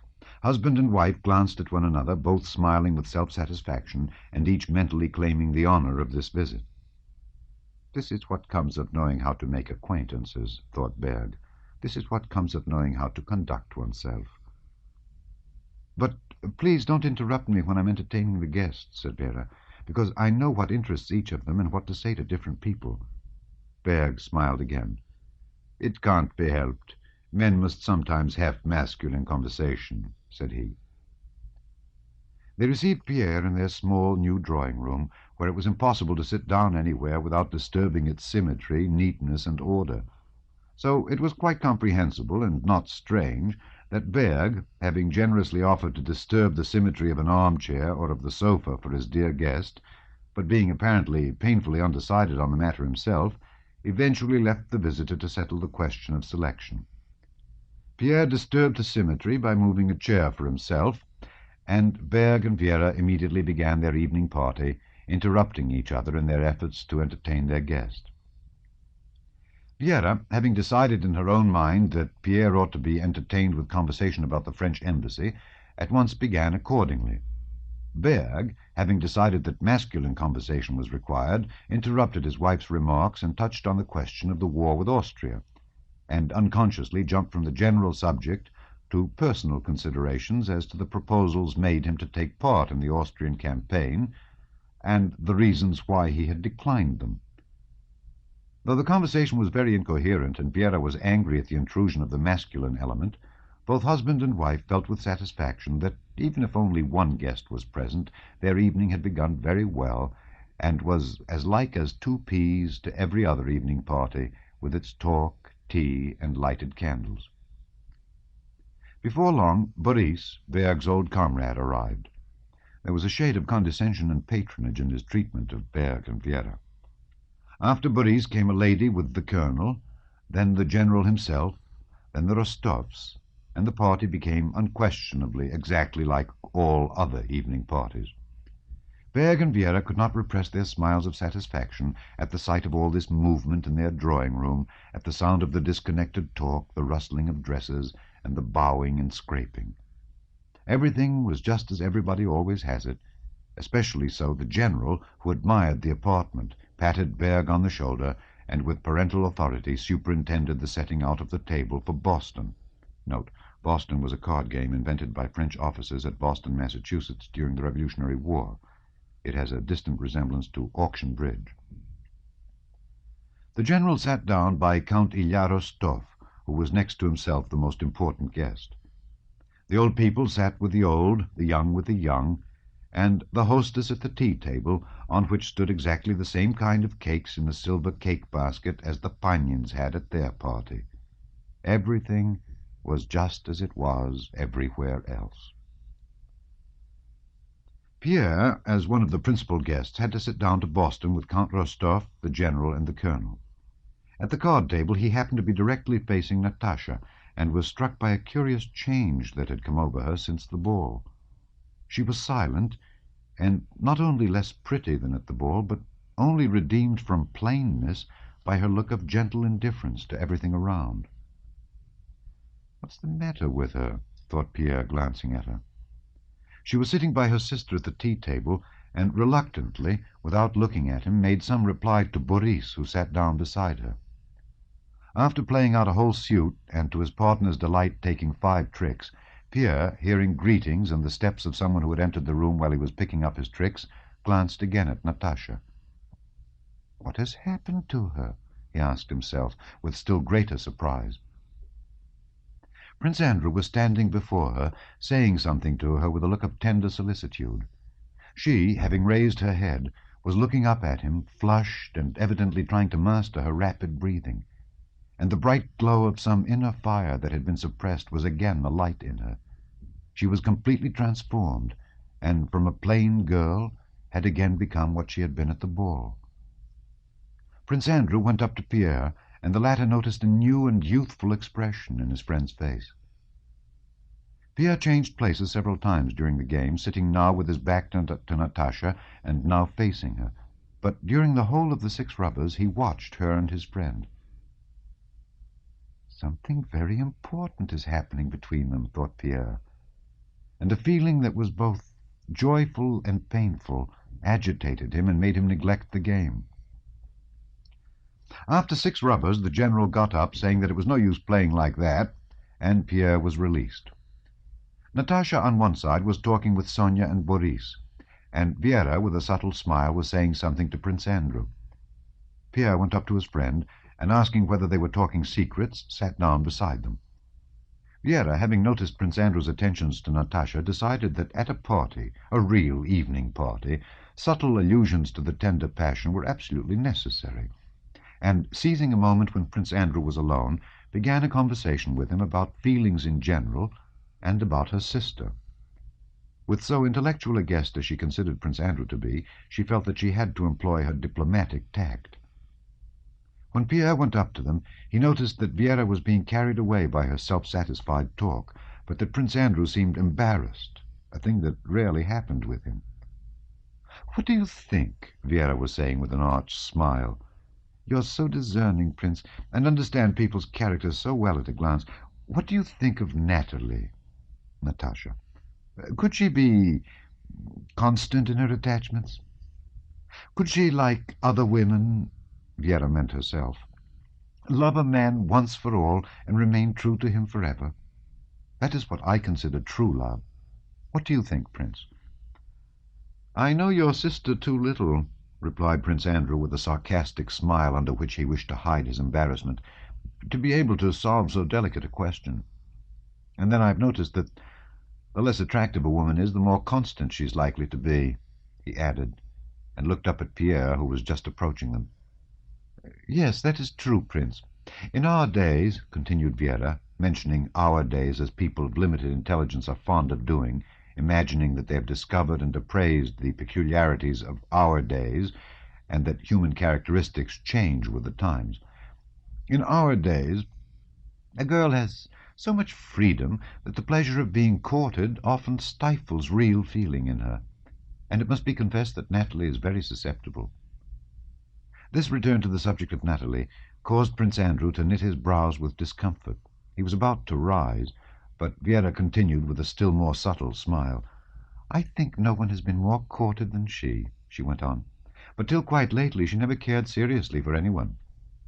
Now you know, Count," she said to Pierre, "even our dear cousin Boris, who between ourselves was very far gone in the land of tenderness," alluding to a map of love much in vogue at that time. Prince Andrew frowned and remained silent. "You're friendly with Boris, aren't you?" asked Vera. "Yes, I know him." "I expect he's told you of his childish love for Natasha." "Oh, there was childish love?" suddenly asked Prince Andrew, blushing unexpectedly. "Yes. You know between cousins intimacy often leads to love. Le cousinage est un dangereux voisinage. Cousinhood is a dangerous neighborhood. Don't you think so?" "Oh, undoubtedly," said Prince Andrew, and with sudden and unnatural liveliness he began chaffing Pierre about the need to be very careful with his 50-year-old Moscow cousins, and in the midst of these jestings he rose, taking Pierre by the arm, and drew him aside. "Well?" asked Pierre, seeing his friend's strange animation with surprise, and noticing the glance he turned on Natasha as he rose. I must have a talk with you," said Prince Andrew. "You know that pair of women's gloves?" He referred to the Masonic gloves given to a newly initiated brother to present to the woman he loved. But no, I will talk to you later on." And with a strange light in his eyes and restlessness in his movements, Prince Andrew approached Natasha and sat down beside her. Pierre saw how Prince Andrew asked her something, and how she flushed as she replied. But at that moment Berg came to Pierre and began insisting that he should take part in an argument between the general and the colonel on the affairs in Spain. Berg was satisfied and happy. The smile of pleasure never left his face. The party was very successful, and quite like other parties he had seen. Everything was similar: the ladies' subtle talk, the cards, the general raising his voice at the card table, and the samovar and the tea cakes. Only one thing was lacking that he had always seen at the evening parties he wished to imitate. They had not yet had a loud conversation among the men, and a dispute about something important and clever. Now the general had begun such a discussion, and so Berg drew Pierre to it. Chapter 13. Natasha consults her mother. Prince Andrew confides in Pierre. Next day, having been invited by the Count, Prince Andrew dined with the Rostovs and spent the rest of the day there. Everyone in the house realized for whose sake Prince Andrew came, and without concealing it he tried to be with Natasha all day. Not only in the soul of the frightened yet happy and enraptured Natasha, but in the whole house, there was a feeling of awe at something important that was bound to happen. The Countess looked with sad and sternly serious eyes at Prince Andrew when he talked to Natasha, and timidly started some artificial conversation about trifles as soon as he looked her way. Sonia was afraid to leave Natasha, and afraid of being in the way when she was with them. Natasha grew pale in a panic of expectation when she remained alone with him for a moment. Prince Andrew surprised her by his timidity. She felt that he wanted to say something to her, but could not bring himself to do so. In the evening, when Prince Andrew had left, the Countess went up to Natasha and whispered, "Well, what?" "Mamma, For heaven's sake, don't ask me anything now. One can't talk about that," said Natasha. But all the same, that night Natasha, now agitated and now frightened, lay a long time in her mother's bed, gazing straight before her. She told her how he had complimented her, how he had told her he was going abroad, asked her where they were going to spend the summer, and then how he had asked her about Boris. "But such never happened to me before," she said. "Only I feel afraid in his presence. I'm always afraid when I'm with him. What does that mean? Does it mean that it's the real thing? Yes? Mamma, are you asleep?" "No, my love. I'm frightened myself," answered her mother. "Now go. All the same, I shan't sleep. What silliness to sleep. Mummy, such a thing never happened to me before," she said, surprised and alarmed at the feeling she was aware of in herself. "And could we ever have thought—" It seemed to Natasha that even at the time she first saw Prince Andrew at Otradnoye she had fallen in love with him.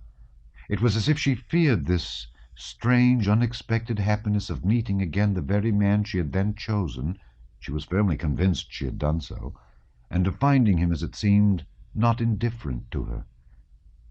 And it had to happen that he should come specially to Petersburg while we are here. And it had to happen that we should meet at that ball. It is fate. Clearly it is fate that everything led up to this. Already then, directly I saw him, I felt something peculiar." "What else did he say to you? What are those verses? Read them," said her mother thoughtfully, referring to some verses Prince Andrew had written in Natasha's album. "Mamma, one need not be ashamed of his being a widower." "But don't, Natasha. Pray to God. Marriages are made in heaven," said her mother. "Oh, darling Mummy, how I love you, how happy I am!" cried Natasha, shedding tears of joy and excitement, and embracing her mother. At that very time Prince Andrew was sitting with Pierre and telling him of his love for Natasha and his firm resolve to make her his wife. That day Countess Helene had a reception at her house. The French ambassador was there, and a foreign prince of the blood who had of late become a frequent visitor of hers, and many brilliant ladies and gentlemen. Pierre, who had come downstairs, walked through the rooms and struck everyone by his preoccupied, absent-minded, and morose air. Since the ball he had felt the approach of a fit of nervous depression, and had made desperate efforts to combat it. Since the intimacy of his wife with the royal prince, Pierre had unexpectedly been made a gentleman of the bedchamber, and from that time he had begun to feel oppressed and ashamed in court society, and dark thoughts of the vanity of all things human came to him oftener than before. At the same time, the feeling he had noticed between his protégée Natasha and Prince Andrew accentuated his gloom by the contrast between his own position and his friend's. He tried equally to avoid thinking about his wife and about Natasha and Prince Andrew. And again everything seemed to him insignificant in comparison with eternity. Again the question, for what, presented itself, and he forced himself to work day and night at Masonic labours, hoping to drive away the evil spirit that threatened him. Toward midnight, after he had left the Countess's apartments, he was sitting upstairs in a shabby dressing-gown, copying out the original transactions of the Scottish Lodge of Freemasons at a table in his low room, cloudy with tobacco smoke, when someone came in. It was Prince Andrew. "Ah, it's you," said Pierre to Prince Andrew with a preoccupied, dissatisfied air. "And I, you see, am hard at it." He pointed to his manuscript book with that air of escaping from the ills of life with which unhappy people look at their work. Prince Andrew, with a beaming, ecstatic expression of renewed life on his face, paused in front of Pierre, and, not noticing his sad look, smiled at him with the egotism of joy. "Well, dear heart," said he, "I wanted to tell you about it yesterday, and I've come to do so today. I never experienced anything like it before. I'm in love, my friend." Suddenly Pierre heaved a deep sigh and dumped his heavy person down on the sofa beside Prince Andrew. "With Natasha Rostova, yes?" said he. "Yes, yes. Who else should it be? I should never have believed it, but the feeling is stronger than I. Yesterday I tormented myself and suffered, but I would not exchange even that torment for anything in the world. I have not lived till now. At last I live, but I can't live without her. But can she love me? I'm too old for her. Why don't you speak? I... What did I tell you? Said Pierre, suddenly rising and beginning to pace up and down the room. I always thought it. That girl is such a treasure. She's a rare girl. My dear friend, I entreat you, don't philosophize, don't doubt. Marry, marry, marry. And I'm sure there will not be a happier man than you. But what of her? She loves you. Don't talk rubbish, said Prince Andrew, smiling and looking into Pierre's eyes. She does, I know, Pierre cried fiercely. No, but do listen, returned Prince Andrew, holding him by the arm. Do you know the condition I'm in? I must talk about it to someone. Well, go on, go on. I'm very glad, said Pierre, and his face really changed. His brow became smooth, and he listened gladly to Prince Andrew. Prince Andrew seemed and really was quite a different, quite a new man. Where was his spleen, his contempt for life, his disillusionment? Pierre was the only person to whom he had made up his mind to speak openly, and to him he told all that was in his soul. Now he boldly and lightly made plans for an extended future, said he could not sacrifice his own happiness to his father's caprice, and spoke of how he would either make his father consent to this marriage and love her, or would do without his consent. Then he marvelled at the feeling that had mastered him, as at something strange, apart from and independent of himself. I should not have believed anyone who told me that I was capable of such love, said Prince Andrew. It is not at all the same feeling that I knew in the past. The whole world is now for me divided into two halves. One half is she, and there all is joy, hope, light. The other half is everything where she is not, and there all is gloom and darkness. Darkness and gloom, reiterated Pierre. Yes, yes, I understand that. I cannot help loving the light. It is not my fault. And I'm very happy. You understand me? I know you're glad for my sake. Yes, yes, Pierre assented, looking at his friend with a touched and sad expression in his eyes. The brighter Prince Andrew's lot appeared to him. The gloomier seemed his own. Chapter 14. Prince N. Bolkonsky insists on postponement of his son's marriage. Natasha's distress at Prince Andrew's absence. He returns, and they become engaged. Prince Andrew needed his father's consent to his marriage, and to obtain this he started for the country next day. His father received his son's communication with external composure, but inward wrath. He could not comprehend how anyone could wish to alter his life or introduce anything new into it, when his own life was already ending. If only they would let me end my days as I want to, thought the old man. Then they might do as they please. With his son, however, he employed the diplomacy he reserved for important occasions, and, adopting a quiet tone, discussed the whole matter. In the first place, the marriage was not a brilliant one as regards birth, wealth, or rank. Secondly, Prince Andrew was no longer as young as he had been, and his health was poor. The old man laid special stress on this, while she was very young. Thirdly, he had a son whom it would be a pity to entrust to a chit of a girl.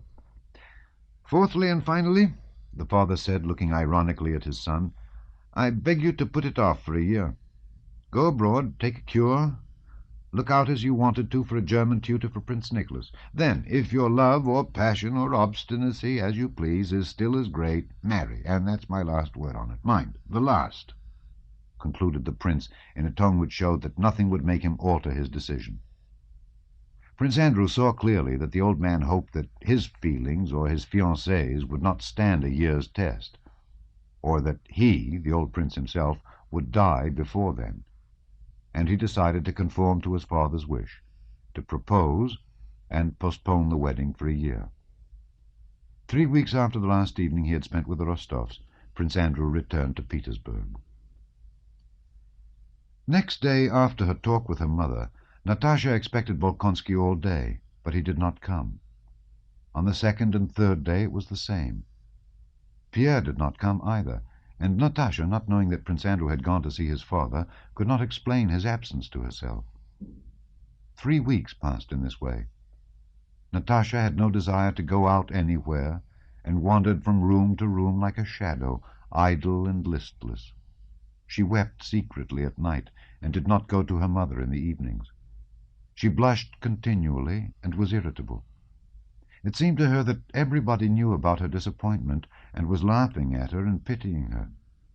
Strong as was her inward grief, this wound to her vanity intensified her misery. Once she came to her mother, tried to say something, and suddenly began to cry. Her tears were those of an offended child who does not know why it is being punished. The Countess began to soothe Natasha, who, after first listening to her mother's words, suddenly interrupted her. "Leave off, Mamma. I don't think and don't want to think about it. We just came and then left off. Left off." Her voice trembled, and she again nearly cried, but recovered and went on quietly. "And I don't at all want to get married. And I'm afraid of him. I've now become quite calm. Quite calm." The day after this conversation, Natasha put on the old dress which she knew had the peculiar property of conducing to cheerfulness in the mornings, and that day she returned to the old way of life which she had abandoned since the ball. Having finished her morning tea, she went to the ballroom, which she particularly liked for its loud resonance, and began singing her solfeggio. When she had finished her first exercise, she stood still in the middle of the room and sang a musical phrase that particularly pleased her. She listened joyfully, as though she had not expected it, to the charm of the notes reverberating, filling the whole empty ballroom and slowly dying away.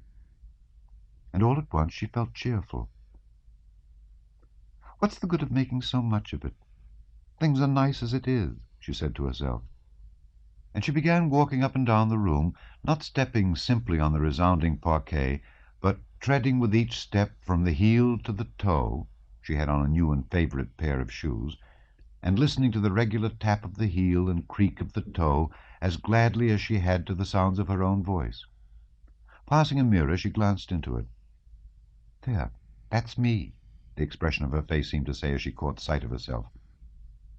"Well, I'm very nice, too. I need nobody." A footman wanted to come in to clear away something in the room, but she would not let him, and, having closed the door behind him, continued her walk. That morning she had returned to her favourite mood, love of and delight in herself. "How charming that Natasha is," she said again, speaking as some third collective male person.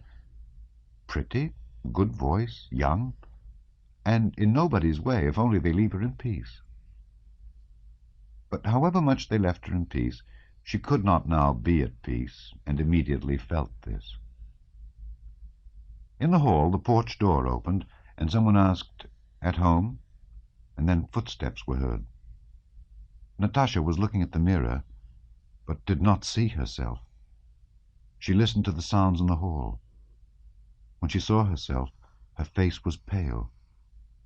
It was he. She knew this for certain, though she hardly heard his voice through the closed doors.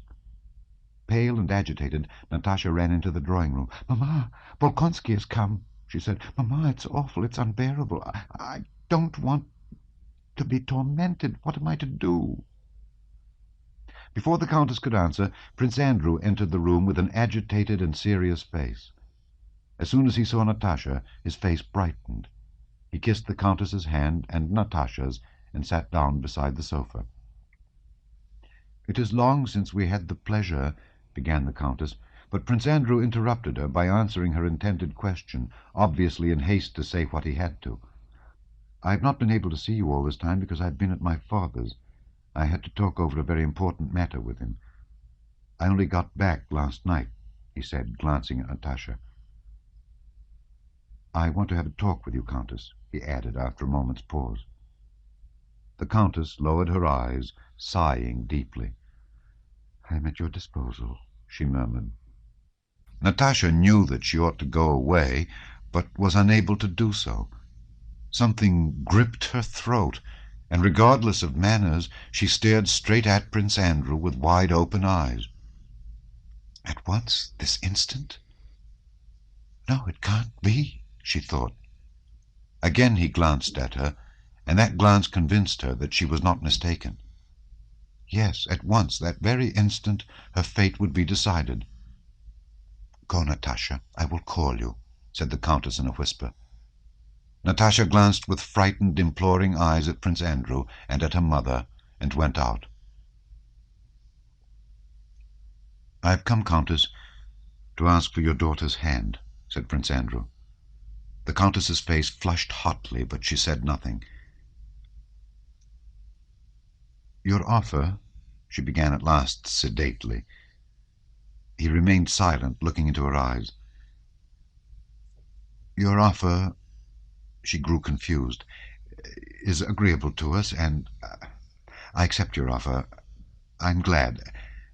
And my husband, I hope, but it will depend on her. I will speak to her when I have your consent. Do you give it to me?" said Prince Andrew. "Yes," replied the Countess. She held out her hand to him, and with a mixed feeling of estrangement and tenderness, pressed her lips to his forehead as he stooped to kiss her hand.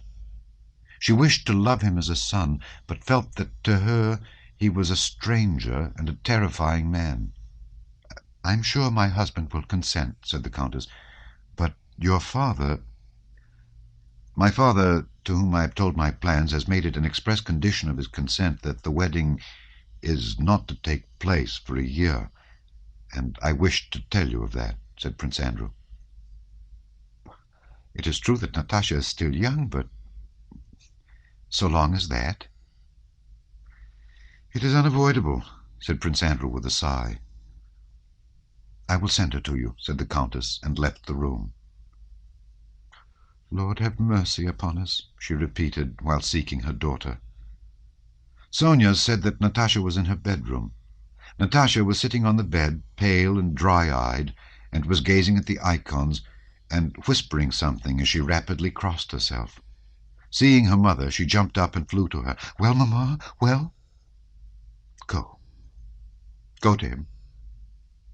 "He's asking for your hand," said the Countess, coldly, it seemed to Natasha. "Go, go," said the mother, sadly and reproachfully, with a deep sigh, as her daughter ran away. Natasha never remembered how she entered the drawing-room. When she came in and saw him, she paused. "Is it possible that this stranger has now become everything to me?" she asked herself, and immediately answered, "Yes, everything. He alone is now dearer to me than everything in the world." Prince Andrew came up to her with downcast eyes. "I have loved you from the very first moment I saw you.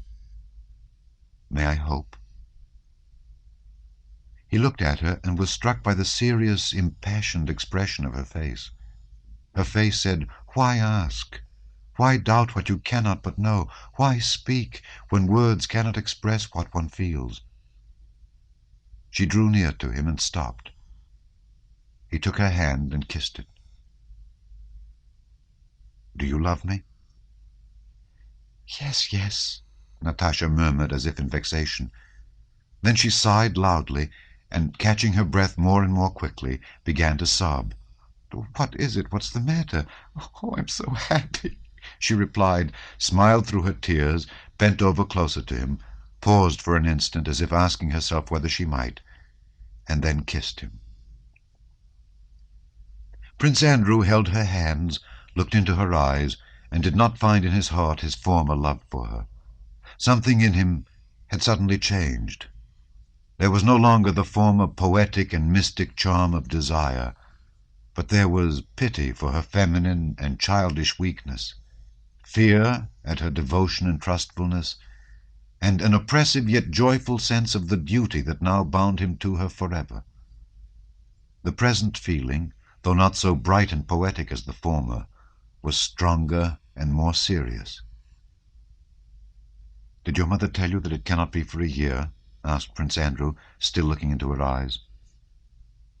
Is it possible that I, the chit of a girl, as everybody called me, thought Natasha, is it possible that I am now to be the wife and the equal of this strange, dear, clever man whom even my father looks up to? Can it be true? Can it be true that there can be no more playing with life, that now I'm grown up, that on me now lies a responsibility for my every word and deed? Yes, but what did he ask me? No, she replied, but she had not understood his question. Oh, forgive me, he said, but you're so young and I've already been through so much in life. I'm afraid for you. You do not yet know yourself. Natasha listened with concentrated attention, trying but failing to take in the meaning of his words. Hard as this year which delays my happiness will be, continued Prince Andrew, it will give you time to be sure of yourself. I ask you to make me happy in a year, but you are free. Our engagement shall remain a secret, and should you find that you do not love me, or should you come to love, said Prince Andrew with an unnatural smile. Why do you say that? Natasha interrupted him. You know that from the very day you first came to Otradnoye I've loved you, she cried, quite convinced that she spoke the truth. In a year you will learn to know yourself. A whole year? Natasha repeated suddenly, only now realizing that the marriage was to be postponed for a year. But why a year? Why a year? Prince Andrew began to explain to her the reasons for this delay. Natasha did not hear him. And can't it be helped? She asked. Prince Andrew did not reply, but his face expressed the impossibility of altering that decision. It's awful. Oh, it's awful, awful, Natasha suddenly cried, and again burst into sobs.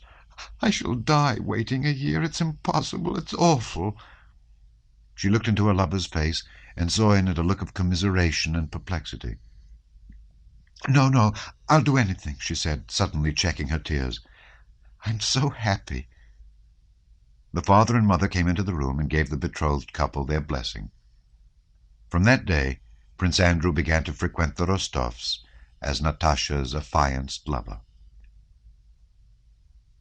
Chapter 15. Prince Andrew's Last Days with Natasha. No betrothal ceremony took place, and Natasha's engagement to Bolkonsky was not announced. Prince Andrew insisted on that. He said that, as he was responsible for the delay, he ought to bear the whole burden of it, that he had given his word and bound himself forever, but that he did not wish to bind Natasha and gave her perfect freedom. If after 6 months she felt that she did not love him, she would have full right to reject him. Naturally, neither Natasha nor her parents wished to hear of this, but Prince Andrew was firm. He came every day to the Rostovs, but did not behave to Natasha as an affianced lover. He did not use the familiar thou, but said you to her, and kissed only her hand. After their engagement, quite different, intimate, and natural relations sprang up between them. It was as if they had not known each other till now. Both liked to recall how they had regarded each other when as yet they were nothing to one another. They felt themselves now quite different beings.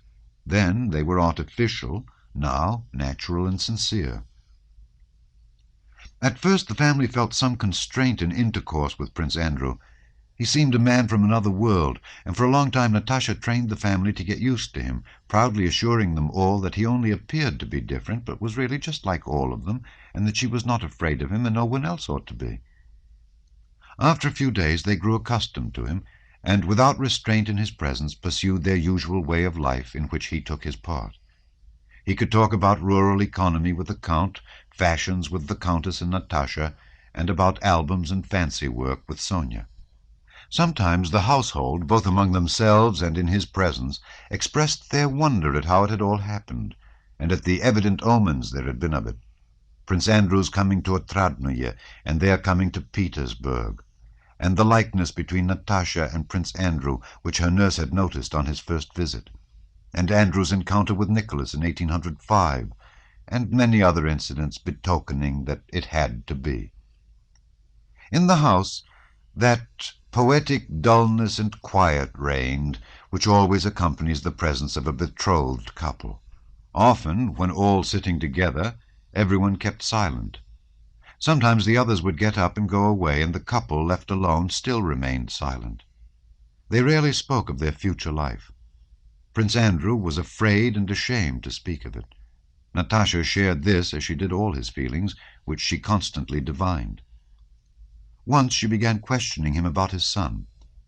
Prince Andrew blushed, as he often did now. Natasha particularly liked it in him, and said that his son would not live with them. "Why not?" asked Natasha in a frightened tone. "I cannot take him away from his grandfather, and besides—" "How I should have loved him," said Natasha, immediately guessing his thought. "But I know you wish to avoid any pretext for finding fault with us." Sometimes the old count would come up, kiss Prince Andrew, and ask his advice about Petya's education or Nicholas's service. The old countess sighed as she looked at them. Sonia was always getting frightened lest she should be in the way, and tried to find excuses for leaving them alone, even when they did not wish it. When Prince Andrew spoke, he could tell a story very well. Natasha listened to him with pride. When she spoke, she noticed with fear and joy that he gazed attentively and scrutinizingly at her. She asked herself in perplexity, "What does he look for in me? He is trying to discover something by looking at me. What if what he seeks in me is not there?" Sometimes she fell into one of the mad, merry moods characteristic of her, and then she particularly loved to hear and see how Prince Andrew laughed. He seldom laughed, but when he did, he abandoned himself entirely to his laughter, and after such a laugh, she always felt nearer to him. Natasha would have been completely happy if the thought of the separation awaiting her and drawing near had not terrified her, just as the mere thought of it made him turn pale and cold. On the eve of his departure from Petersburg, Prince Andrew brought with him Pierre, who had not been to the Rostovs once since the ball. Pierre seemed disconcerted and embarrassed. He was talking to the countess, and Natasha sat down beside a little chess table with Sonia, thereby inviting Prince Andrew to come too. He did so. "You've known Bezukhov a long time?" he asked. "Do you like him?" "Yes, he's a dear, but very absurd." And as usual when speaking of Pierre, she began to tell anecdotes of his absent-mindedness, some of which had even been invented about him.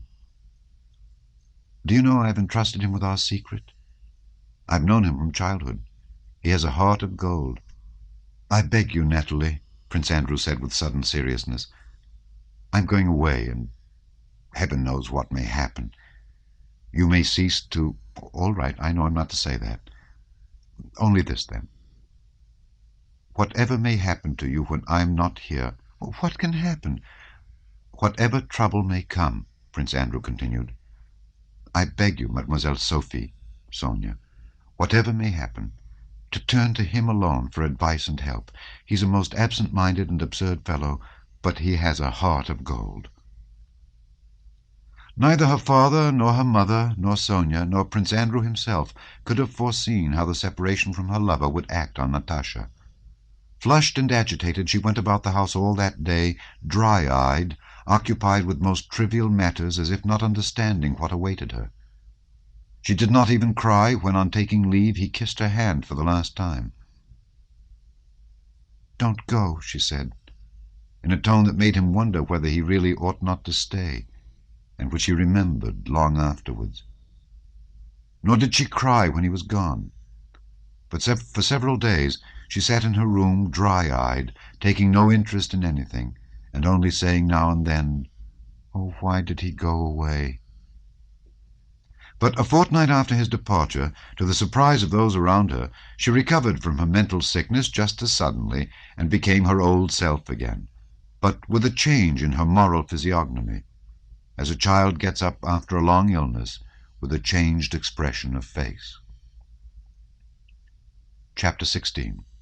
Prince N. Bolkonsky's treatment of Mary. Her letter to Julie Karagina. During that year after his son's departure, Prince Nicholas Bolkonsky's health and temper became much worse. He grew still more irritable, and it was Princess Mary who generally bore the brunt of his frequent fits of unprovoked anger. He seemed carefully to seek out her tender spots so as to torture her mentally as harshly as possible. Princess Mary had two passions and consequently two joys: her nephew, little Nicholas, and religion, and these were the favourite subjects of the prince's attacks and ridicule. Whatever was spoken of, he would bring round to the superstitiousness of old maids, or the petting and spoiling of children.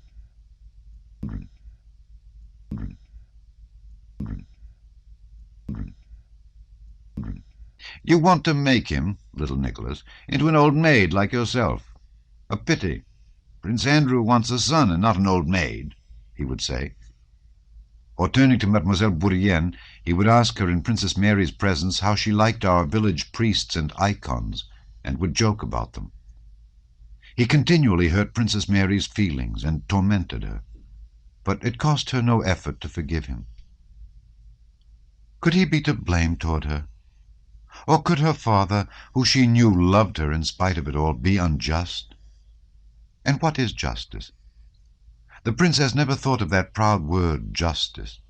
All the complex laws of man centered for her in one clear and simple law, the law of love and self-sacrifice, taught us by him who lovingly suffered for mankind, though he himself was God. What had she to do with the justice or injustice of other people?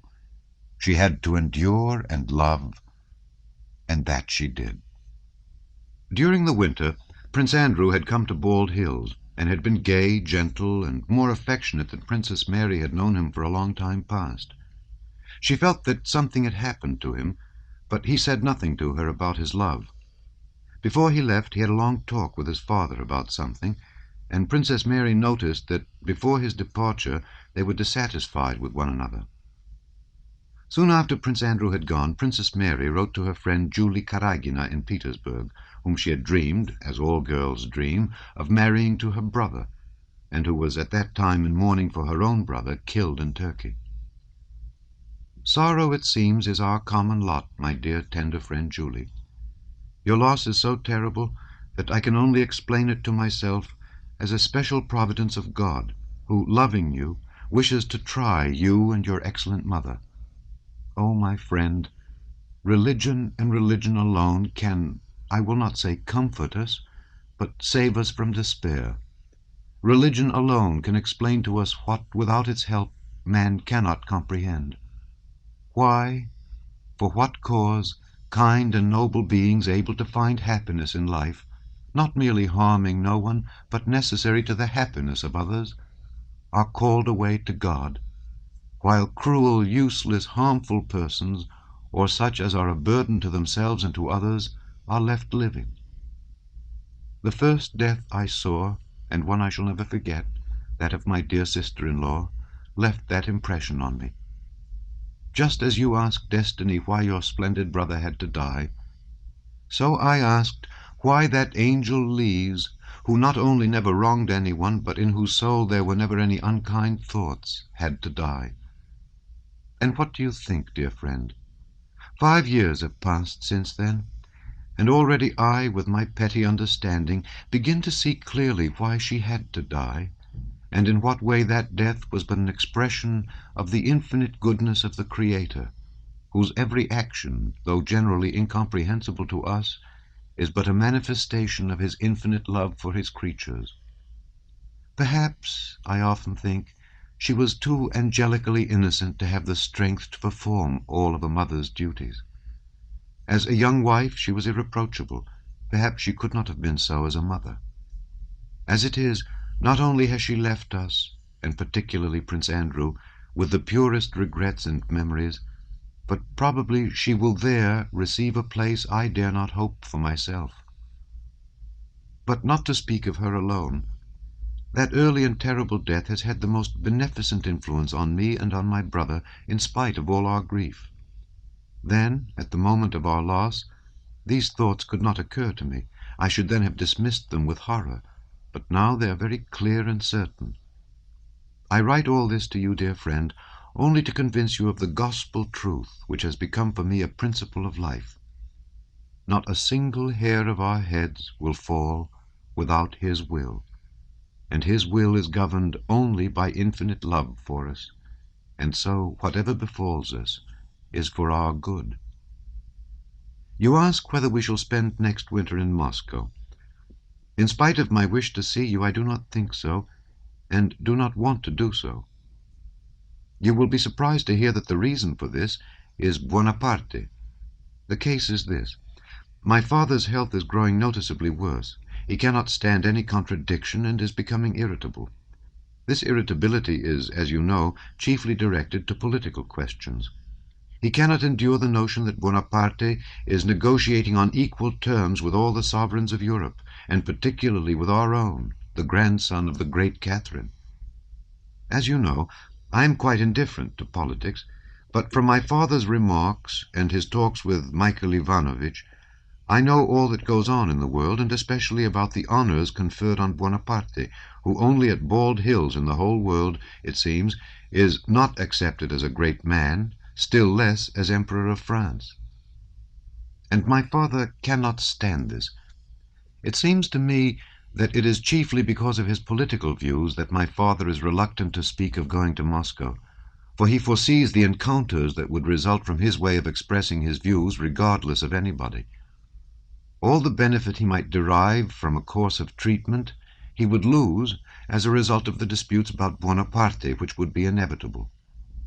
In any case, it will be decided very shortly. Our family life goes on in the old way, except for my brother Andrew's absence. He, as I wrote you before, has changed very much of late. After his sorrow, he only this year quite recovered his spirits. He has again become as I used to know him when a child, kind, affectionate, with that heart of gold to which I know no equal. He has realized, it seems to me, that life is not over for him. But together with this mental change, he has grown physically much weaker. He has become thinner and more nervous. I am anxious about him, and glad he is taking this trip abroad which the doctors recommended long ago. I hope it will cure him. You write that in Petersburg he is spoken of as one of the most active, cultivated, and capable of the young men. Forgive my vanity as a relation, but I never doubted it. The good he has done to everybody here, from his peasants up to the gentry, is incalculable. On his arrival in Petersburg he received only his due. I always wonder at the way rumors fly from Petersburg to Moscow, especially such false ones as that you write about. I mean the report of my brother's betrothal to the little Rostova. I do not think my brother will ever marry again, and certainly not her. And this is why. First, I know that though he rarely speaks about the wife he has lost, the grief of that loss has gone too deep in his heart for him ever to decide to give her a successor, and our little angel a stepmother. Secondly, because, as far as I know, that girl is not the kind of girl who could please Prince Andrew. I do not think he would choose her for a wife, and frankly I do not wish it. But I'm running on too long, and am at the end of my second sheet. Goodbye, my dear friend. May God keep you in his holy and mighty care. My dear friend, Mademoiselle Bourienne, sends you kisses. Mary. Chapter 17.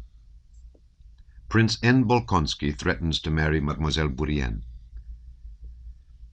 In the middle of the summer, Princess Mary received an unexpected letter from Prince Andrew in Switzerland, in which he gave her strange and surprising news. He informed her of his engagement to Natasha Rostova. The whole letter breathed loving rapture for his betrothed and tender and confiding affection for his sister. He wrote that he had never loved as he did now, and that only now did he understand and know what life was. He asked his sister to forgive him for not having told her of his resolve when he had last visited Bald Hills, though he had spoken of it to his father. He had not done so, for fear Princess Mary should ask her father to give his consent, irritating him, and having to bear the brunt of his displeasure without attaining her object. Besides, he wrote, the matter was not then so definitely settled as it is now. My father then insisted on a delay of a year, and now already 6 months, half of that period, have passed, and my resolution is firmer than ever. If the doctors did not keep me here at the spas, I should be back in Russia, but as it is I have to postpone my return for 3 months. You know me and my relations with father. I want nothing from him. I have been and always shall be independent. But to go against his will and arouse his anger, now that he may perhaps remain with us such a short time, would destroy half my happiness. I am now writing to him about the same question, and beg you to choose a good moment to hand him the letter, and to let me know how he looks at the whole matter, and whether there is hope that he may consent to reduce the term by 4 months. After long hesitations, doubts, and prayers, Princess Mary gave the letter to her father. The next day the old prince said to her quietly, "Write and tell your brother to wait until I am dead. It won't be long. I shall soon set him free." The princess was about to reply, but her father would not let her speak, and raising his voice more and more, cried, "Mary, Mary, my boy, a good family, clever people, eh? Rich, eh? Yes, a nice stepmother little Nicholas will have. Write and tell him that he may marry tomorrow if he likes. She will be little Nicholas's stepmother, and I'll marry Bourrienne. He mustn't be without a stepmother either. Only one thing. No more women are wanted in my house. Let him marry and live by himself. Perhaps you will go and live with him too?" he added, turning to Princess Mary. "Go, in heaven's name. Go out into the frost, the frost, the frost." After this outburst, the prince did not speak any more about the matter. But repressed vexation at his son's poor-spirited behavior found expression in his treatment of his daughter. To his former pretexts for irony, a fresh one was now added: allusions to stepmothers, and amiabilities to Mademoiselle Bourrienne. "Why shouldn't I marry her?" he asked his daughter. "She'll make a splendid princess." And latterly, to her surprise and bewilderment, Princess Mary noticed that her father was really associating more and more with the Frenchwoman. She wrote to Prince Andrew about the reception of his letter, but comforted him with hopes of reconciling their father to the idea. Little Nicholas and his education, her brother Andrew, and religion, were Princess Mary's joys and consolations. But besides that, since everyone must have personal hopes, Princess Mary, in the profoundest depths of her heart, had a hidden dream and hope that supplied the chief consolation of her life.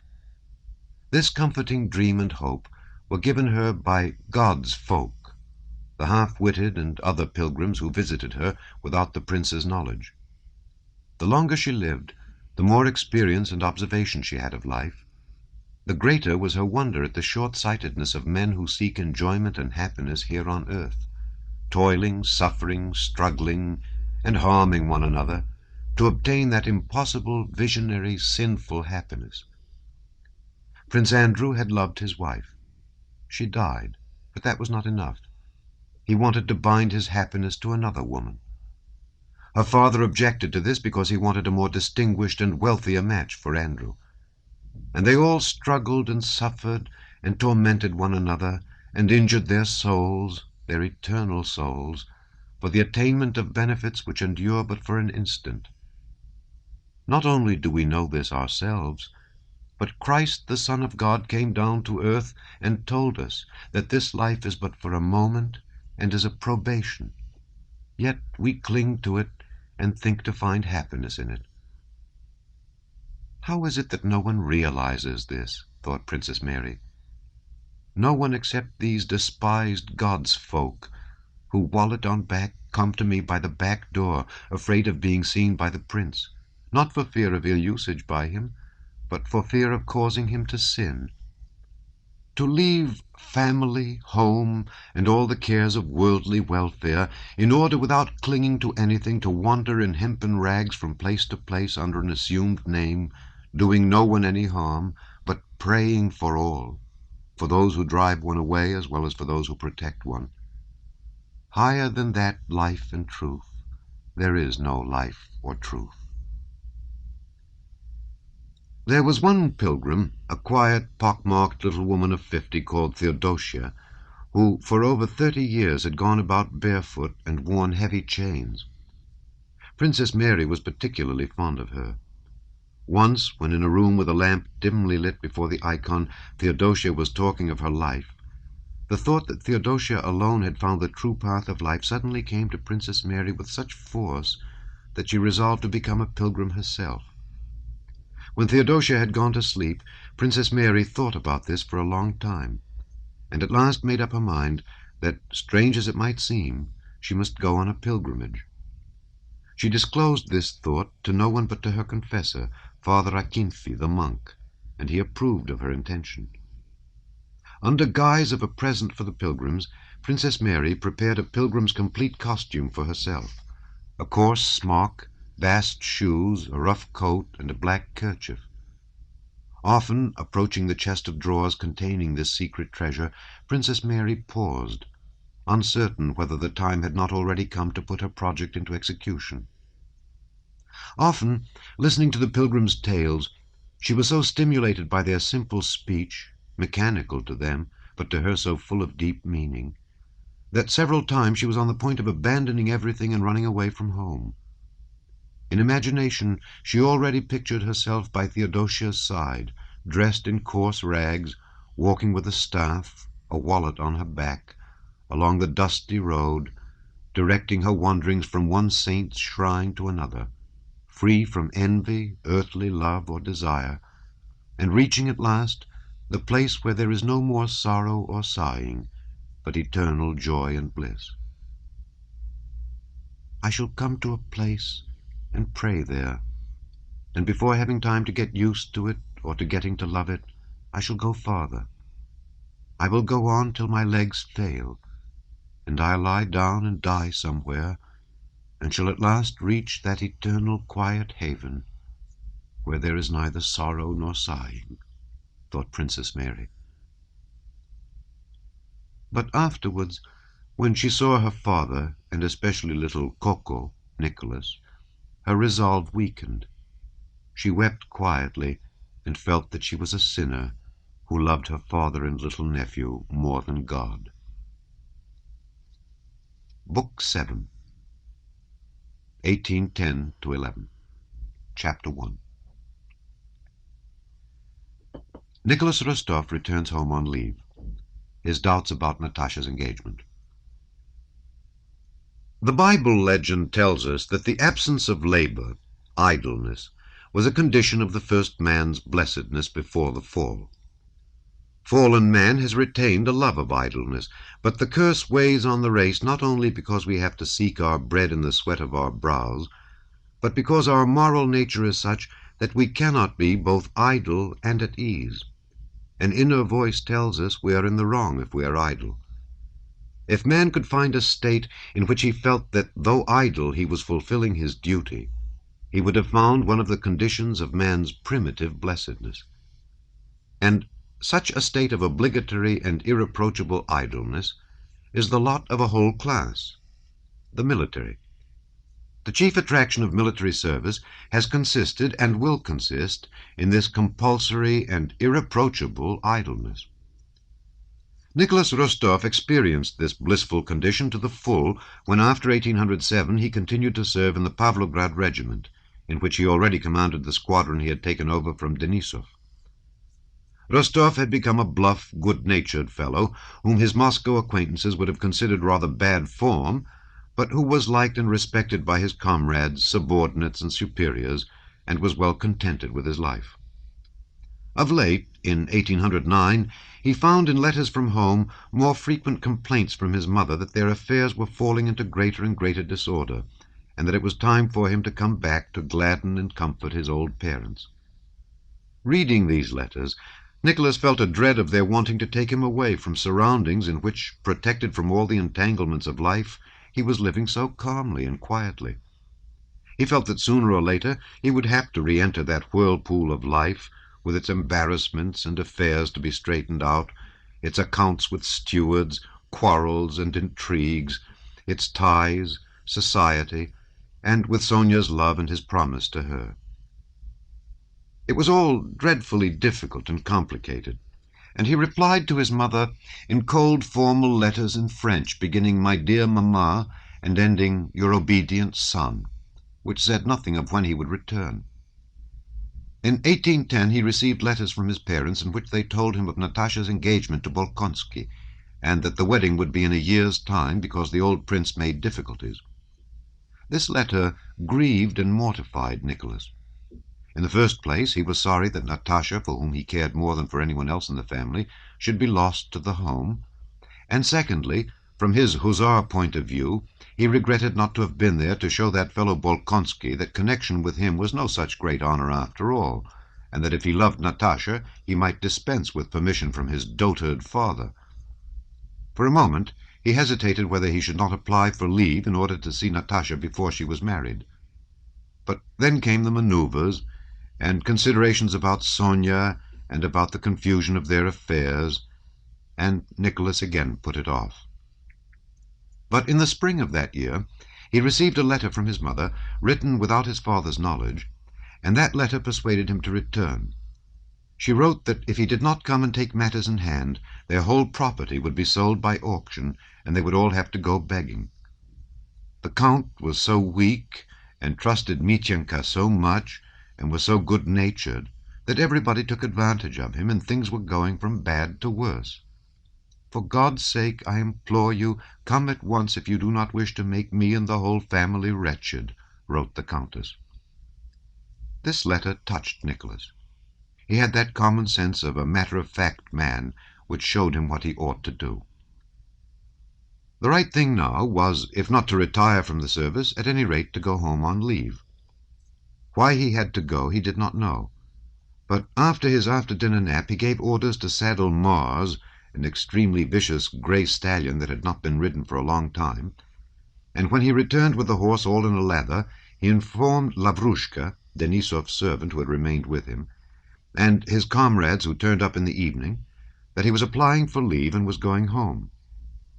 Difficult and strange as it was for him to reflect that he would go away without having heard from the staff, and this interested him extremely, whether he was promoted to a captaincy or would receive the Order of St. Anne for the last manoeuvres, strange as it was to think that he would go away without having sold his 3 roans to the Polish Count Goluchowski, who was bargaining for the horses Rostov had betted he would sell for 2,000 roubles, incomprehensible as it seemed that the ball the hussars were giving in honor of the Polish Mademoiselle Brzezdziecka, out of rivalry to the Uhlans, who had given one in honor of their Polish Mademoiselle Borzozowska, would take place without him. He knew he must go away from this good, bright world to somewhere where everything was stupid and confused. A week later he obtained his leave. His hussar comrades, not only those of his own regiment, but the whole brigade, gave Rostov a dinner to which the subscription was 15 roubles a head, and at which there were 2 bands and 2 choirs of singers. Rostov danced the trepak with Major Basov. The tipsy officers tossed, embraced, and dropped Rostov. The soldiers of the 3rd Squadron tossed him too, and shouted hurrah, and then they put him in his sleigh and escorted him as far as the first post station. During the first half of the journey, from Kremenchuk to Kiev, all Rostov's thoughts, as is usual in such cases, were behind him with the squadron. But when he had gone more than halfway, he began to forget his 3 roans and Dozhoyevko, his quartermaster, and to wonder anxiously how things would be at Otradnoye, and what he would find there. Thoughts of home grew stronger the nearer he approached it, far stronger, as though this feeling of his was subject to the law by which the force of attraction is in inverse proportion to the square of the distance. At the last post station before Otradnoye he gave the driver a 3-rouble tip, and on arriving he ran breathlessly like a boy up the steps of his home. After the rapture of meeting, and after that odd feeling of unsatisfied expectation, the feeling that everything is just the same, so why did I hurry, Nicholas began to settle down in his old home world. His father and mother were much the same, only a little older. What was new in them was a certain uneasiness and occasional discord, which there used not to be, and which, as Nicholas soon found out, was due to the bad state of their affairs. Sonia was nearly 20. She had stopped growing prettier and promised nothing more than she was already, but that was enough. She exhaled happiness and love from the time Nicholas returned, and the faithful, unalterable love of this girl had a gladdening effect on him. Petya and Natasha surprised Nicholas most. Petya was a big, handsome boy of 13, merry, witty, and mischievous, with a voice that was already breaking. As for Natasha, for a long while Nicholas wondered and laughed whenever he looked at her. "You're not the same at all," he said. "How, am I uglier?" "On the contrary. But what dignity! A princess," he whispered to her. "Yes, yes, yes," cried Natasha joyfully. She told him about her romance with Prince Andrew, and of his visit to Otradnoye, and showed him his last letter. "Well, are you glad?" Natasha asked. "I'm so tranquil and happy now." "Very glad," answered Nicholas. "He's an excellent fellow. And are you very much in love?" "Well, how shall I put it?" replied Natasha. "I was in love with Boris, with my teacher, and with Denisov, but this is quite different. I feel at peace and settled. I know that no better man than he exists, and I'm calm and contented now, not at all as before." Nicholas expressed his disapproval of the postponement of the marriage for a year, but Natasha attacked her brother with exasperation, proving to him that it could not be otherwise, and that it would be a bad thing to enter a family against the father's will, and that she herself wished it so. "You don't at all understand," she said. Nicholas was silent and agreed with her. Her brother often wondered as he looked at her. She did not seem at all like a girl in love and parted from her affianced husband. She was even-tempered and calm, and quite as cheerful as of old. This amazed Nicholas, and even made him regard Bolkonsky's courtship sceptically.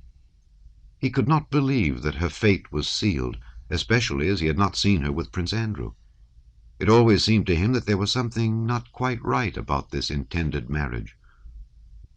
Why this delay? Why no betrothal, he thought. Once, when he had touched on this topic with his mother, he discovered to his surprise and somewhat to his satisfaction that in the depth of her soul she too had doubts about this marriage. "You see, he writes," said she, showing her son a letter of Prince Andrew's, with that latent grudge a mother always has in regard to a daughter's future married happiness. "He writes that he won't come before December. What can be keeping him? Illness, probably. His health is very delicate. Now, don't tell Natasha. And don't attach importance to her being so bright.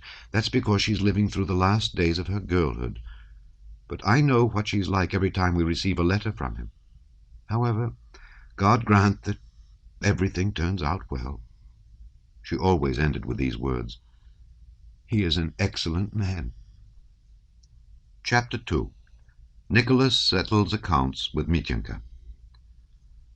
After reaching home, Nicholas was at first serious and even dull. He was worried by the impending necessity of interfering in the stupid business matters for which his mother had called him home. To throw off this burden as quickly as possible, on the third day after his arrival, he went, angry and scowling, and without answering questions as to where he was going, to Mityenka's lodge, and demanded an account of everything. But what an account of everything might be, Nicholas knew even less than the frightened and bewildered Mityenka.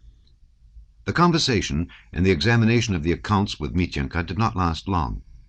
The village elder, a peasant delegate, and the village clerk, who were waiting in the passage, heard with fear and delight first the young count's voice roaring and snapping and rising louder and louder, and then words of abuse, dreadful words ejaculated one after the other. "Robber! Ungrateful wretch! I'll hack the dog to pieces! I'm not my father! Robbing us!" and so on. Then, with no less fear and delight, they saw how the young count, red in the face and with bloodshot eyes, dragged Mityenka out by the scruff of the neck and applied his foot and knee to him behind with great agility at convenient moments between the words, shouting, "Be off! Never let me see your face here again, you villain!" Mityenka flew headlong down the 6 steps and ran away into the shrubbery. This shrubbery was a well-known haven of refuge for culprits at Otradnoye. Mityenka himself, returning tipsy from the town, used to hide there, and many of the residents at Otradnoye, hiding from Mityenka, knew of its protective qualities. Mityenka's wife and sisters-in-law thrust their heads and frightened faces out of the door of a room where a bright samovar was boiling, and where the steward's high bedstead stood with its patchwork quilt. The young count paid no heed to them, but, breathing hard, passed by with resolute strides and went into the house. The countess, who heard at once from the maids what had happened at the lodge, was calmed by the thought that now their affairs would certainly improve, but on the other hand felt anxious as to the effect this excitement might have on her son. She went several times to his door on tiptoe and listened, as he lighted one pipe after another. Next day the old Count called his son aside, and with an embarrassed smile said to him, "But, you know, my dear boy, it's a pity you got excited. Mityenka has told me all about it." "I knew," thought Nicholas, "that I should never understand anything in this crazy world."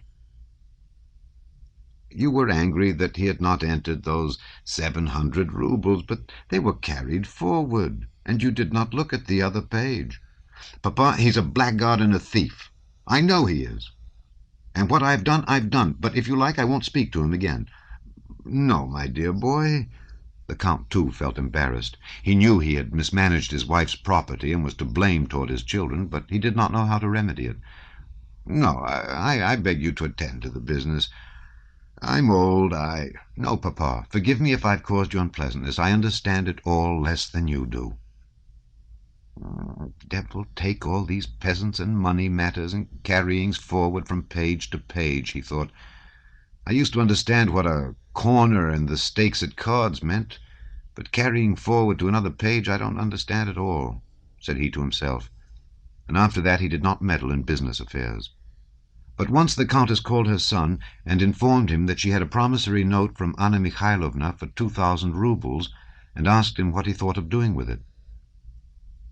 "This," answered Nicholas. "You say it rests with me. Well, I don't like Anna Mikhailovna, and I don't like Boris, but they were our friends and poor.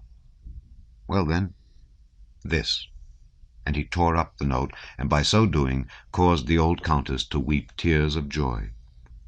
After that young Rostov took no further part in any business affairs, but devoted himself with passionate enthusiasm to what was to him a new pursuit, the chase, for which his father kept a large establishment.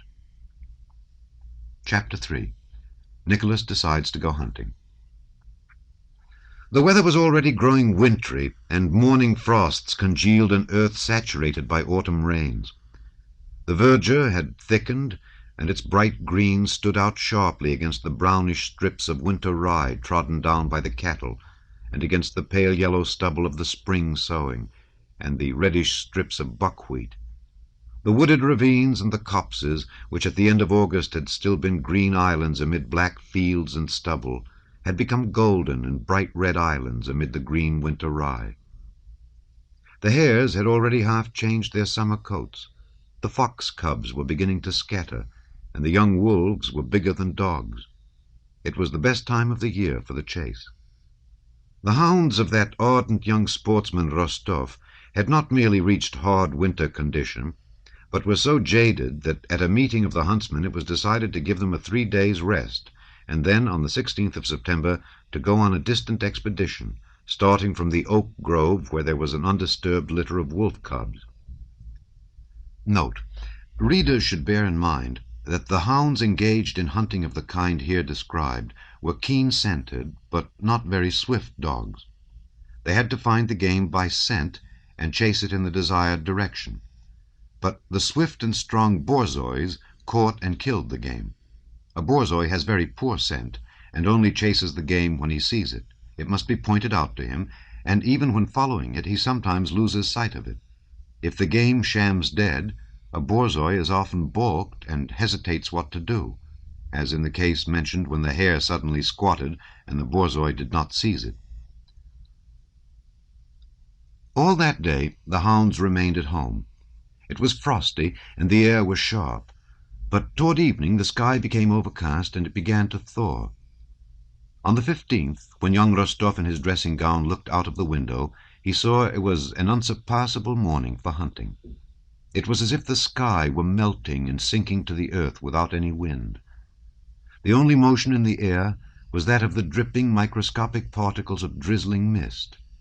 The bare twigs in the garden were hung with transparent drops which fell on the freshly fallen leaves.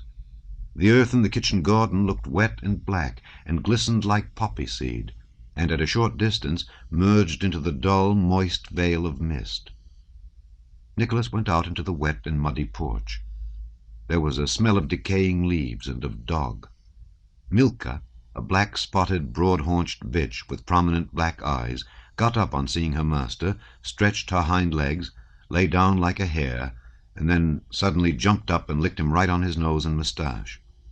Another borzoi, a dog, catching sight of his master from the garden path, arched his back, and rushing headlong toward the porch with lifted tail, began rubbing himself against his legs. "Oh-hoy!"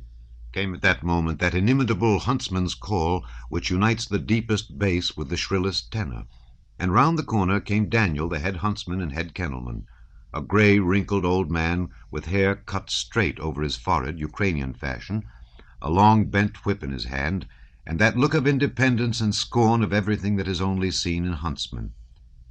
He doffed his Circassian cap to his master and looked at him scornfully. This scorn was not offensive to his master. Nicholas knew that this Daniel, disdainful of everybody, and who considered himself above them, was all the same his serf and huntsman. "Daniel," Nicholas said timidly, conscious at the sight of the weather, the hounds, and the huntsman that he was being carried away by that irresistible passion for sport which makes a man forget all his previous resolutions, as a lover forgets in the presence of his mistress. "What orders, your Excellency?" said the huntsman in his deep bass, deep as a proto-deacon's and hoarse with hallooing, and two flashing black eyes gazed from under his brows at his master, who was silent. "Can you resist it?" those eyes seemed to be asking. "It's a good day, eh? For a hunt and a gallop, eh?" asked Nicholas, scratching Milka behind the ears. Daniel did not answer, but winked instead. "I sent to Varka at dawn to listen," his bass boomed out after a minute's pause. "He says she's moved them into the Otradnoye enclosure. They were howling there." This meant that the she-wolf, about whom they both knew, had moved with her cubs to the Otradnoye copse, a small place 1.5 miles from the house. "We ought to go, don't you think so?" said Nicholas. "Come to me with Uvarka." "As you please." "Then put off feeding them." "Yes, sir." 5 minutes later, Daniel and Uvarka were standing in Nicholas's big study. Though Daniel was not a big man, to see him in a room was like seeing a horse or a bear on the floor among the furniture and surroundings of human life. Daniel himself felt this, and as usual stood just inside the door, trying to speak softly and not move for fear of breaking something in the master's apartment. And he hastened to say all that was necessary, so as to get from under that ceiling out into the open, under the sky once more. Having finished his inquiries and extorted from Daniel an opinion that the hounds were fit, Daniel himself wished to go hunting, Nicholas ordered the horses to be saddled. But just as Daniel was about to go, Natasha came in with rapid steps, not having done up her hair or finished dressing, and with her old nurse's big shawl wrapped round her. Petya ran in at the same time. "You're going?" asked Natasha. "I knew you would. Sonia said you wouldn't go, but I knew that today is the sort of day when you couldn't help going." "Yes, we're going," replied Nicholas reluctantly, for today, as he intended to hunt seriously, he did not want to take Natasha and Petya. "We are going, but only wolf hunting. It would be dull for you." "You know it's my greatest pleasure," said Natasha. "It's not fair. You're going by yourself, having the horses saddled, and said nothing to us about it." "No barrier bars a Russian's path. We'll go," shouted Petya. "But you can't. Mamma said you mustn't," said Nicholas to Natasha. "Yes, I'll go. I shall certainly go," said Natasha decisively. "Daniel, tell them to saddle for us. And Michael must come with my dogs," she added to the huntsman. It seemed to Daniel irksome and improper to be in a room at all, but to have anything to do with a young lady seemed to him impossible. He cast down his eyes and hurried out as if it were none of his business, careful as he went not to inflict any accidental injury on the young lady. Chapter 4. The Wolf Hunt Begins. The old Count, who had always kept up an enormous hunting establishment, but had now handed it all completely over to his son's care, being in very good spirits on this 15th of September, prepared to go out with the others. In an hour's time the whole hunting party was at the porch. Nicholas, with a stern and serious air which showed that now was no time for attending to trifles, went past Natasha and Petya, who were trying to tell him something. He had a look at all the details of the hunt, sent a pack of hounds and huntsmen on ahead to find the quarry, mounted his chestnut Donets, and, whistling to his own leash of borzois, set off across the threshing ground to a field leading to the Otradnoye wood.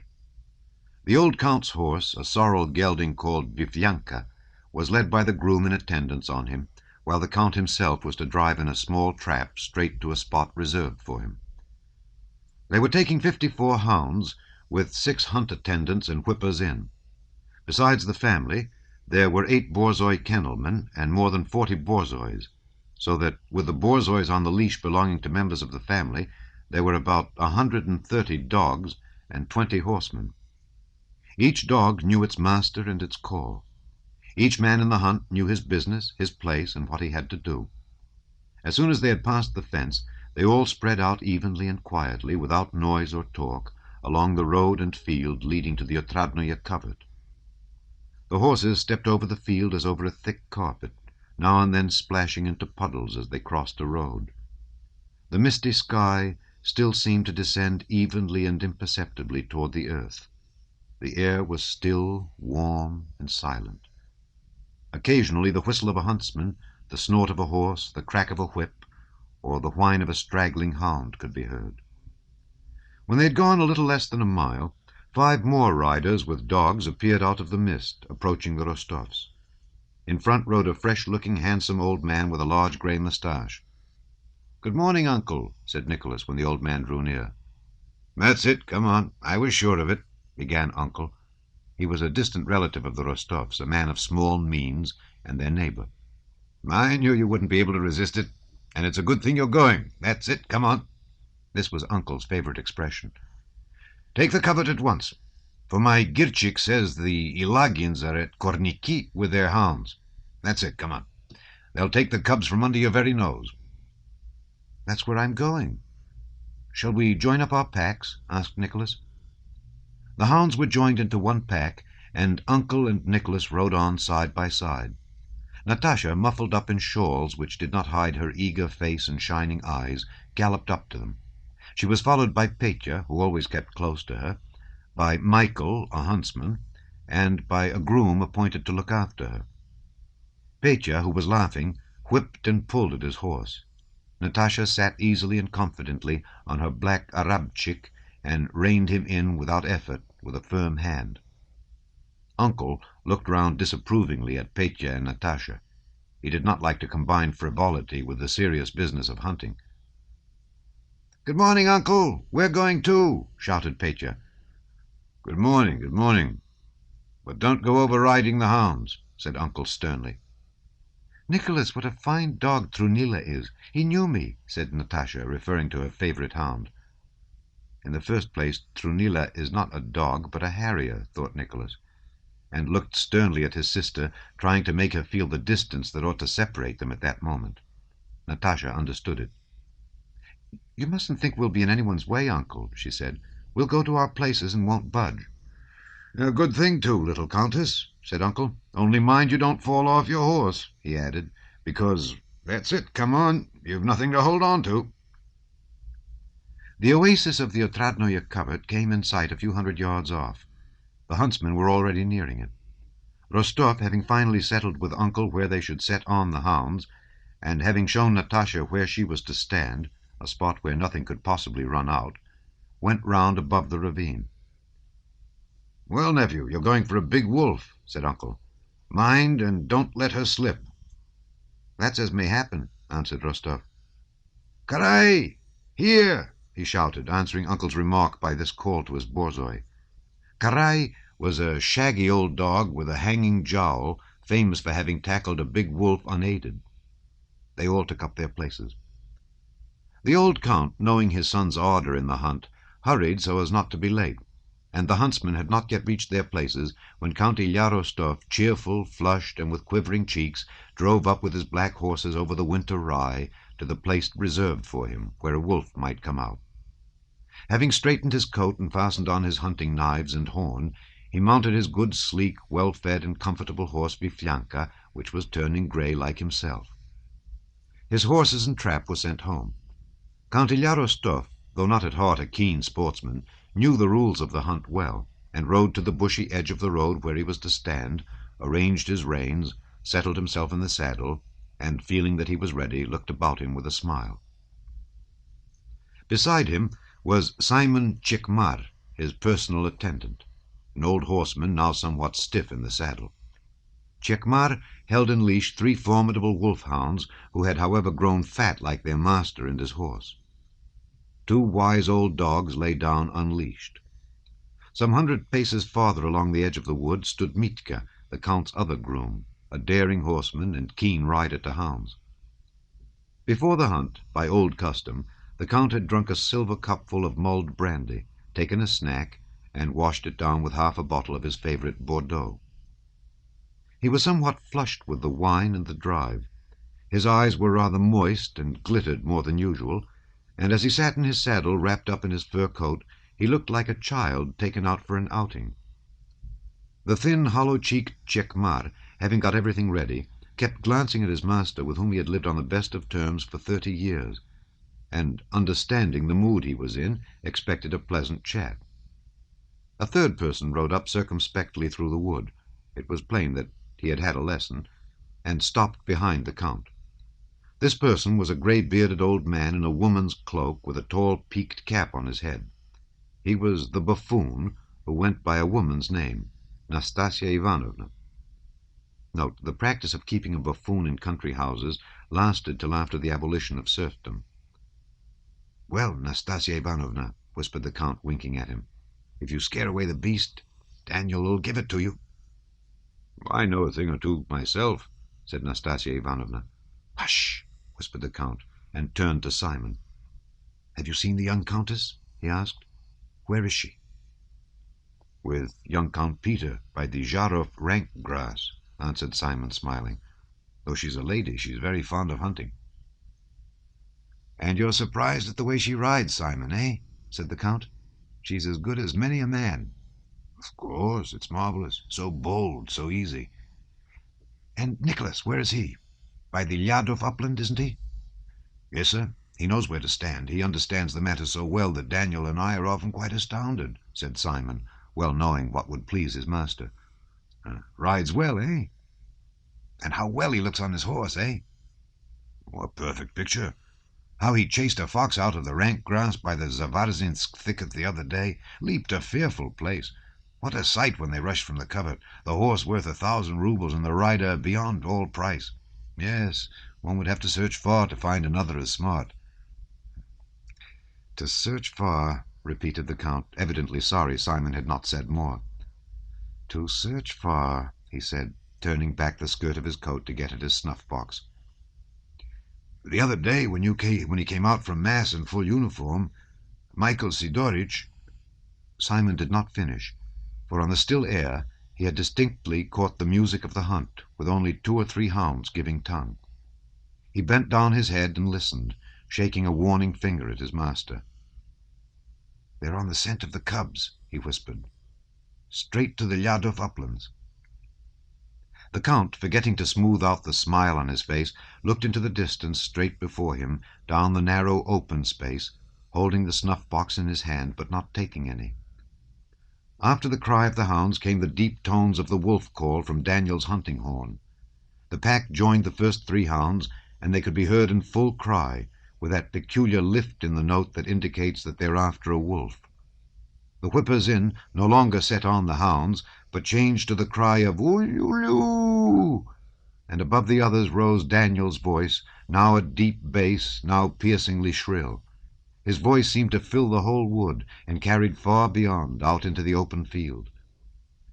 After listening a few moments in silence, the old Count and his attendant convinced themselves that the hounds had separated into 2 packs. The sound of the larger pack, eagerly giving tongue, began to die away in the distance.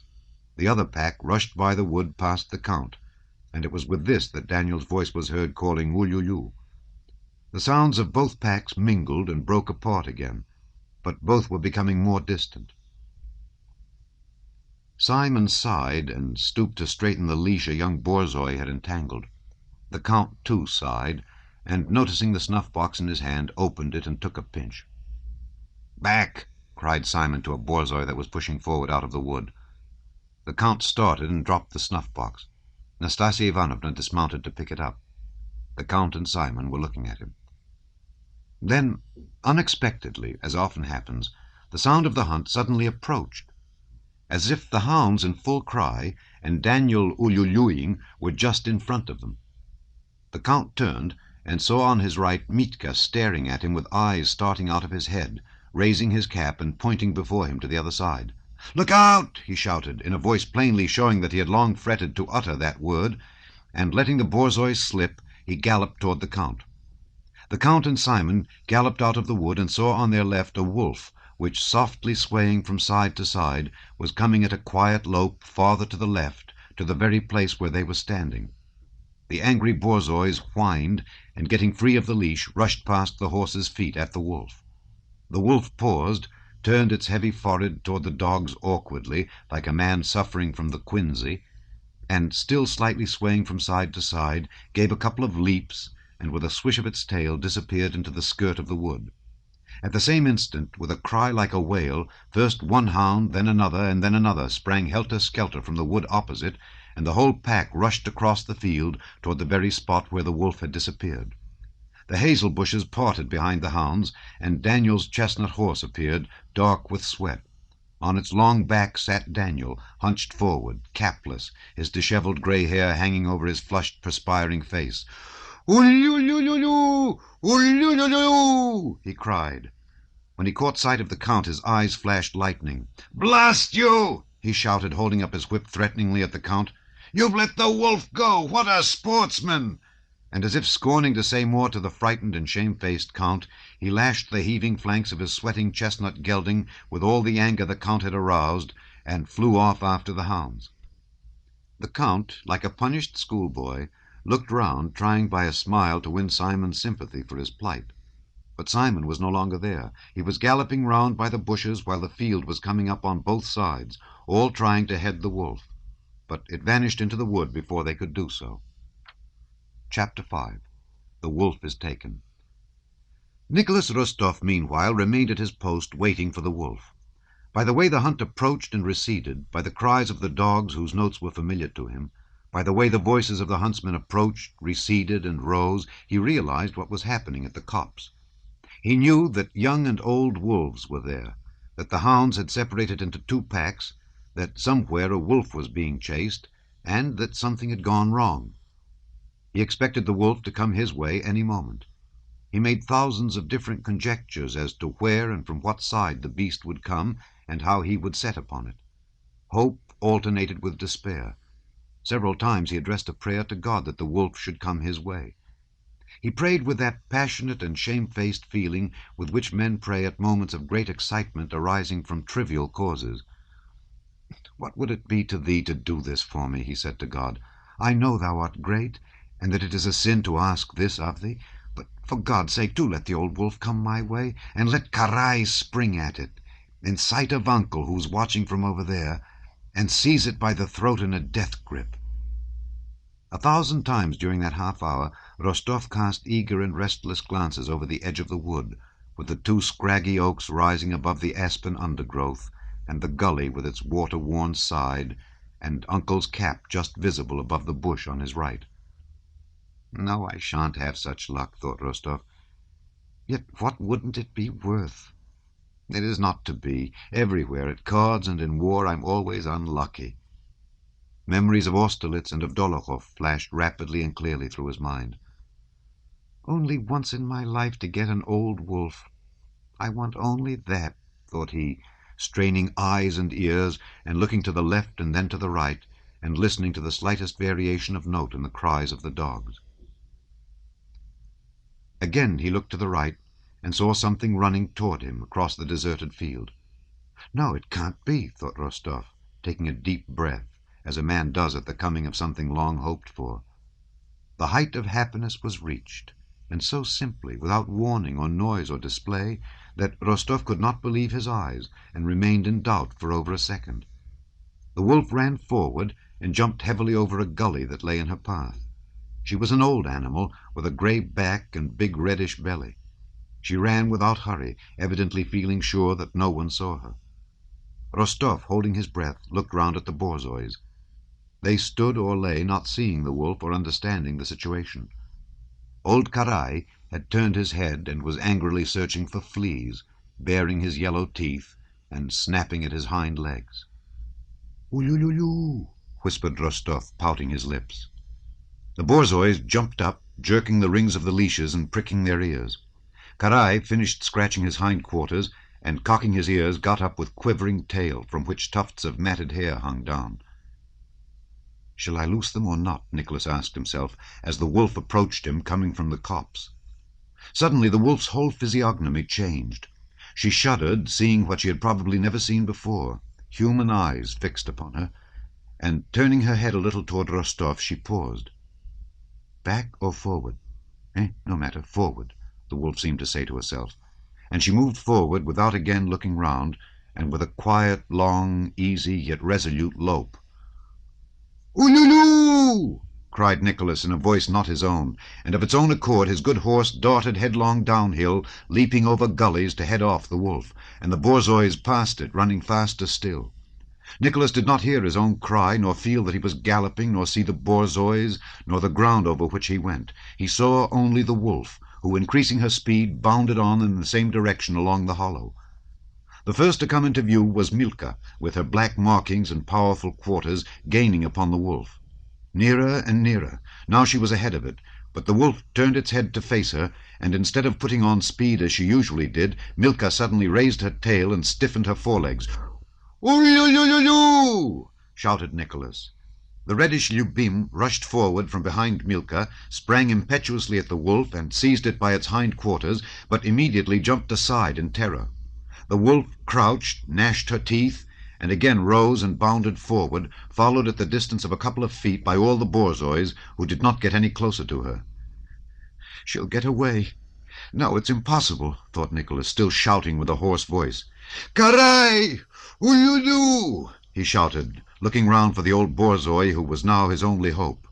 Karai, with all the strength age had left him, stretched himself to the utmost, and, watching the wolf, galloped heavily aside to intercept it. But the quickness of the wolf's lope and the borzoi's slower pace made it plain that Karai had miscalculated. Nicholas could already see, not far in front of him, the wood where the wolf would certainly escape should she reach it. But coming toward him, he saw hounds and a huntsman galloping almost straight at the wolf. There was still hope. A long, yellowish young borzoi, one Nicholas did not know from another leash, rushed impetuously at the wolf from in front and almost knocked her over. But the wolf jumped up more quickly than anyone could have expected, and gnashing her teeth, flew at the yellowish borzoi, which, with a piercing yelp, fell with its head on the ground, bleeding from a gash in its side. "Karai! Old fellow!" wailed Nicholas. Thanks to the delay caused by this crossing of the wolf's path, the old dog, with its felted hair hanging from its thigh, was within 5 paces of it. As if aware of her danger, the wolf turned her eyes on Karai, tucked her tail yet further between her legs, and increased her speed. But here Nicholas only saw that something happened to Karai. The borzoi was suddenly on the wolf, and they rolled together down into a gully just in front of them. That instant, when Nicholas saw the wolf struggling in the gully with the dogs, while from under them could be seen her grey hair and outstretched hind leg, and her frightened, choking head with her ears laid back, Karai was pinning her by the throat, was the happiest moment of his life. With his hand on his saddle-bow, he was ready to dismount and stab the wolf, when she suddenly thrust her head up from among that mass of dogs, and then her forepaws were on the edge of the gully. She clicked her teeth. Karai no longer had her by the throat, leaped with a movement of hind legs out of the gully, and having disengaged herself from the dogs, with tail tucked in again, went forward. Karai, his hair bristling, and probably bruised or wounded, climbed with difficulty out of the gully. "Oh, my God, why?" Nicholas cried in despair. Uncle's huntsman was galloping from the other side across the wolf's path, and his borzois once more stopped the animal's advance. She was again hemmed in. Nicholas and his attendant, with Uncle and his huntsman, were all riding round the wolf, crying "Ululu," shouting and preparing to dismount each moment that the wolf crouched back, and starting forward again every time she shook herself and moved toward the wood where she would be safe. Already, at the beginning of this chase, Daniel, hearing the ululuing, had rushed out from the wood. He saw Karai seize the wolf and checked his horse, supposing the affair to be over. But when he saw that the horsemen did not dismount, and that the wolf shook herself and ran for safety, Daniel set his chestnut galloping, not at the wolf, but straight toward the wood, just as Karai had run to cut the animal off. As a result of this, he galloped up to the wolf just when she had been stopped a second time by Uncle's borzois. Daniel galloped up silently, holding a naked dagger in his left hand, and thrashing the laboring sides of his chestnut horse with his whip, as if it were a flail. Nicholas neither saw nor heard Daniel until the chestnut, breathing heavily, panted past him, and he heard the fall of a body, and saw Daniel lying on the wolf's back among the dogs, trying to seize her by the ears. It was evident to the dogs, the hunters, and to the wolf herself that all was now over. The terrified wolf pressed back her ears and tried to rise, but the borzois stuck to her. Daniel rose a little, took a step, and with his whole weight, as if lying down to rest, fell on the wolf, seizing her by the ears. Nicholas was about to stab her, but Daniel whispered, "Don't! We'll gag her!" and, changing his position, set his foot on the wolf's neck. A stick was thrust between her jaws, and she was fastened with a leash as if bridled. Her legs were bound together, and Daniel rolled her over once or twice from side to side. With happy, exhausted faces, they laid the old wolf alive on a shying and snorting horse, and, accompanied by the dogs yelping at her, took her to the place where they were all to meet. The hounds had killed 2 of the cubs, and the borzois 3.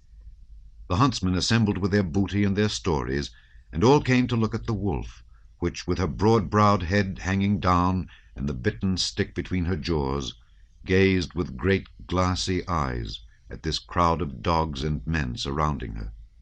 When she was touched, she jerked her bound legs and looked wildly yet simply at everybody.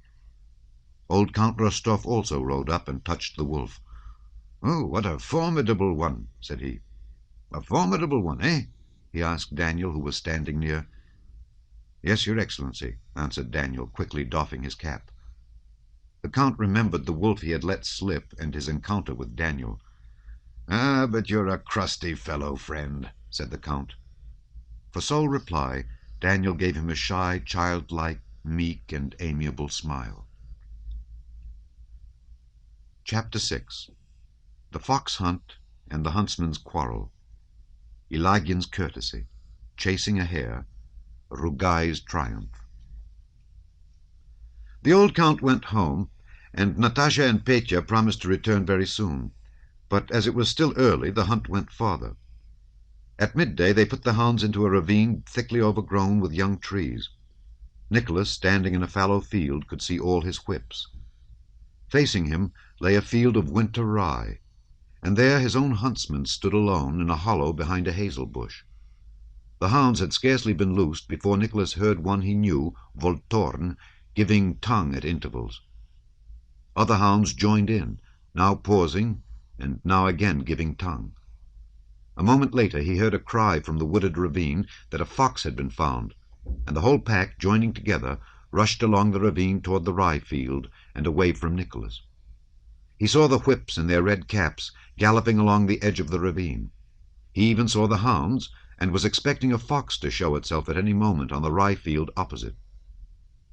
The huntsman, standing in the hollow, moved and loosed his borzois, and Nicholas saw a queer, short-legged red fox with a fine brush going hard across the field. The borzois bore down on it. Now they drew close to the fox, which began to dodge between the field in sharper and sharper curves, trailing its brush, when suddenly a strange white borzoi dashed in, followed by a black one, and everything was in confusion. The borzois formed a star-shaped figure, scarcely swaying their bodies, and with tails turned away from the center of the group. 2 huntsmen galloped up to the dogs, one in a red cap, the other, a stranger, in a green coat. "What's this?" thought Nicholas. "Where's that huntsman from? He's not Uncle's man." The huntsmen got the fox, but stayed there a long time without strapping it to the saddle. Their horses, bridled and with high saddles, stood near them, and there, too, the dogs were lying. The huntsmen waved their arms and did something to the fox. Then from that spot came the sound of a horn, with the signal agreed on in case of a fight. "That's Ilagin's huntsman having a row with our Ivan," said Nicholas's groom. Nicholas sent the man to call Natasha and Petya to him, and rode at a foot-pace to the place where the whips were getting the hounds together. Several of the field galloped to the spot where the fight was going on. Nicholas dismounted, and with Natasha and Petya, who had ridden up, stopped near the hounds, waiting to see how the matter would end. Out of the bushes came the huntsman who had been fighting, and rode toward his young master, with the fox tied to his crupper. While still at a distance, he took off his cap and tried to speak respectfully, but he was pale and breathless, and his face was angry. One of his eyes was black, but he probably was not even aware of it. "What has happened?" asked Nicholas. "A likely thing.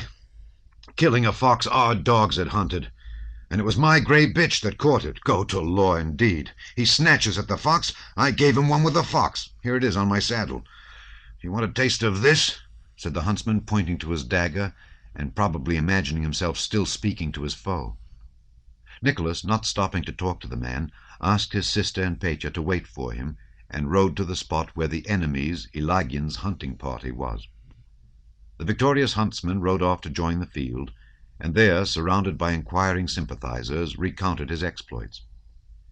The facts were that Ilagin, with whom the Rostovs had a quarrel and were at law, hunted over places that belonged by custom to the Rostovs, and had now, as if purposely, sent his men to the very woods the Rostovs were hunting, and let his man snatch a fox their dogs had chased.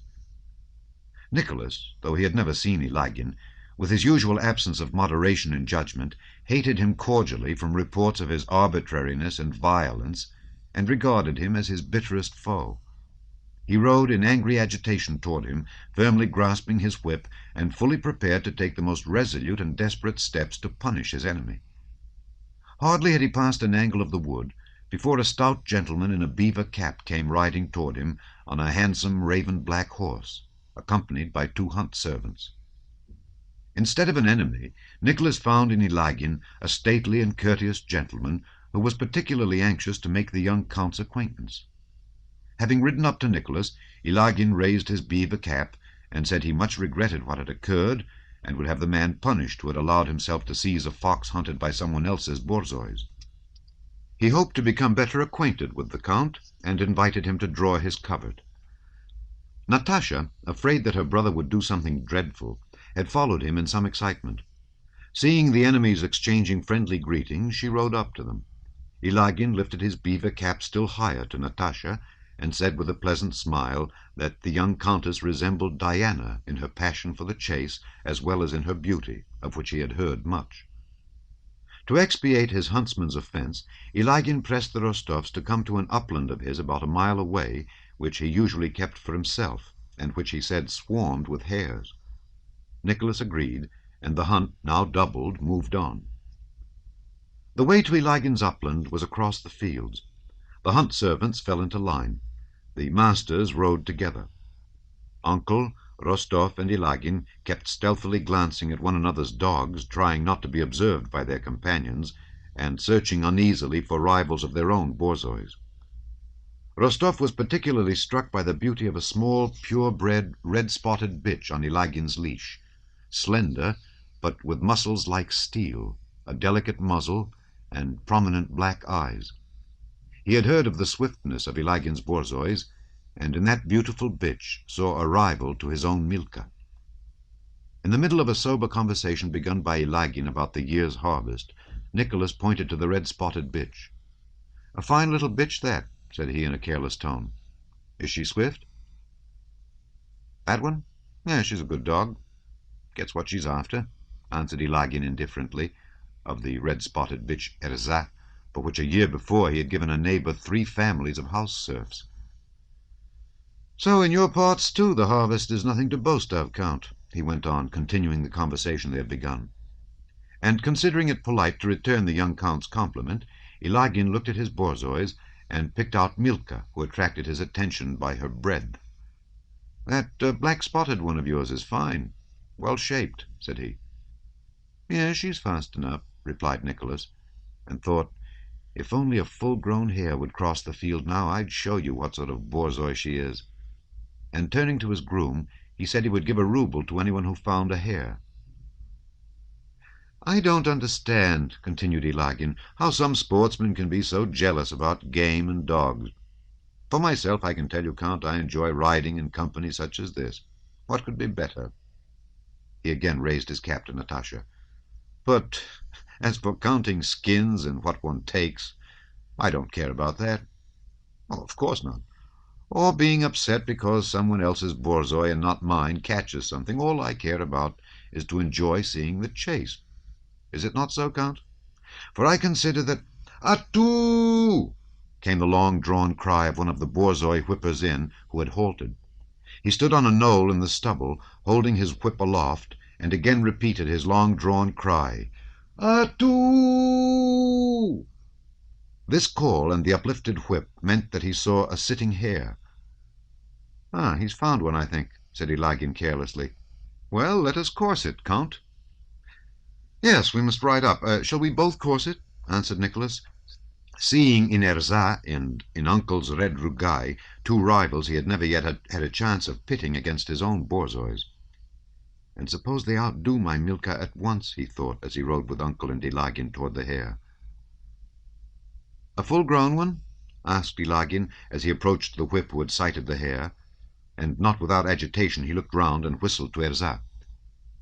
"And you, Michael Nikanorovich?" he said, addressing Uncle. The latter was riding with a sullen expression on his face. "How can I join in? Why, you've given a village for each of your borzois. That's it, come on. Yours are worth thousands. Try yours against one another, you two, and I'll look on. Rugai! Hey, hey!" he shouted. "Rugayushka!" he added, involuntarily by this diminutive expressing his affection and the hopes he placed on this red borzoi. Natasha saw and felt the agitation the two elderly men and her brother were trying to conceal, and was herself excited by it. The huntsman stood halfway up the knoll, holding up his whip, and the gentlefolk rode up to him at a foot-pace. The hounds that were far off on the horizon turned away from the hare, and the whips, but not the gentlefolk, also moved away. All were moving slowly and sedately. "How's it pointing?" asked Nicholas, riding 100 paces toward the whip who had sighted the hare. But before the whip could reply, the hare, scenting the frost coming next morning, was unable to rest, and leaped up. The pack on leash rushed downhill in full cry after the hare, and from all sides the borzois that were not on leash darted after the hounds and the hare. All the hunt, who had been moving slowly, shouted "Stop!" calling in the hounds, while the borzoi whips, with a cry of "Atu!" galloped across the field, setting the borzois on the hare. The tranquil Ilargin, Nicholas, Natasha, and Uncle flew, reckless of where and how they went, seeing only the borzois and the hare, and fearing only to lose sight even for an instant of the chase. The hare they had started was a strong and swift one. When he jumped up, he did not run at once, but pricked his ears, listening to the shouting and trampling that resounded from all sides at once. He took a dozen bounds, not very quickly, letting the borzois gain on him, and finally, having chosen his direction and realized his danger, laid back his ears and rushed off headlong, rushed off headlong, rushed off headlong, rushed off headlong, rushed off headlong, rushed off headlong. He had been lying in the stubble, but in front of him was the autumn sowing, where the ground was soft. The two borzois of the huntsman who had sighted him, having been the nearest, were the first to see and pursue him. But they had not gone far before Ilargin's red-spotted Erzá passed them, got within a length, flew at the hare with terrible swiftness, aiming at his scut, and, thinking she had seized him, rolled over like a ball. The hare arched his back and bounded off yet more swiftly. From behind Erzá rushed the broad-haunched, black-spotted Milka, and began rapidly gaining on the hare. "Milashka, dear!" rose Nicholas's triumphant cry. It looked as if Milka would immediately pounce on the hare, but she overtook him and flew past. The hare had squatted. Again the beautiful Erzá reached him, but when close to the hare's scut, paused as if measuring the distance, so as not to make a mistake this time, but seize his hind leg. "Erzá, darling!" Ilargin wailed in a voice unlike his own. Erzá did not hearken to his appeal. At the very moment when she would have seized her prey, the hare moved and darted along the balk between the winter rye and the stubble. Again Erzá and Milka were abreast, running like a pair of carriage horses, and began to overtake the hare. But it was easier for the hare to run on the balk, and the borzois did not overtake him so quickly. "Rugai! Rugayushka! That's it, come on!" came a third voice just then, and Uncle's red borzoi, straining and curving its back, caught up with the two foremost borzois, pushed ahead of them regardless of the terrible strain, put on speed close to the hare, knocked it off the balk onto the rye field, again put on speed still more viciously, sinking to his knees in the muddy field, and all one could see was how, muddying his back, he rolled over with the hare. A ring of borzois surrounded him. A moment later everyone had drawn up round the crowd of dogs. Only the delighted uncle dismounted and cut off a pad, shaking the hare for the blood to drip off, and anxiously glancing round with restless eyes while his arms and legs twitched. He spoke without himself knowing whom to or what about. "That's it, come on, that's a dog. There it is, beaten them all, the 1,000-rouble as well as the 1-rouble borzois. That's it, come on," said he, panting, and looking wrathfully around as if he were abusing someone, as if they were all his enemies and had insulted him, and only now had he at last succeeded in justifying himself. "There are your 1,000-rouble ones. That's it, come on. Rugai, here's a pad for you," he said, throwing down the hare's muddy pad. "You've deserved it. That's it, come on." "She'd tired herself out. She'd run it down 3 times by herself," said Nicholas, also not listening to anyone, and regardless of whether he were heard or not. "But what is there in running across it like that?" said Ilagin's groom. "Once she had missed it and turned it away, any mongrel could take it," Ilagin was saying at the same time, breathless from his gallop and his excitement. At the same moment Natasha, without drawing breath, screamed joyously, ecstatically, and so piercingly that it set everyone's ear tingling. By that shriek she expressed what the others expressed by all talking at once, and it was so strange that she must herself have been ashamed of so wild a cry, and everyone else would have been amazed at it at any other time. Uncle himself twisted up the hare, threw it neatly and smartly across his horse's back, as if by that gesture he meant to rebuke everybody, and with an air of not wishing to speak to anyone, mounted his bay and rode off. The others all followed, dispirited and shamefaced, and only much later were they able to regain their former affectation of indifference.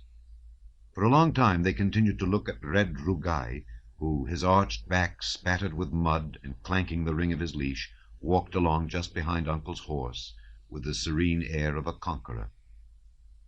"Well, I'm like any other dog, as long as it's not a question of coursing, but when it is, then look out," his appearance seemed to Nicholas to be saying. When much later Uncle rode up to Nicholas and began talking to him, he felt flattered that, after what had happened, Uncle deigned to speak to him. Chapter 7. An evening at Uncle's. The balalaika. Natasha's Russian dance. Toward evening Ilagin took leave of Nicholas, who found they were so far from home that he accepted Uncle's offer that the hunting party should spend the night in his little village of Mikhailovna. "And if you put up at my house, that will be better still. That's it, come on," said Uncle. "You see, it's damp weather, and you could rest, and the little countess could be driven home in a trap." Uncle's offer was accepted. A huntsman was sent to Otradnoye for a trap, while Nicholas rode with Natasha and Petya to Uncle's house. Some 5 male domestic serfs, big and little, rushed out to the front porch to meet their master. A score of women serfs, old and young, as well as children, popped out from the back entrance to have a look at the hunters who were arriving. The presence of Natasha, a woman, a lady, and on horseback, raised the curiosity of the serfs to such a degree that many of them came up to her, stared her in the face, and, unabashed by her presence, made remarks about her as though she was some prodigy on show, and not a human being able to hear or understand what was said about her. "Arinka, look! She sits sideways. There she sits, and her skirt dangles. See, she's got a little hunting horn. Goodness gracious, see her knife. Isn't she a Tartar?" "How is it you didn't go head over heels?" asked the boldest of all, addressing Natasha directly. Uncle dismounted at the porch of his little wooden house, which stood in the midst of an overgrown garden, and, after a glance at his retainers, shouted authoritatively that the superfluous ones should take themselves off, and that all necessary preparations should be made to receive the guests and the visitors. The serfs all dispersed. Uncle lifted Natasha off her horse, and, taking her hand, led her up the rickety wooden steps of the porch. The house, with its bare unplastered log walls, was not over-clean. It did not seem that those living in it aimed at keeping it spotless, but neither was it noticeably neglected.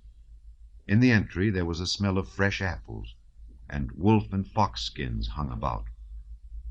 Uncle led the visitors through the anteroom into a small hall with a folding table and red chairs, then into the drawing-room with a round birchwood table and a sofa, and finally into his private room, where there was a tattered sofa, a worn carpet, and portraits of Suvorov, of the host's father and mother, and of himself in military uniform. The study smelt strongly of tobacco and dogs.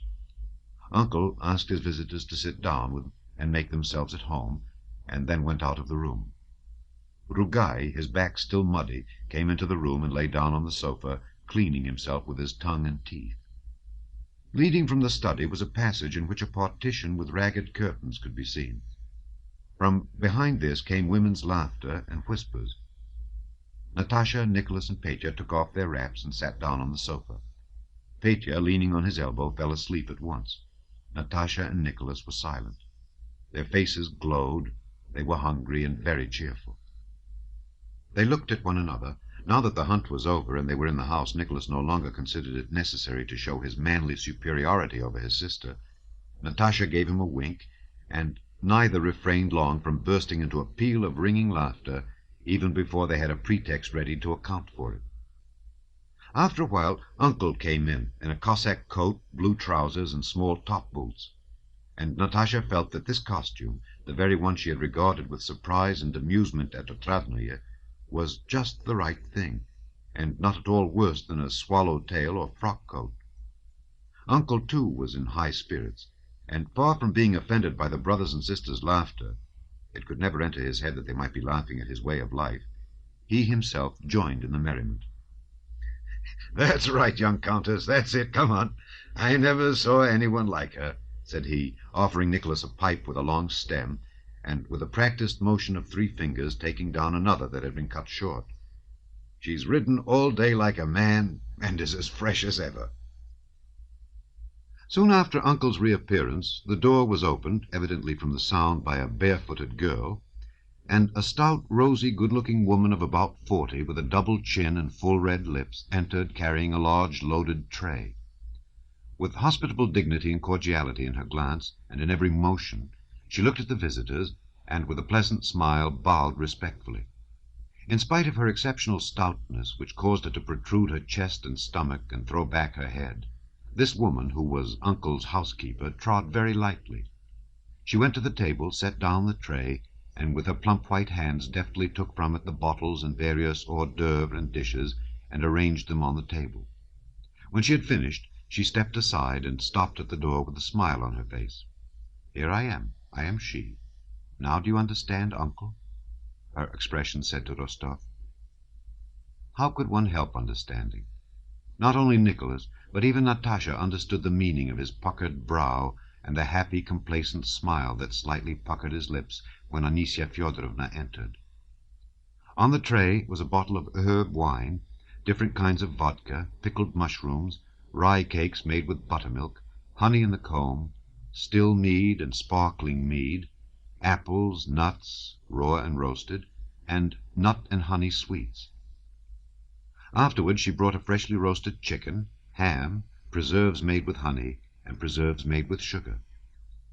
All this was the fruit of Anisya Fyodorovna's housekeeping, gathered and prepared by her. The smell and taste of it all had a smack of Anisya Fyodorovna herself, a savour of juiciness, cleanliness, whiteness, and pleasant smiles.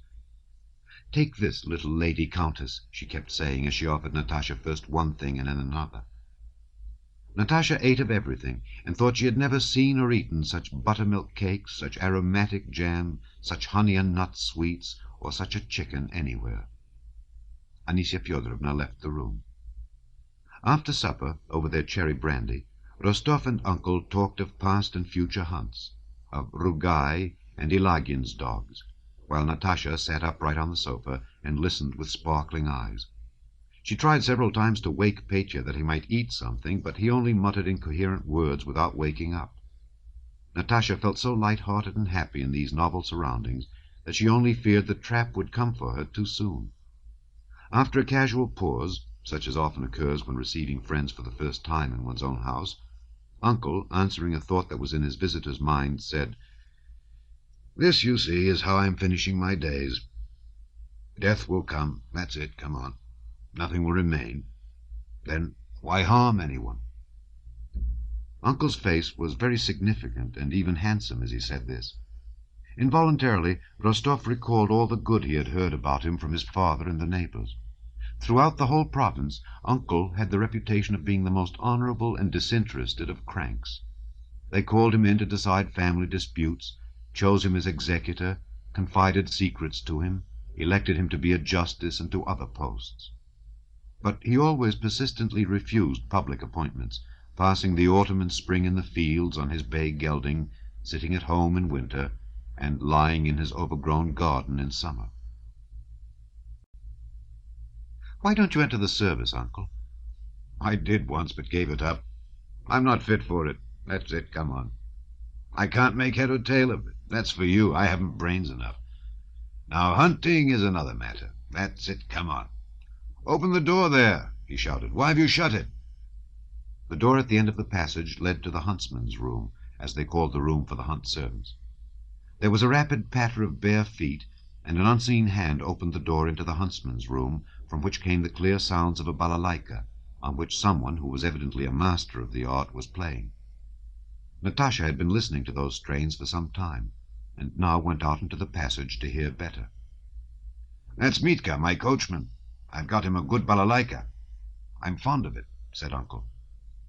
It was the custom for Mitka to play the balalaika in the huntsman's room when Uncle returned from the chase. Uncle was fond of such music. "How good, really very good," said Nicholas, with some unintentional superciliousness, as if ashamed to confess that the sounds pleased him very much. "Very good," said Natasha reproachfully, noticing her brother's tone. "Not very good, it's simply delicious."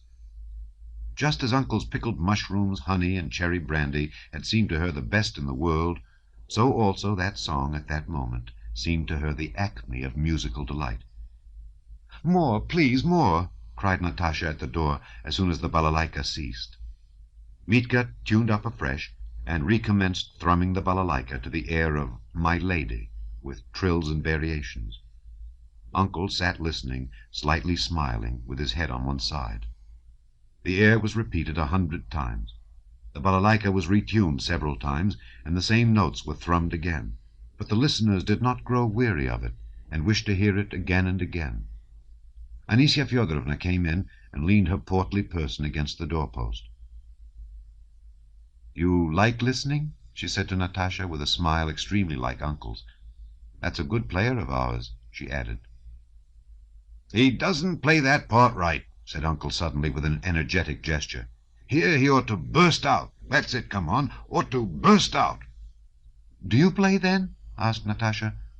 Uncle did not answer, but smiled. "Anisia, go and see if the strings of my guitar are all right. I haven't touched it for a long time. That's it, come on. I've given it up." Anisia Fyodorovna, with her light step, willingly went to fulfill her errand, and brought back the guitar. Without looking at anyone, Uncle blew the dust off it, and tapping the case with his bony fingers, tuned the guitar, and settled himself in his armchair. He took the guitar a little above the fingerboard, arching his left elbow with a somewhat theatrical gesture, and with a wink at Anisia Fyodorovna, struck a single chord, pure and sonorous, and then quietly, smoothly, and confidently began playing in very slow time, not "My Lady," but the well-known song, "Came a Maiden Down the Street." The tune, played with precision and in exact time, began to thrill in the hearts of Nicholas and Natasha, arousing in them the same kind of sober mirth as radiated from Anisia Fyodorovna's whole being. Anisia Fyodorovna flushed, and, drawing her kerchief over her face, went laughing out of the room. Uncle continued to play correctly, carefully, with energetic firmness, looking with a changed and inspired expression at the spot where Anisia Fyodorovna had just stood. Something seemed to be laughing a little on one side of his face under his grey moustaches, especially as the song grew brisker and the time quicker, and when here and there, as he ran his fingers over the strings, something seemed to snap. "Lovely, lovely! Go on, Uncle, go on!" shouted Natasha as soon as he had finished. She jumped up and hugged and kissed him. "Nicholas, Nicholas," she said, turning to her brother, as if asking him, "what is it that moves me so?" Nicholas, too, was greatly pleased by Uncle's playing, and Uncle played the piece over again. Anisia Fyodorovna's smiling face reappeared in the doorway, and behind hers other faces. "Fetching water clear and sweet, stop, dear maiden, I entreat," played Uncle once more, running his fingers skillfully over the strings. And then he stopped short and jerked his shoulders. "Go on, Uncle dear," Natasha wailed in an imploring tone as if her life depended on it. Uncle rose, and it was as if there were two men in him. One of them smiled seriously at the merry fellow, while the merry fellow struck a naive and precise attitude preparatory to a folk dance. "Now then, niece," he exclaimed, waving to Natasha the hand that had just struck a chord. Natasha threw off the shawl from her shoulders, ran forward to face Uncle, and setting her arms akimbo, also made a motion with her shoulders and struck an attitude. Where, how, and when had this young countess, educated by an émigré French governess, imbibed from the Russian air she breathed that spirit, and obtained that manner which the pas de châle would, one would have supposed, long ago have effaced? Note, pas de châle is the shawl dance, a French dance, the style of which contrasts with the Russian folk dances. But the spirit and the movements were those inimitable and unteachable Russian ones that Uncle had expected of her. As soon as she had struck her pose and smiled triumphantly, proudly, and with sly merriment, the fear that had at first seized Nicholas and the others that she might not do the right thing was at an end, and they were already admiring her. She did the right thing with such precision, such complete precision, that Anisia Fyodorovna, who had at once handed her the handkerchief she needed for the dance, had tears in her eyes, though she laughed as she watched this slim, graceful countess, reared in silks and velvets and so different from herself, who yet was able to understand all that was in Anisia, and in Anisia's father and mother and aunt, and in every Russian man and woman. "Well, little countess, that's it, come on," cried Uncle with a joyous laugh, having finished the dance. "Well done, niece. Now a fine young fellow must be found as husband for you. That's it, come on." "He's chosen already," said Nicholas, smiling. "Oh?" said Uncle in surprise, looking inquiringly at Natasha, who nodded her head with a happy smile. "And such a one," she said. But as soon as she had said it, a new train of thoughts and feelings arose in her. What did Nicholas's smile mean when he said chosen already? Is he glad of it or not? It is as if he thought my Bolkonsky would not approve of or understand our gaiety. But he would understand it all. Where is he now? She thought, and her face suddenly became serious. But this lasted only a second. "Don't dare to think about it," she said to herself, and sat down again smilingly beside Uncle, begging him to play something more. Uncle played another song, and a valse. Then, after a pause, he cleared his throat and sang his favorite hunting song. "As 'twas growing dark last night, fell the snow so soft and light." Uncle sang as peasants sing, with full and naive conviction that the whole meaning of a song lies in the words, and that the tune comes of itself, and that apart from the words there is no tune, which exists only to give measure to the words. As a result of this, the unconsidered tune, like the song of a bird, was extraordinarily good. Natasha was in ecstasies over Uncle's singing. She resolved to give up learning the harp and to play only the guitar. She asked Uncle for his guitar, and at once found the chords of the song. After 9 o'clock, 2 traps and 3 mounted men who had been sent to look for them arrived to fetch Natasha and Petya. The Count and Countess did not know where they were, and were very anxious, said one of the men. Petya was carried out like a log and laid in the larger of the 2 traps. Natasha and Nicholas got into the other. Uncle wrapped Natasha up warmly and took leave of her with quite a new tenderness. He accompanied them on foot as far as the bridge that could not be crossed, so that they had to go round by the ford, and he sent huntsmen to ride in front with lanterns. "Goodbye, dear niece," his voice called out of the darkness, not the voice Natasha had known previously, but the one that had sung, "As 'twas growing dark last night." In the village through which they passed, there were red lights and a cheerful smell of smoke. "What a darling uncle is," said Natasha, when they had come out onto the high road. "Yes," returned Nicholas. "You're not cold?" "No, I'm quite all right." "I feel so comfortable," answered Natasha, almost perplexed by her feelings. They remained silent a long while. The night was dark and damp. They could not see the horses, but only heard them splashing through the unseen mud. What was passing in that receptive, childlike soul that so eagerly caught and assimilated all the diverse impressions of life? How did they all find place in her? But she was very happy. As they were nearing home, she suddenly struck up the air of As 'Twas Growing Dark Last Night, the tune of which she had all the way been trying to get, and had at last caught. "Got it?" said Nicholas. "What were you thinking about just now, Nicholas?" inquired Natasha. They were fond of asking one another that question. "I?" said Nicholas, trying to remember. "Well, you see, first I thought that Rugai, the red hound, was like Uncle, and that if he were a man he would always keep Uncle near him, if not for his riding, then for his manner. What a good fellow Uncle is, don't you think so?" "Well, and you?" "I? Wait a bit, wait. Yes, first I thought that we're driving along and imagining that we're going home, but that heaven knows where we're really going in the darkness, and that we shall arrive and suddenly find that we're not in Otradnoye, but in fairyland. And then I thought... No, nothing else." "I know. I expect you thought of him," said Nicholas, smiling, as Natasha knew by the sound of his voice. "No," said Natasha, though she had in reality been thinking about Prince Andrew at the same time as of the rest, and of how he would have liked Uncle. "And then I was saying to myself all the way, how well Anicia carried herself, how well."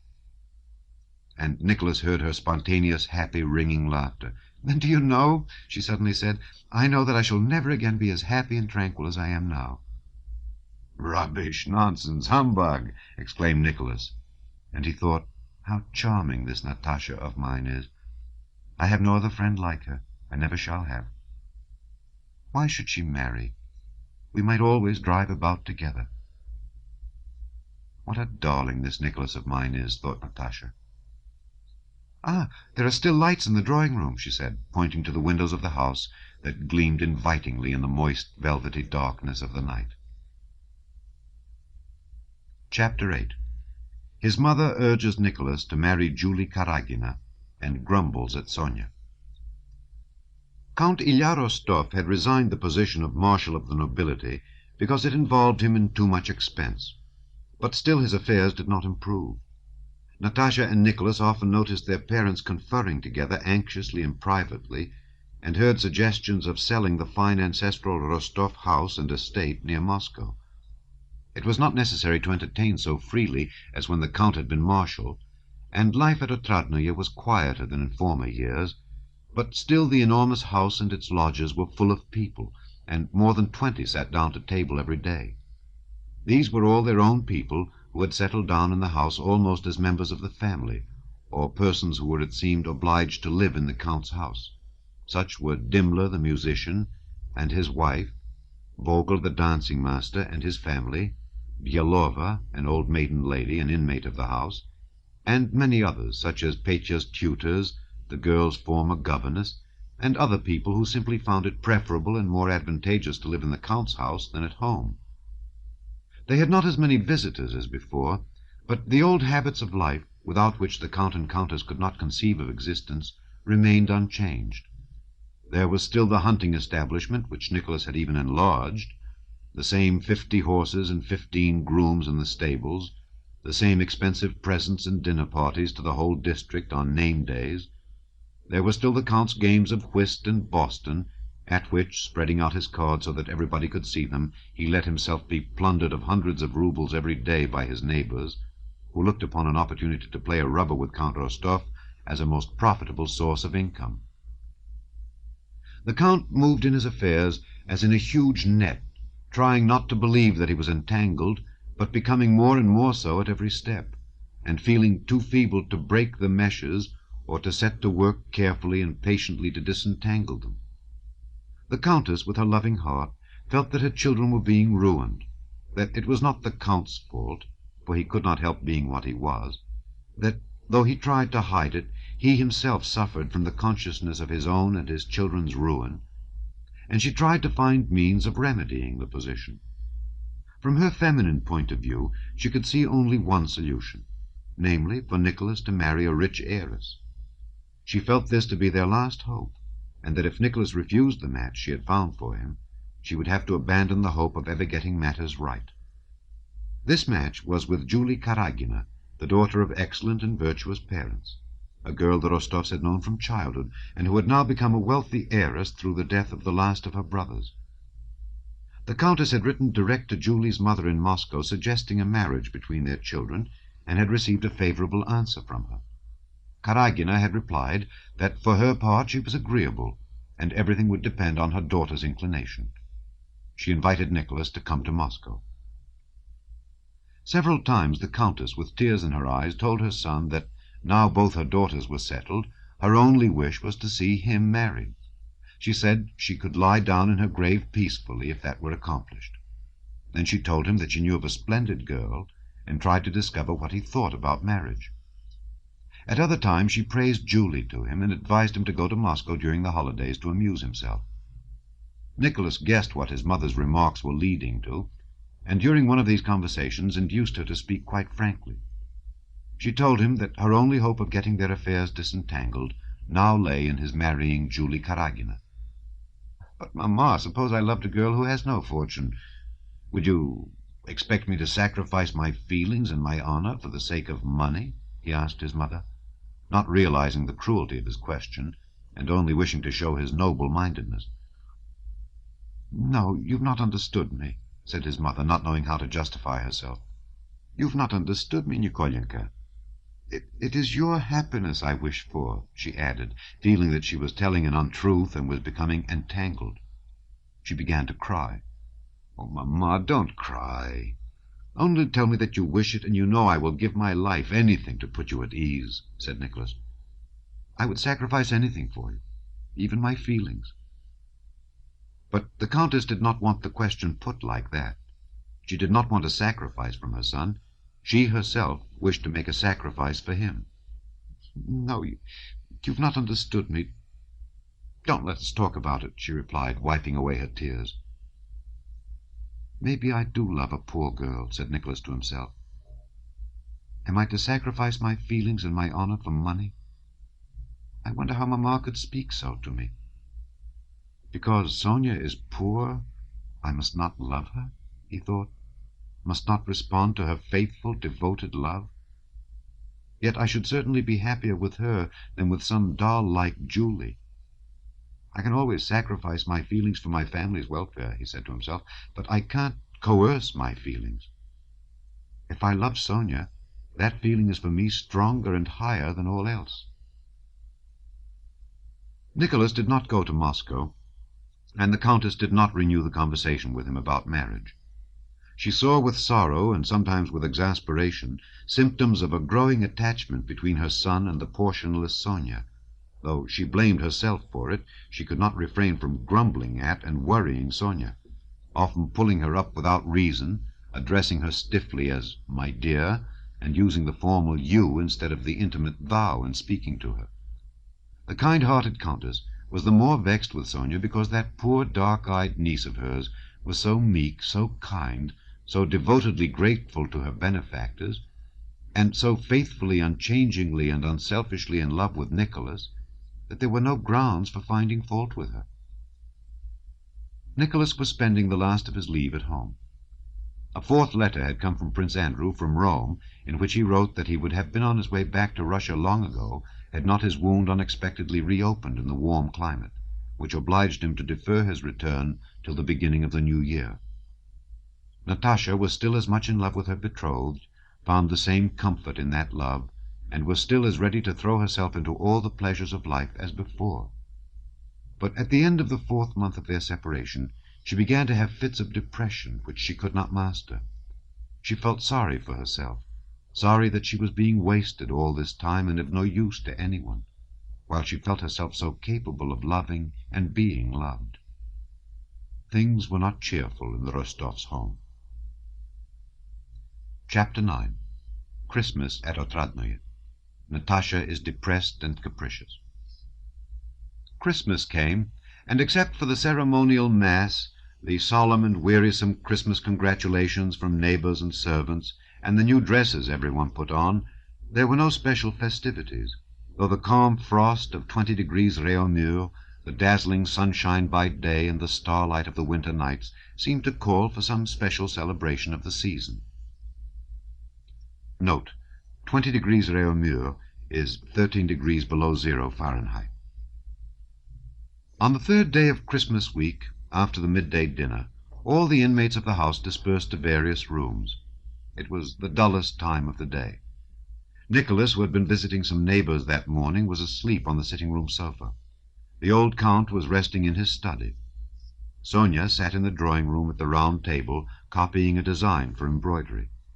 The countess was playing patience.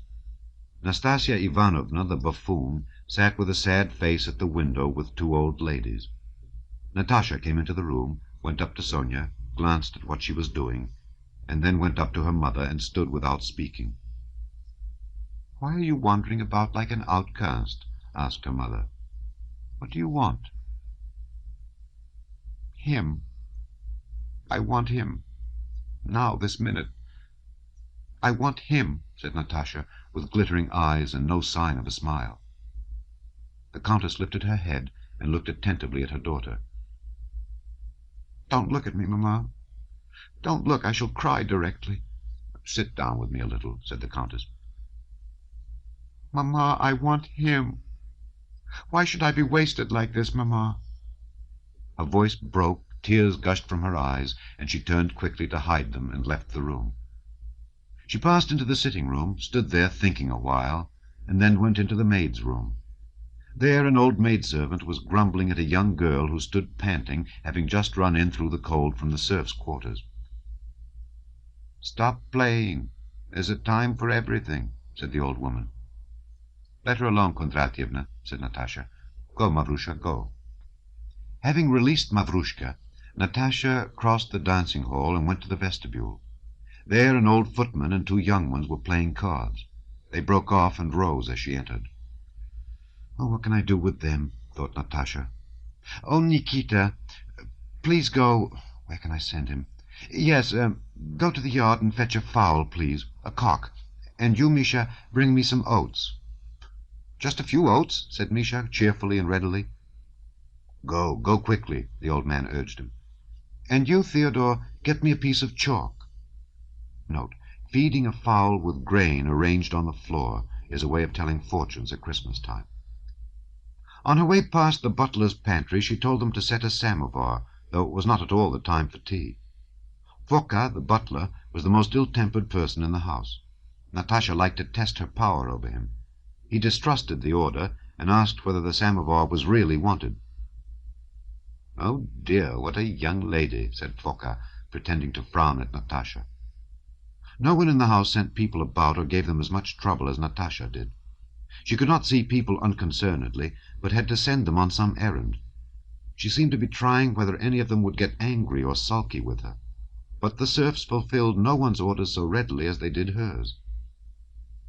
"What can I do? Where can I go?" thought she as she went slowly along the passage. "Nastasia Ivanovna, what sort of children shall I have?" she asked the buffoon, who was coming toward her in a woman's jacket.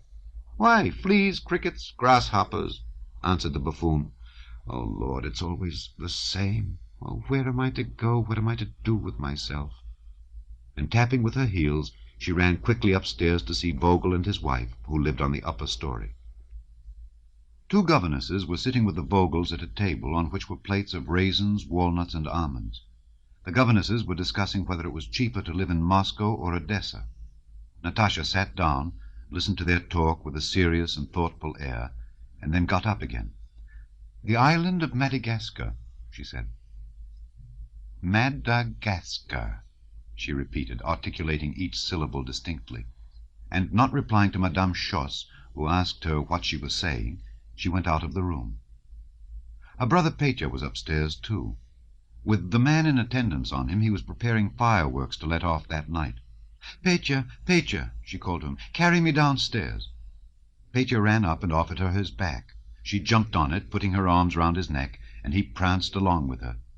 "No, don't." "The island of Madagascar," she said, and jumping off his back, she went downstairs.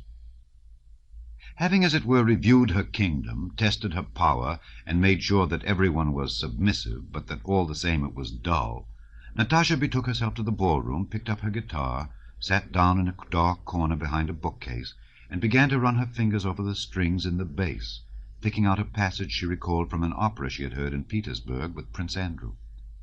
What she drew from the guitar would have had no meaning for other listeners, but in her imagination a whole series of reminiscences arose from those sounds. She sat behind the bookcase, with her eyes fixed on a streak of light escaping from the pantry door, and listened to herself and pondered. She was in a mood for brooding on the past. Sonia passed to the pantry with a glass in her hand. Natasha glanced at her and at the crack in the pantry door, and it seemed to her that she remembered the light falling through that crack once before, and Sonia passing with a glass in her hand. Yes, it was exactly the same, thought Natasha. "Sonia, what is this?" she cried, twanging a thick string. "Oh, you are there," said Sonia with a start, and came near and listened. "I don't know. A storm?" she ventured timidly, afraid of being wrong. "There, that's just how she started, and just how she came up smiling timidly when all this happened before," thought Natasha. "And in just the same way I thought there was something lacking in her." "No, it's the chorus from the water carrier. Listen." And Natasha sang the air of the chorus so that Sonia should catch it. "Where are you going?" she asked. "To change the water in this glass. I'm just finishing the design." "You always find something to do, but I can't," said Natasha. "And where's Nicholas?" "Asleep, I think." "Sonia, go and wake him," said Natasha. "Tell him I want him to come and sing." She sat a while, wondering what the meaning of it all having happened before could be, and without solving this problem, or at all regretting not having done so, she again passed in fancy to the time when she was with him, and he was looking at her with a lover's eyes. "Oh, if only he would come quicker! I'm so afraid it will never be. And worst of all, I'm growing old. That's the thing. There won't then be in me what there is now. But perhaps he'll come today. Will come immediately.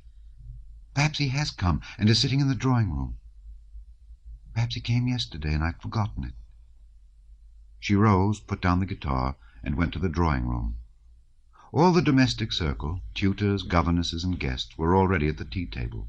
The servants stood round the table, but Prince Andrew was not there, and life was going on as before. "Ah, here she is," said the old count when he saw Natasha enter. "Well, sit down by me." But Natasha stayed by her mother and glanced round as if looking for something. "Mamma," she muttered, "give him to me. Give him, Mamma, quickly, quickly." And she again had difficulty in repressing her sobs. She sat down at the table and listened to the conversation between the elders and Nicholas, who had also come to the table. My God, the same faces, the same talk, Papa holding his cup and blowing in the same way," thought Natasha, feeling with horror a sense of repulsion rising up in her for the whole household, because they were always the same. After tea, Nicholas, Sonia, and Natasha went to the sitting-room, to their favourite corner, where their most intimate talks always began. Chapter 10. Nicholas, Natasha, and Sonia indulge in recollections. Dimmler plays and Natasha sings. The Maskers. A troika drive to the Melyukovs. "Does it ever happen to you," said Natasha to her brother when they settled down in the sitting-room, "does it ever happen to you to feel as if there were nothing more to come, nothing, that everything good is past, and to feel not exactly dull, but sad?" "I should think so," he replied. "I felt like that when everything was all right and everyone was cheerful. The thought has come into my mind that I was already tired of it all, and that we must all die. Once in the regiment, I'd not gone to some merrymaking where there was music, and suddenly I felt so depressed. Oh, yes, I know, Natasha interrupted him. When I was quite little, that used to be so with me. Do you remember when I was punished once about some plums? You were all dancing, and I sat sobbing in the schoolroom. I shall never forget it. I felt sad and sorry for everyone, for myself and for everyone. And I was innocent. That was the chief thing, said Natasha. Do you remember? I remember, answered Nicholas. I remember that I came to you afterwards and wanted to comfort you, but, you know, I felt ashamed, too. We were terribly absurd. I had a funny doll then and wanted to give it to you. Do you remember? And do you remember, Natasha asked with a pensive smile, how once, long, long ago, when we were quite little, Uncle called us into the study. That was in the old house, and it was dark. We went in, and suddenly there stood a Negro, chimed in Nicholas with a smile of delight. Of course, I remember. Even now, I don't know whether there really was a Negro, if we only dreamed it or were told about it. He was grey, you remember, and had white teeth, and stood and looked at us. Sonia, do you remember? Asked Nicholas. Yes, I do remember something, too, Sonia answered timidly. You know, I've asked Papa and Mamma about that Negro, said Natasha, and they say there was no Negro at all. But you see, you remember. Of course I do. I remember his teeth as if I'd just seen them. How strange it is. It's as if it were a dream. I like that. And do you remember how we rolled hard-boiled eggs in the ballroom, and suddenly two old women began spinning round on the carpet? Was that real or not? Do you remember what fun it was? Yes. You remember how Papa in his blue overcoat fired a gun in the porch? So they went through their memories, smiling with pleasure. Not the sad memories of old age, but poetic, youthful ones. Those impressions of one's most distant past in which dreams and realities blend. And they laughed with quiet enjoyment. Sonia, as always, did not quite keep pace with them, though they shared the same reminiscences. Much that they remembered had slipped from her mind, and what she recalled did not arouse the same poetic feeling as they experienced. She simply enjoyed their pleasure and tried to fit in with it. She only really took part when they recalled Sonia's first arrival. She told them how afraid she had been of Nicholas because he had on a corded jacket, and her nurse had told her that she too would be sewn up with cords. And I remember their telling me that you'd been born under a cabbage, said Natasha. And I remember that I dared not disbelieve it then, but knew that it was not true, and I felt so uncomfortable.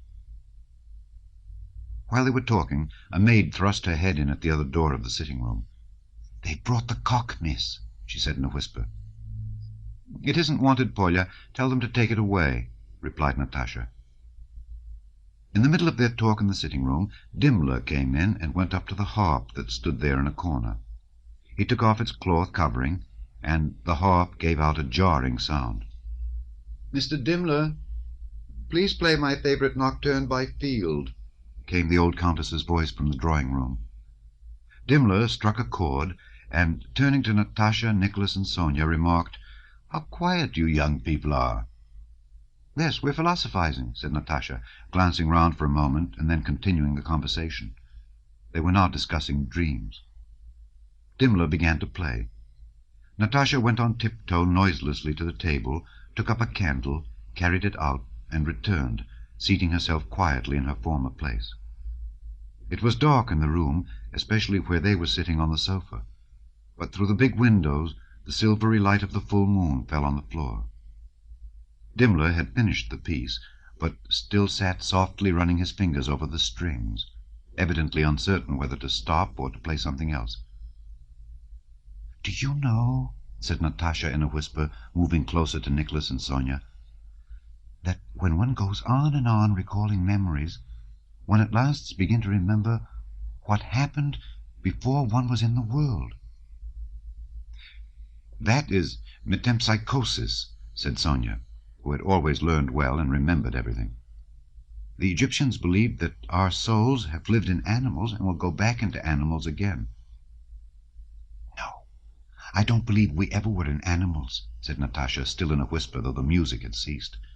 But I'm certain that we were angels somewhere there, and have been here, and that is why we remember. May I join you? Said Dimmler, who had come up quietly, and he sat down by them. If we've been angels, why have we fallen lower? Said Nicholas. No, that can't be. Not lower? Who said we were lower? How do I know what I was before? Natasha rejoined with conviction. The soul is immortal. Well, then, if I shall always live, I must have lived before, lived for a whole eternity. Yes, but it is hard for us to imagine eternity, remarked Dimmler, who had joined the young folk with a mildly condescending smile, but now spoke as quietly and seriously as they. Why is it hard to imagine eternity? Said Natasha. It is now today, and it will be tomorrow, and always. And there was yesterday, and the day before. Natasha, now it's your turn. Sing me something, they heard the Countess say. Why are you sitting there like conspirators? Mamma, I don't at all want to, replied Natasha, but all the same she rose. None of them, not even the middle-aged Dimmler, wanted to break off their conversation and quit that corner in the sitting-room. But Natasha got up, and Nicholas sat down at the clavichord.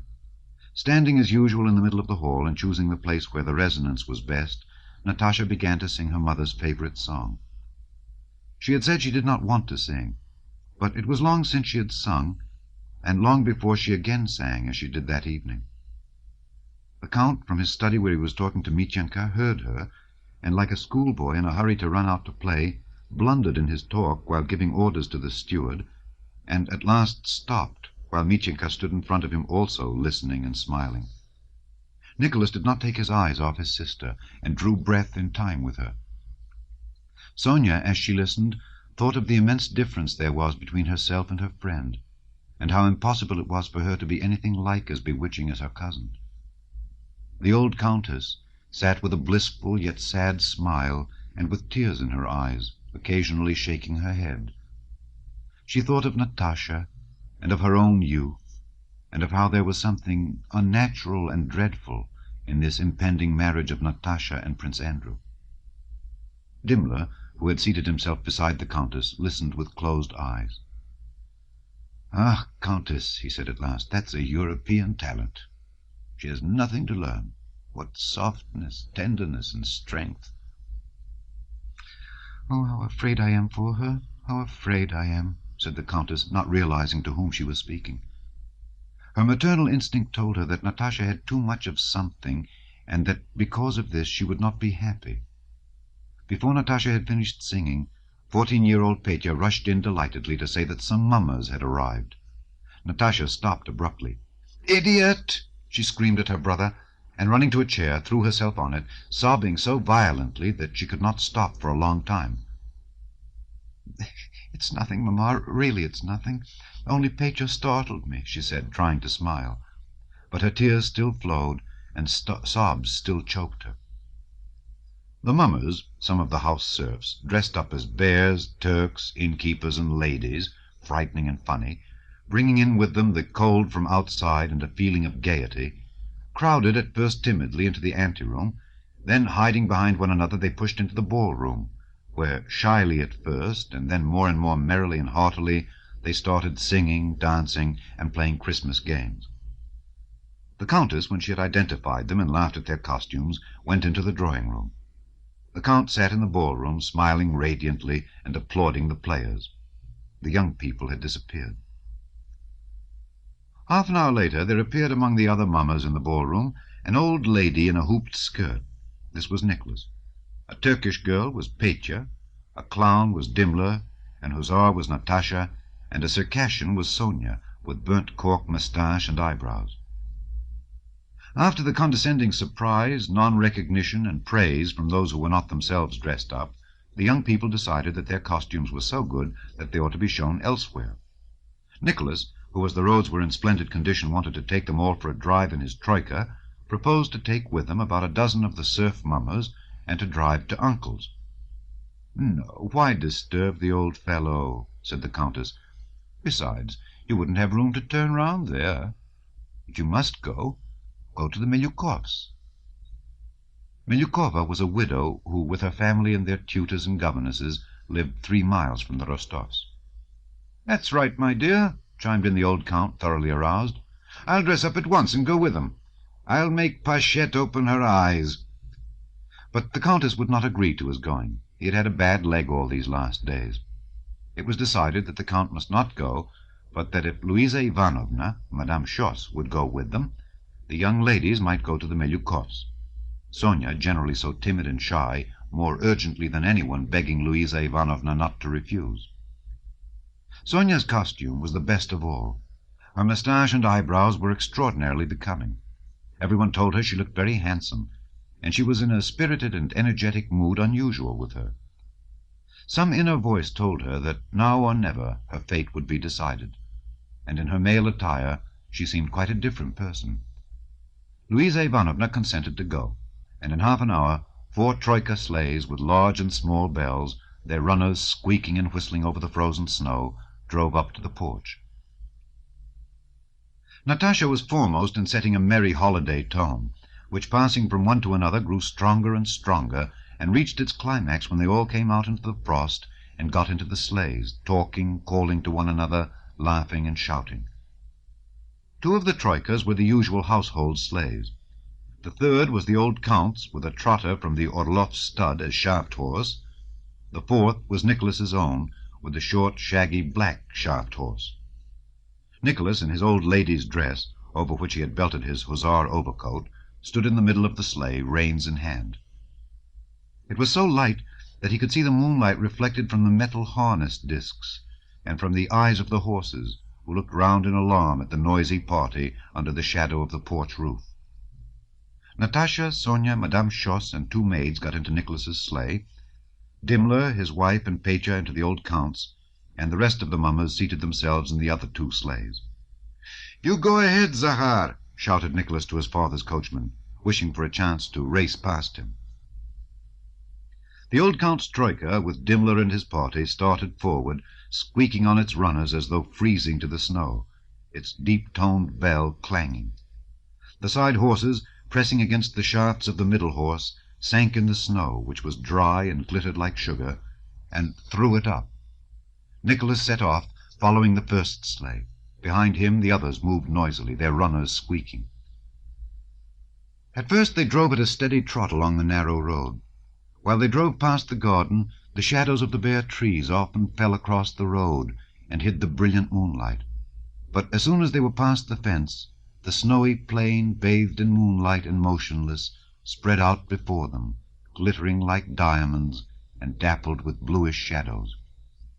Bang, bang, went the first sleigh over a cradle-hole in the snow of the road, and each of the other sleighs jolted in the same way, and, rudely breaking the frost-bound stillness, the troikas began to speed along the road, one after the other.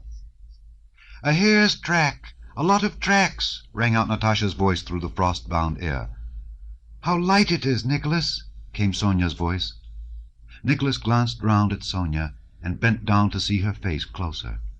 Quite a new, sweet face, with black eyebrows and moustaches, peeped up at him from her sable furs, so close and yet so distant in the moonlight.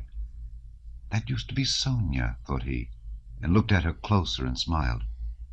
"What is it, Nicholas?" "Nothing," said he, and turned again to the horses. When they came out onto the beaten high road, polished by sleigh runners and cut up by rough-shod hoofs, the marks of which were visible in the moonlight, the horses began to tug at the reins of their own accord and increased their pace. The near side horse, arching his head and breaking into a short canter, tugged at his traces. The shaft horse swayed from side to side, moving his ears as if asking, "Isn't it time to begin now?" In front, already far ahead, the deep bell of the sleigh ringing farther and farther off, the black horses driven by Zahar could be clearly seen against the white snow. From that sleigh one could hear the shouts, laughter, and voices of the mummers. "Gee up, my darlings!" shouted Nicholas, pulling the reins to one side and flourishing the whip. It was only by the keener wind that met them, and the jerks given by the side horses who pulled harder, ever increasing their gallop, that one noticed how fast the troika was flying. Nicholas looked back. With screams, squeals, and waving of whips that caused even the shaft horses to gallop, the other sleighs followed. The shaft horse swung steadily beneath the bow over his head, with no thought of slackening pace, and ready to put on speed when required. Nicholas overtook the first sleigh. They were driving downhill and coming out upon a broad trodden track across a meadow near a river. "Where are we?" thought he.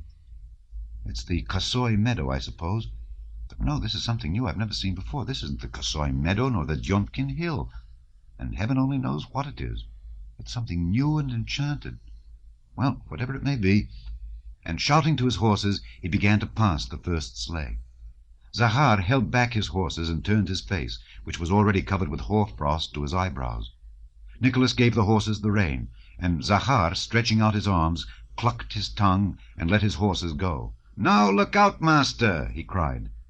Faster still the two troikas flew side by side, and faster moved the feet of the galloping side horses. Nicholas began to draw ahead. Zahar, while still keeping his arms extended, raised one hand with the reins. "No, you won't, master!" he shouted. Nicholas put all his horses to a gallop and passed Zahar. The horses showered the fine dry snow on the faces of those in the sleigh. Beside them sounded quick ringing bells, and they caught confused glimpses of swiftly moving legs and the shadows of the troika they were passing. The whistling sound of the runners on the snow and the voices of girls shrieking were heard from different sides. Again checking his horses, Nicholas looked around him. They were still surrounded by the magic plain, bathed in moonlight and spangled with stars. "Zahar is shouting that I should turn to the left, but why to the left?" thought Nicholas. "Are we getting to the Milyukovs? Is this Milyukovka? Heaven only knows where we're going, and heaven knows what is happening to us, but it is very strange and pleasant, whatever it is." And he looked round in the sleigh. "Look, his moustache and eyelashes are all white," said one of the strange, pretty, unfamiliar people, the one with fine eyebrows and moustache. "I think this used to be Natasha," thought Nicholas, "and that was Madame Schoss, but perhaps it's not. And this Circassian with the moustache, I don't know, but I love her. Aren't you cold?" he asked. They did not answer, but began to laugh.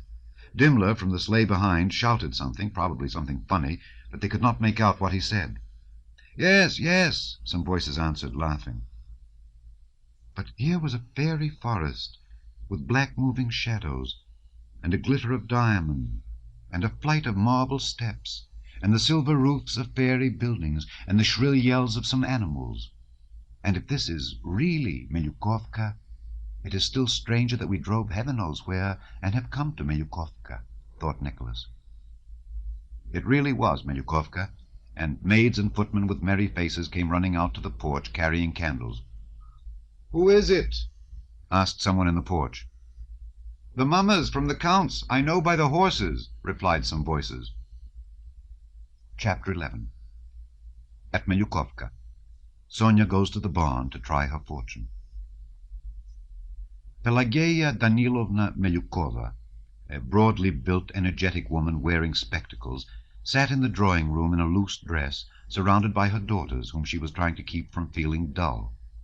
They were quietly dropping melted wax into snow and looking at the shadows the wax figures would throw on the wall when they heard the steps and voices of new arrivals in the vestibule. Hussars, ladies, witches, clowns, and bears, after clearing their throats and wiping the hoarfrost from their faces in the vestibule, came into the ballroom where candles were hurriedly lighted. The clown, Dimmler, and the lady, Nicholas, started a dance. Surrounded by the screaming children, the mummers, covering their faces and disguising their voices, bowed to their hostess and arranged themselves about the room.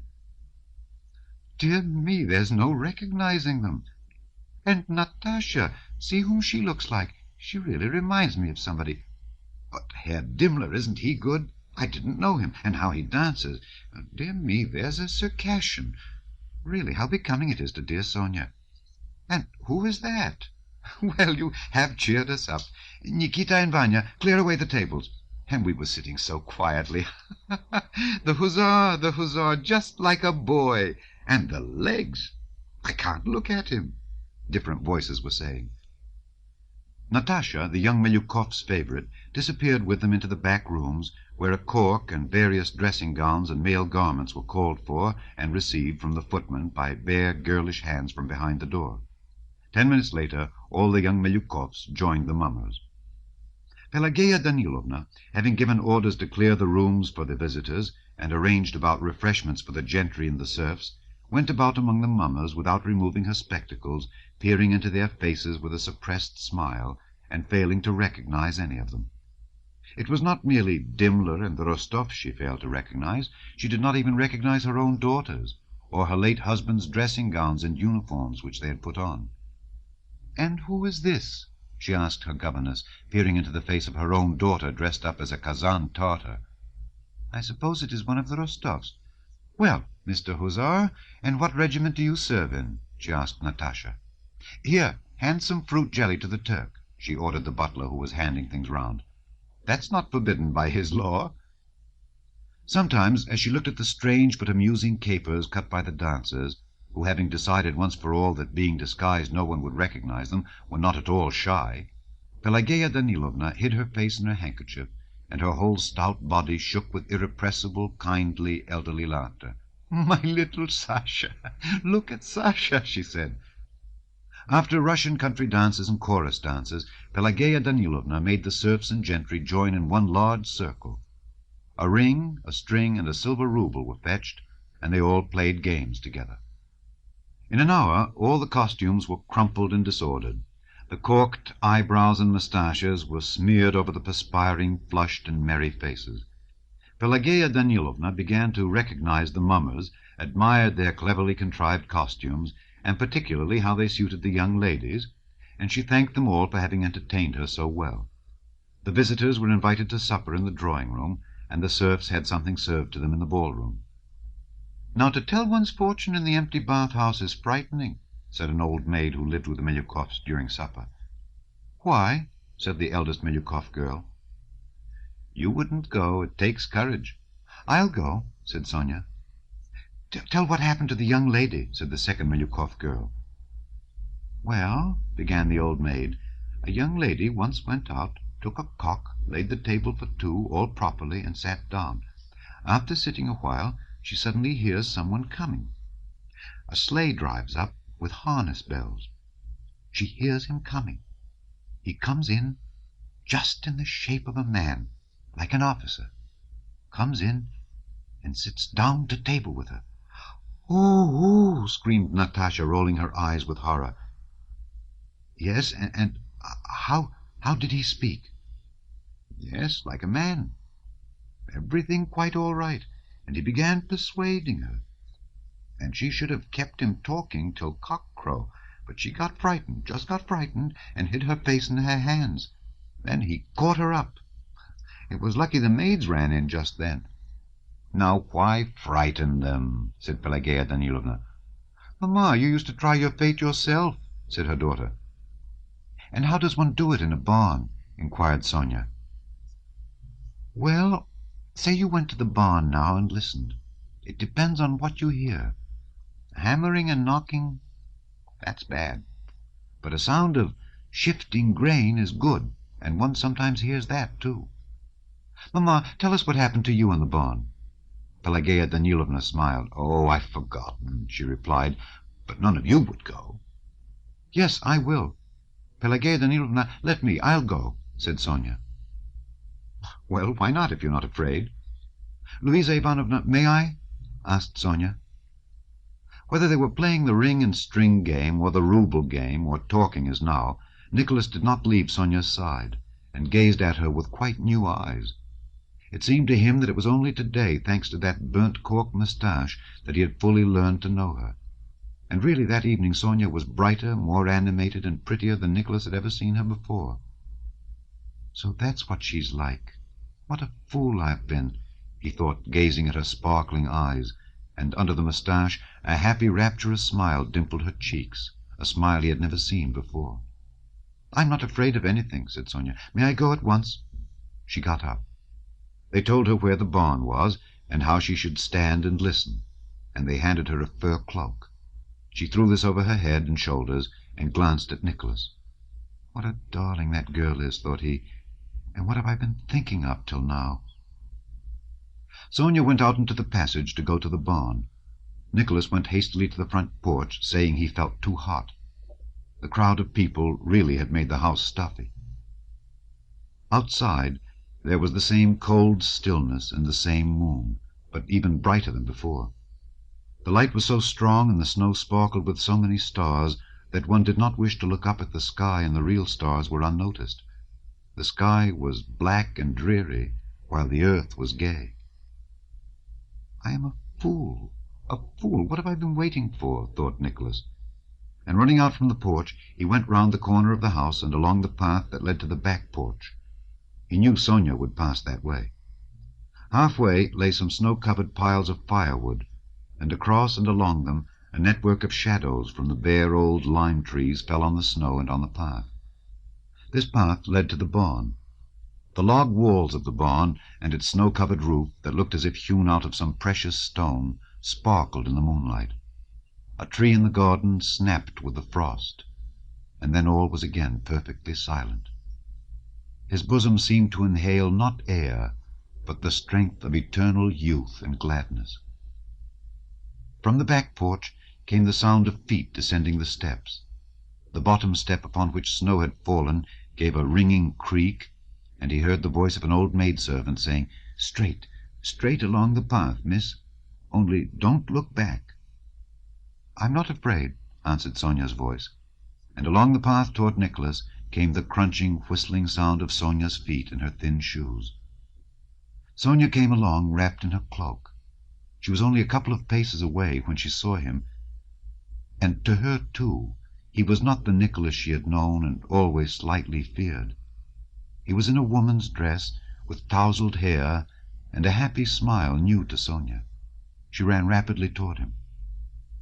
"Quite different, and yet the same," thought Nicholas, looking at her face all lit up by the moonlight. He slipped his arms under the cloak that covered her head, embraced her, pressed her to him, and kissed her on the lips that wore a moustache and had a smell of burnt cork. Sonia kissed him full on the lips, and disengaging her little hands, pressed them to his cheeks. "Sonia, Nicholas," was all they said. They ran to the barn, and then back again, re-entering, he by the front and she by the back porch. Chapter 12. The drive home. Natasha and Sonia try the future with looking-glasses. When they all drove back from Pelageya Danilovna's, Natasha, who always saw and noticed everything, arranged that she and Madame Schoss should go back in the sleigh with Dimmler, and Sonia with Nicholas and the maids. On the way back, Nicholas drove at a steady pace instead of racing, and kept peering by that fantastic, all-transforming light into Sonia's face, and searching beneath the eyebrows and moustache for his former and his present Sonia, from whom he had resolved never to be parted again. He looked, and recognizing in her both the old and the new Sonia, and being reminded by the smell of burnt cork of the sensation of her kiss, inhaled the frosty air with a full breast, and looking at the ground flying beneath him and at the sparkling sky, felt himself again in fairyland. "Sonia, is it well with thee?" he asked from time to time. "Yes," she replied, "and with thee?" When halfway home, Nicholas handed the reins to the coachman, and ran for a moment to Natasha's sleigh and stood on its wing.